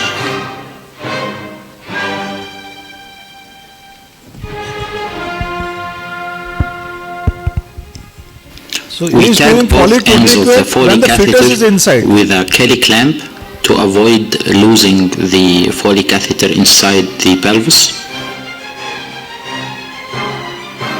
We gently guide the Foley catheter behind the uterus into the Douglas pouch and then catch it from the contralateral side and pass it through a similar aperture. Now that we have our subplacental tourniquet fully set up safely around the gravid uterus for optimal vascular control, we gain confidence to tackle the most dreaded part in placenta accreta spectrum surgery, the uterovesical pouch dissection, with all the haphazard neovascularization you are seeing in the video. At any moment you mistakenly lacerate the placenta or simply have torrential bleeding from the bladder back, you can tighten the tourniquet instantly and extract the fetus.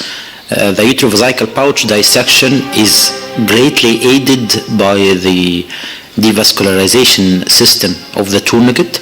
Also, if you have an in-seal or a ligature, it will make the uterovesical pouch dissection much faster and there will be less bleeding from the uterovesical pouch. But in case you do not have an energy sealing or a vessel sealing energy device, you can simply use a right-angled or a Harrington mixture.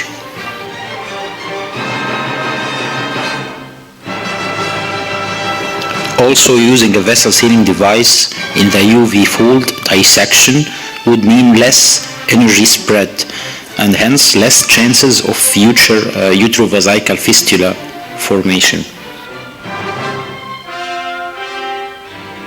Notice how ensuring meticulous hemostasis at each step of dissection helps maintaining a clear pelvic field, since most of the rash decisions and injuries or morbidities occur in a bloody field. So, take your time, use spinal anesthesia and intrapartum ultrasonographic fetal monitoring if available inside your OR, also a vessel sealing device if available.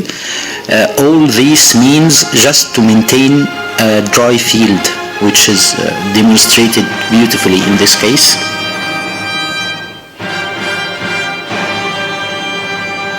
Now we reassess the depth of the placenta accreta, and at that moment we judge that we have reached a sufficient depth in dissection. Further reassessment is a must, of course, after fetal extraction and uterine exteriorization for better localization of the lower placental border. Now we tighten the tourniquet and immediately we do our hysterotomy incision to extract the fetus within less than 1 minute to avoid fetal compromise. Exteriorize the uterus, and then the first thing to do is placental depth reassessment. If the level of the tourniquet is correct, then you leave it and check that tourniquet for tightness. If it's not the correct level, slide the tourniquet downwards and then retighten the tourniquet. Otherwise, you will face horrible bleeding. During the hysterotomy step, there is invariable blood loss of around 300 to 500 cc's of blood, which is the blood circulating within the placenta and the uterus. Then the bleeding completely stops as long as the tourniquet is tightly applied at the right level. Also, a keen observer will notice that all the bleeding from the hysterotomy incision right now is dark brown. Whenever you see bright red blood from the hysterotomy, this means your tourniquet is not tight enough or not at the right level.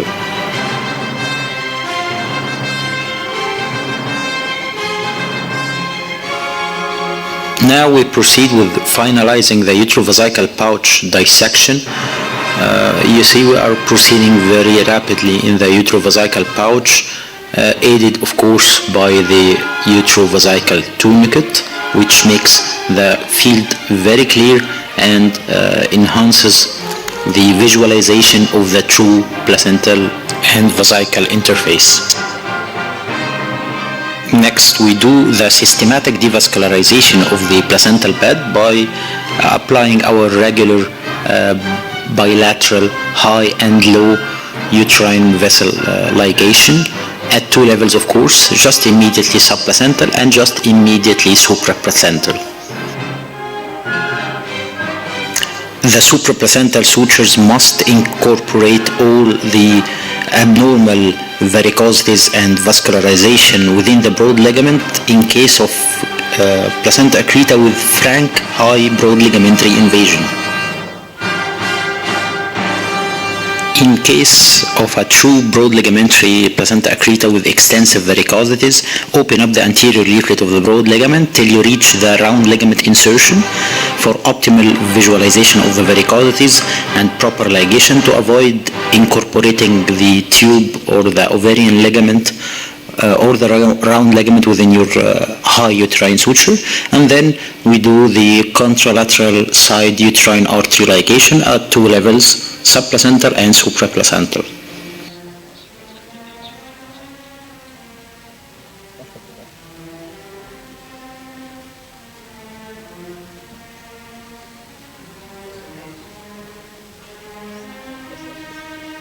لا ما هناك ما شغال هناك.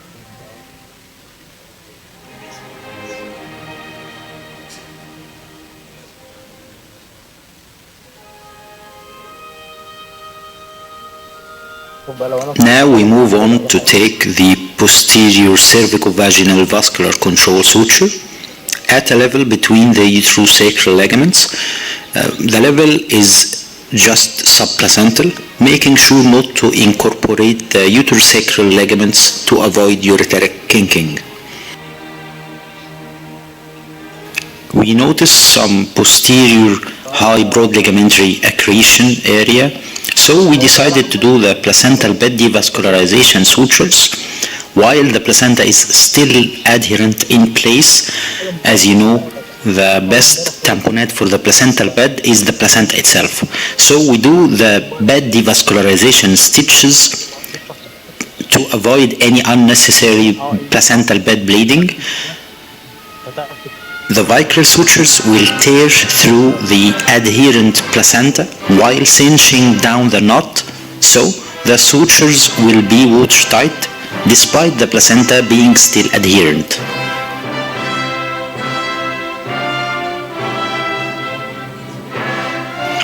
The posterolateral high accretion is controlled beautifully, so it's now safe to remove the adherent placenta and you won't face excessive bleeding from that area, which is high and possibly inaccessible zone through the lower segment hysterotomy.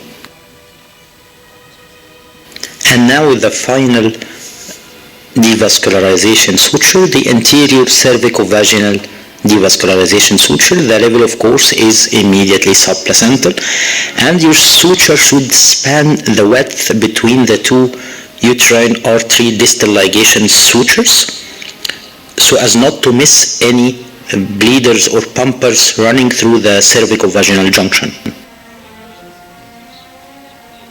Notice the tourniquet is fully released right now and the field is crystal clear. We have been devascularizing the placenta for over 20 minutes and the placenta is of course still adherent. And now you see the cut surface of the placenta isn't bleeding much, which is a sign of a successful devascularization. Now we do forcible manual peeling of the placenta. Some areas peel easily, that's the pseudoaccreta parts.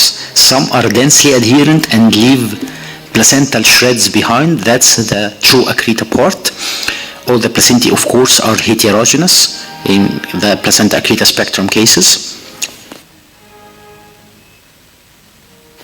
All the blood soiling the field you see right now is dark brown, so any spot that is pumping bright red blood, you should stop immediately the manual forcible separation and reassess, take a placental bed devascularization suture, and then continue with the placental separation.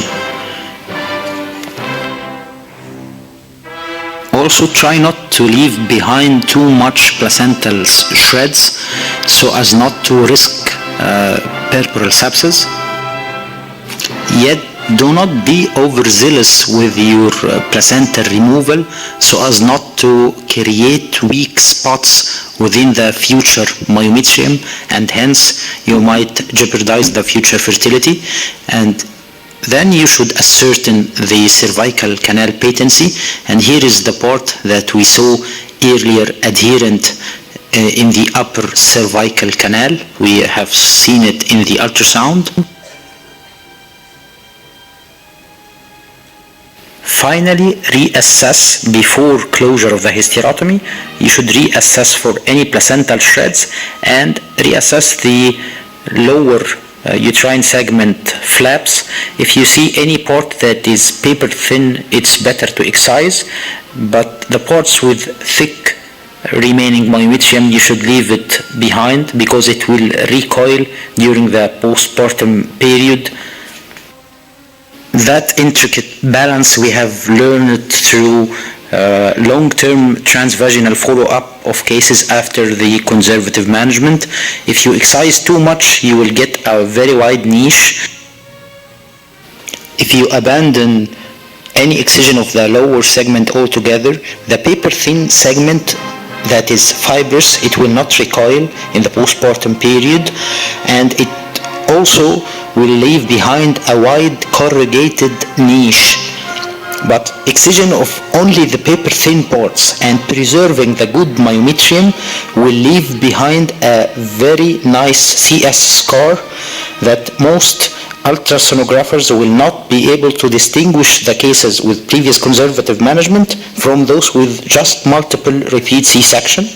Now we see the uterine incision is closed beautifully with maximum preservation of myometrium and no blood transfusion needed. Also, here is another case briefly to consolidate the ideas, the transvaginal ultrasound showing complete replacement of the anterior cervical lip with vascular malformation, but the lady was 23 years old and she demanded conservation. In our recent work, we started to rely heavily on vessel sealing devices, with of course with the prefetal extraction subplacental tourniquet, the utrovesical tourniquet, for further reduction of blood loss. As you guys can see, the utrovesical fold dissection is becoming so much easier, and the field is kept bloodless at all times, thanks to using the surgeon's best friend, a vessel sealing device, of course, either a ligature or an in-seal. But in either case, you need to have two size jaws, a large jaw and a small one, for convenience, according to the vessel you are targeting, of course. Also, you need to have a curved tip, which is very helpful in dissection as it fits the placental bulge curvature perfectly. Now we are starting to appreciate the full width or girth of the placental bulge as it's systematically liberated from the densely adherent and highly vascular bladder back. We extend our dissection, of course, laterally. The rule of thumb is, since the bladder is least adherent laterally and downwards, we start with the bladder takedown at said areas, laterally and downwards. Since obviously no sane obstetrician would dissect this far in her previous repeat C-sections, except of course with an angle extension, which is usually unilateral, mostly on the left side, as most surgeons are right-handed. Now that we have fulfilled our bladder takedown, notice the field is dry as the desert, thanks to the strict dissection in the correct plane, and of course the vessel sealing device, the in-seal. Also notice the base of both broad ligaments and both paravesical fossae are interconnected for conveniently applying the utrovesical tourniquet. If the bladder takedown is not feasible or incomplete at such stage, we connect the space of retias with both paravesical fossae so that you can surround the uterus and the bladder within the tourniquet at a subplacental level. Otherwise, your tourniquet will not be strictly subplacental.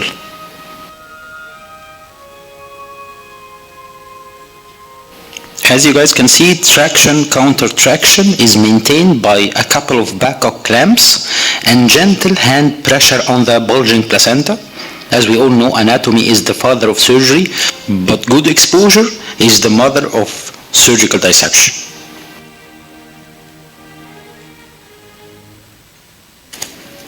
Only now we can appreciate the nice view, the full placenta accreta bulge in a dry pelvic field. Now it's okay for us to insert the utrovesical tourniquet. The broad ligament is cleared on both sides. You navigate your way through the varicosities and puncture or make an aperture through the posterior broad ligamentary fold, and then run the tourniquet through the Douglas pouch as always. And now we proceed with our tourniquet tightening and hysterotomy through the weakest part of the lower uterine segment, so as not to jeopardize the future fertility. If you make a high incision, you will damage the remaining myometrium.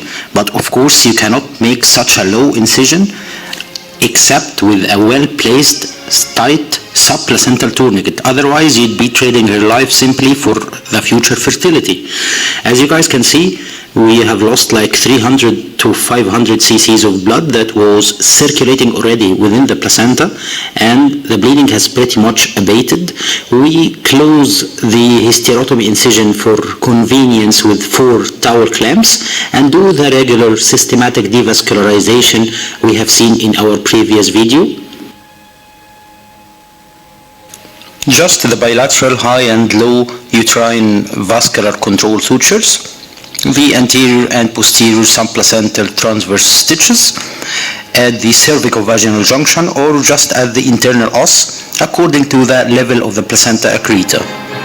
The rule of thumb is avoid excessive dissection in depth of the pelvis, specifically in the vesicovaginal space, as the azygous plexus in accreta cases is always congested, and waiting for the inexperienced surgeon to make the mistake of unnecessarily venturing so far in the pelvic depth.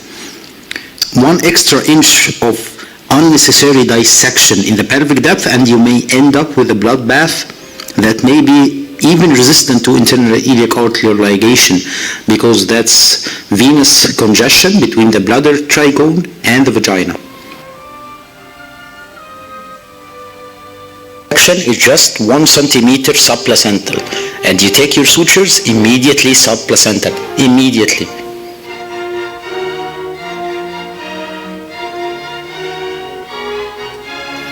Now we can open the towel clamps and you may take a journey inside the uterus of a circumferential accreta case. You see placental lobes adherent all around to the anterior, posterior, both lateral walls and even above the incision.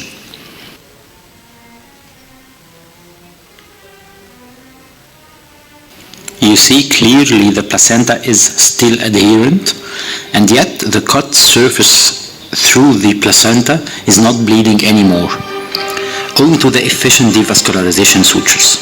Still, the uterine vascular supply in an accreta case is astonishing. As we do the forcible manual piecemeal placenta removal, we stumble upon a couple of bleeders pumping bright red blood. So we take a couple of placental bed stitches, then refashion the lower uterine segment, close the hysterotomy, and then close the abdomen over 2 wide bore drains after copious lavage for double antibiotics for 10 days. And thank you, guys.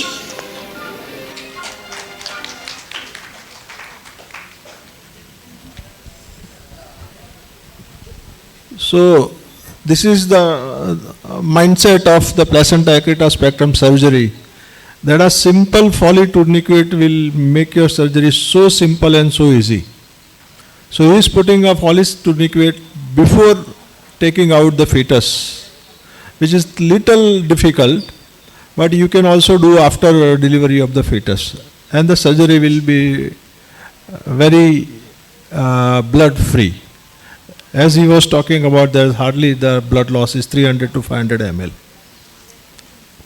So, yeah. Hello, sir. Yeah, Dr. Abdullah, how are you? Hello, good afternoon to all my Indian colleagues. We love you guys. I hope you have enjoyed the lecture. Yeah, we have seen your video and everybody has watched your video and everybody is happy. Thank you. Thanks a lot. Thanks a lot. Say hi to all my Indian colleagues. Yeah, We from in Egypt India, appreciate all the work you guys do, like teaching us laparoscopy and stuff online. Thank you, guys. yeah, in India we have a liberty to do obstetric hysterectomy as we needed, but I know that in your country it is not much easy to do obstetric hysterectomy in all the cases. Yes, yes, they are usually young aged, and they insist on uterine preservation as long as it's feasible, of course. Otherwise, she will get a divorce. Kind of sad, of course, but this is how things run in Egypt. Yeah, the question is at what cases, which type of the cases you go for obstetric hysterectomy? If she's old, like 40 years or 38 years old, and she's requesting a hysterectomy, we go for a hysterectomy first shot. Or if there is too much cervical loss, these are the most difficult cases with extensive broad ligamentary, either extensive broad ligamentary, that's the second most difficult, but the first most difficult issue is the total cervical loss or replacement with the placenta accreta. I know some people get irritated by calling it invasion. So if the cervix, the whole length is invaded or replaced, let's call it replaced by a placenta accreta, then the defect will be very wide, and the cervical pull-up sutures will be very inefficient to pull up the vagina to the upper segment. It can work, of course. We have done it in cases like placenta percreta, 21 years old. But if the lady is older, we tell her that even if we preserve the uterus, the future fertility is usually non-existent. So it's better to remove. Right. And the last question is, in your setup, what percentage of the patient had undergone obstetric hysterectomy in placenta accreta spectrum cases? In placenta accreta, the whole pool, 95% go for conservative, 5% for radical. Yeah, excluding, of course, those who opt for radical from the start. Yeah, that was a message I want to hear from you. Thank you, Abdullah. We'll see you sometime. Thank you, sir. Thank you, sir. Yeah. Thank you. Bye-bye. Take care. Yeah, please invite the next speaker. Thank you, organizers, for making part of this session. Our next speaker is Dr. Panikar. He has almost invented 15 life-saving instruments and many more maneuvers for life-saving, and also written a book regarding life-saving invention in obs and gynae, and also awarded as Dr. M.A. John Award and also Dr. C.L. Javeri National Family Welfare Program Award is credited to him. I request Dr. Panikar for his life-saving measures in past, and for hysterectomy, that is bloodless hysterectomy in placenta accreta syndrome. Good evening, everybody. Thanks to our respected chairpersons, and thanks to everybody. I am, as introduced, Dr. Vasudeva Panikar from Kerala. I am coming from a very small township called Kodungallur. This is our Kodungallur Devi temple, and these are my invented instruments, nearly 15 instruments and 15 surgical techniques and procedures. Most of them are very useful and really life-saving, cost-saving and time-saving. We can make in India, that's my motto, that's my ambition, and as a small person I have tried my level best and I could do many things, even though not much recognized even in Pphcon, but I am on my path. I am very, very bold enough to do things, and I am very successful in all my endeavors. I have taken a stall here, losing a lot of money, but still I did it. In the future also I will do it. This is the Pphcon, a very simple one I have invented. This will prevent and treat postpartum hemorrhage in all cases except placenta previa accreta, rupture uterus and traumatic PPH. All PPH could be controlled and prevented by this simple device. This is the single-use version of this one. This is another flagship instrument innovated by me. This is a bipolar instrument, the best in the world for as far as performance is concerned. This can prevent and treat PPH, this can coagulate and divide all tissues, all vessels, irrespective of the caliber of the vessel. Even 10 millimeter vessel can be coagulated. All this instrument I am using for placenta previa surgery. That's why I showed you. This is another instrument which I call PUL forces, is also patented. This is the one I use for hemostatic suturing. This is just a diagram showing how I am doing the hemostatic suturing in placenta previa. This is a postpartum uterus, exteriorized, incision made here and the baby is delivered. This is the placenta, this is the bladder. Of course, this is a uterine artery, ovarian vessel, broad ligament, infundibulopelvic ligament, ovary, tube. This will be the appearance of a postpartum uterus with placenta previa when it is exteriorized. There can be, of course, additions and differences. I don't disagree with that. This is the instrument I use for that. Take two pieces of number 1 vicryl, 20 centimeters in length, and pierce from anterior to posterior just above the bladder. If you are able to push down the bladder, push down. If additions, don't push down. It may be through the placenta, never bother about that. Then take one piece to left, one piece to right, and tie as tight as possible. This will occlude all the vessels supplying the uterus with a single stitch. Anybody who is capable of doing cesarean section can do it. You get practice to it. You will never miss your patient. You can save all your patients from mortality. What are the, if any of the placenta is extending downwards, you put the suture, the bleeding will be stopped. Rest you can manage afterwards. Then do hysterectomy like this from up downwards, and after closing the vault, you release the suture so ovary will get the blood supply.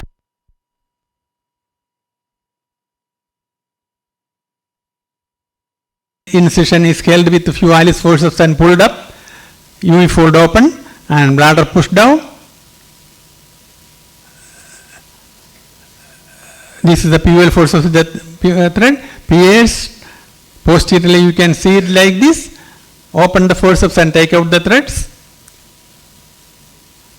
Take one thread to left side and one thread to right side and tie as low as possible and as tight as possible.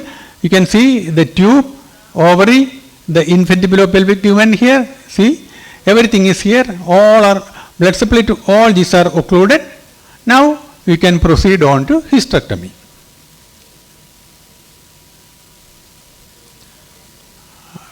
I will show the suturing on the other side also.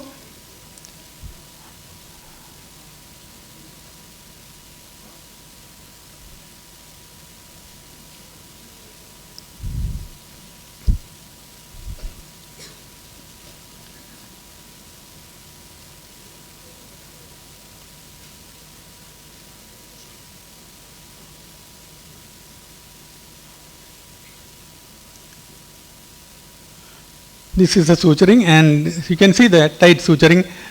Around it is sutured, so no blood will go inside the uterine cavity anymore.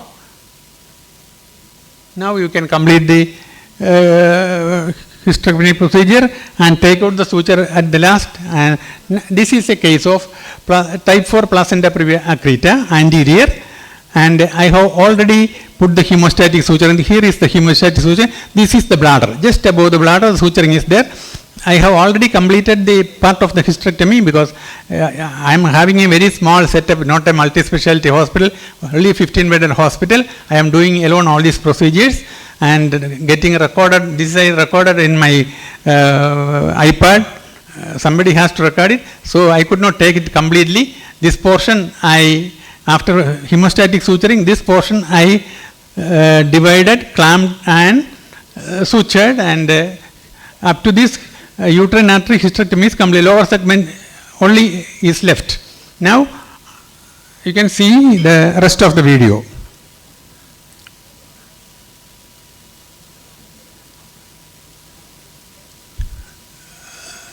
See the bulging placenta, anterior placenta. See the posterior where the hemostatic suturing is there, you can see. It is very tight, so there is no UV fold open, and the lower segment, lower portion of the uterus is divided and taken out with the adherent placenta. What you see, the blood loss is only from the specimen. Otherwise, no, not even a drop will be lost because of the suturing. This is the bladder. You see that suture is here. If the first suture is not tight enough, you can put another suture over it. I have tried that also many times because, see, dissected out. Only little lower segment is remaining. The remaining infiltrating placental bits are being taken off, and some of the placental bits which are infiltrating can be coagulated with the super bipolar that I have shown you. I will show it just in between.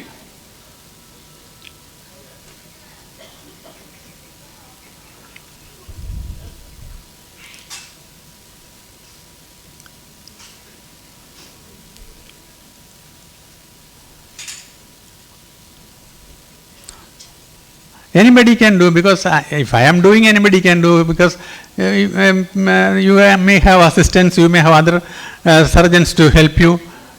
This is the super bipolar. Any vessel or any tissue can be coagulated. If you have this one, you need not bother about bleeding in any of your surgeries. Touch and forget. So effective it is.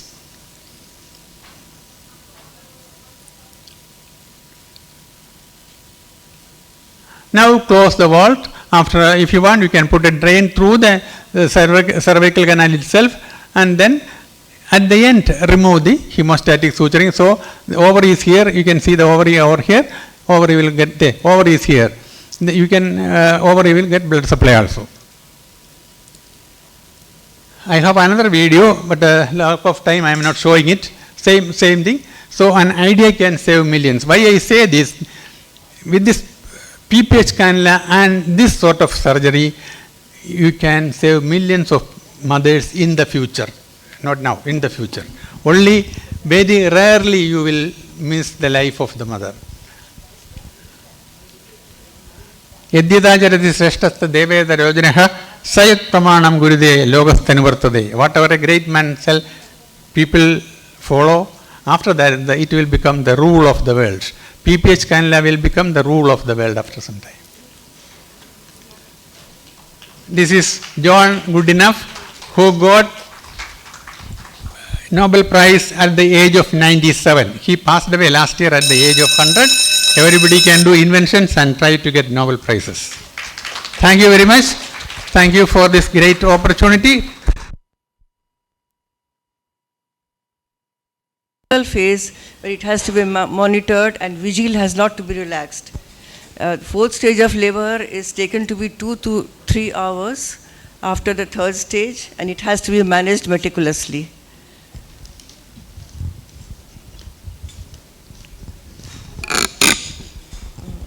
Dr. Nivedita Jha will be talking on this topic. She is Associate Professor of the Department of Obstetrics and Gynecology, JIPMER, Pondicherry, National Coordinator of Pphcon Clinical Research Committee, and her publications are published over 50 papers. Thank you, ma'am, for the kind introduction. I have a very short CV, and at the outset, I thank organizers, Meena ma'am, Mini ma'am, for giving me this opportunity. My topic is management of fourth stage of labor. My job is much difficult after having heard from video presentation from two stalwarts, and especially Sir's son was my postgraduate senior. So it really makes me nervous standing in front of him. And second, it is not a much research topic, so it is really well thought out that the organizers have come up with this topic. So among the stages of labor, the fourth stage of labor is called no man's land. It is unmonitored, the most unmanned, unsupervised stage of labor. And most studies have shown that the 2 hours after delivery is the fourth stage of labor. So what's the definition? In a review of literature, the first mention of the fourth stage was made by Leff, who suggested that it's the interval between the delivery of the placenta and the time the mother is shifted to the postpartum ward. Duration, it is too variable to be used as a time ordinate. Some school of thought says that it is the first hour following the delivery of the placenta, and some school of thought says it is the 2 hours. What is the need for this additional fourth stage of labor? The collective recognition as the fourth stage of labor helps save life of those mothers who die of mismanaged third stage and other complications. It is during this forgotten hour or the no man's land when most of the deaths caused by obstetric hemorrhage take place. And this stage underscores the need for continued obstetric and nursing care. It ensures breastfeeding, which aids in contraction of the uterus by release of oxytocin and thus prevents PPH. Therefore, the fourth stage represents tapering of actual process of labor. So this fourth stage is not to be confused with the postpartum. Postpartum period, initial postpartum period is for 12 hours. Second phase lasts up to 6 weeks, and the extended postpartum period is third phase. So what is the physiology of fourth stage of labor? Well, it consists of contractile phase and hemorrhagic phase. These two phases occur simultaneously. During the contractile phase, uterine myotamponade occurs, which causes immediate uterine contraction, followed by thrombotamponade, where secondary relaxation with formation of placental sites, sinusoidals, and intrauterine hematomas are formed.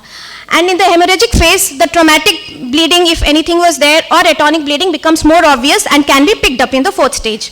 So this diagram shows 4 stages of labor, the contractile phase followed by hemorrhagic phase and the final phase of fixed myouterine contraction. So during this phase, both mother and the child diet should be assessed and monitored. So the baby should be monitored not only by pediatrician but also by the obstetrician. For the maternal care, we must ask about the pain, inspection of cervix and vagina for laceration or bleeding, and examination of uterine height. inspection or evaluation of placenta and membranes if it was not done earlier, assess the maternal chills and shivering, assess for voiding difficulty, and when the mother walks to the washroom, assess her gait, and if she has initiated the breastfeeding. So this should be done every 15 minutes for the 2 hours of fourth stage, whether uterus is well contracted and retracted in midline and in relation to the umbilicus. Episiotomy and perineal assessment should be done, and even if there is no episiotomy, perineal assessment should be done for the occurrence of hematoma. Adequate pain relief should be given to the patient in the fourth stage of labor. And this is the RMC poster. It should be pasted in all labor room for the mother or the birth companion to identify the red flag sign and report to the clinicians. If there is vaginal bleeding more than 2 to 3 pads soaked in 20 minutes after delivery, or excessive pain in the perineum, or any fast or difficult breathing, severe headache, it should be reported. Or any dribbling of urine. The flow of urine should be unobstructed and free. If there is any pain, that should be reported. So also abdominal pain or breast engorgement or tenderness. And the SCOG recommends giving of this postpartum checklist to all the women before shifting them to the postpartum ward. This is a self-administered checklist where the woman questions herself and reports to the doctor the next day if she has problems in self-care, in bowel movement, in her feeling, any depressive episodes or heavy bleeding, any incision or tear, or her family planning, the thoughts and her care of the baby. And not only RMC, WHO Labor Care Guide also recommends uterine tone assessment and assessment of women for fundal height plus pulse BP every 15 minutes for 2 hours after delivery. And the newborn also should be monitored in this phase. But if this phase goes unmonitored, we may land in complications. So the most important complication is maternal collapse, though it is rare but life-threatening. And the most important event happening is cardiorespiratory embarrassment to absent consciousness. So the cause could be from eclampsia to hemorrhage to cardiac causes, and it poses lots of challenge in intubation. There is increased risk of aspiration, and there is more PPH because cardiac output and hyperdynamic circulation during collapse increase the chance of bleeding. And finally, hypoxia and brain damage. So the initial resuscitation should be offered with oxygen, IV access, and corrective measures should be taken, and the treatment should be offered. Now, uterine inversion also may be noted in fourth stage, though it's rare, and most common cause is mismanaged third stage of labor, placenta accreta or cornofundal attachment. So the technique of placental repositioning should be taught. Patient should be shifted to OT, and the part which has come out first should be repositioned last, and the hand should be maintained inside uterine cavity until entire uterine contraction is achieved with the help of uterotonics, and only then placental delivery should be attempted. Otherwise, neurogenic shock will ensue.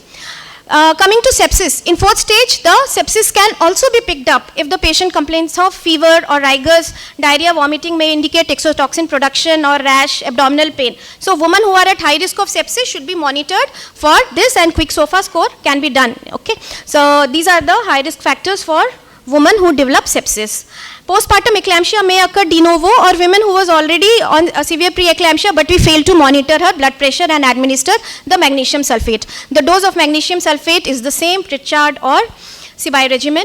Thromboembolism, it is yet another complication of fourth stage. Massive pulmonary embolism presents at shock, refractory hypoxemia, and right ventricular dysfunction on echocardiogram, and the immediate diagnosis is done by CTPA. It can be done in fourth stage of labor, and we can administer intravenous unfractionated heparin thrombolytic therapy, and this can be treated if recognized well in time.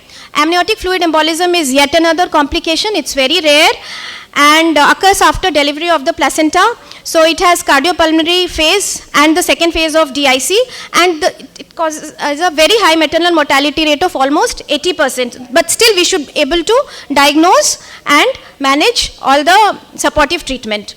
Intracranial hemorrhage may occur de novo or in women who had uncontrolled systolic hypertension or AV malformation. So initial presentation may be maternal collapse, but patient complains of headache. So the question on headache should be asked often in fourth stage of labor. Anaphylaxis, this is yet another one, and patient will complain of chills, rigor, fever. So it should be identified and treated with adrenaline, pyritone, hydrocortisone. And the last complication which we think of is local administrative toxicity, inadvertent IV administration of the local anesthesia while giving episiotomy, or even the side effects of spinal anesthesia such as total spinal or high epidural block. So all those things should be ensured, and only then patient should be shifted to the postpartum ward. So with that I conclude. Thank you.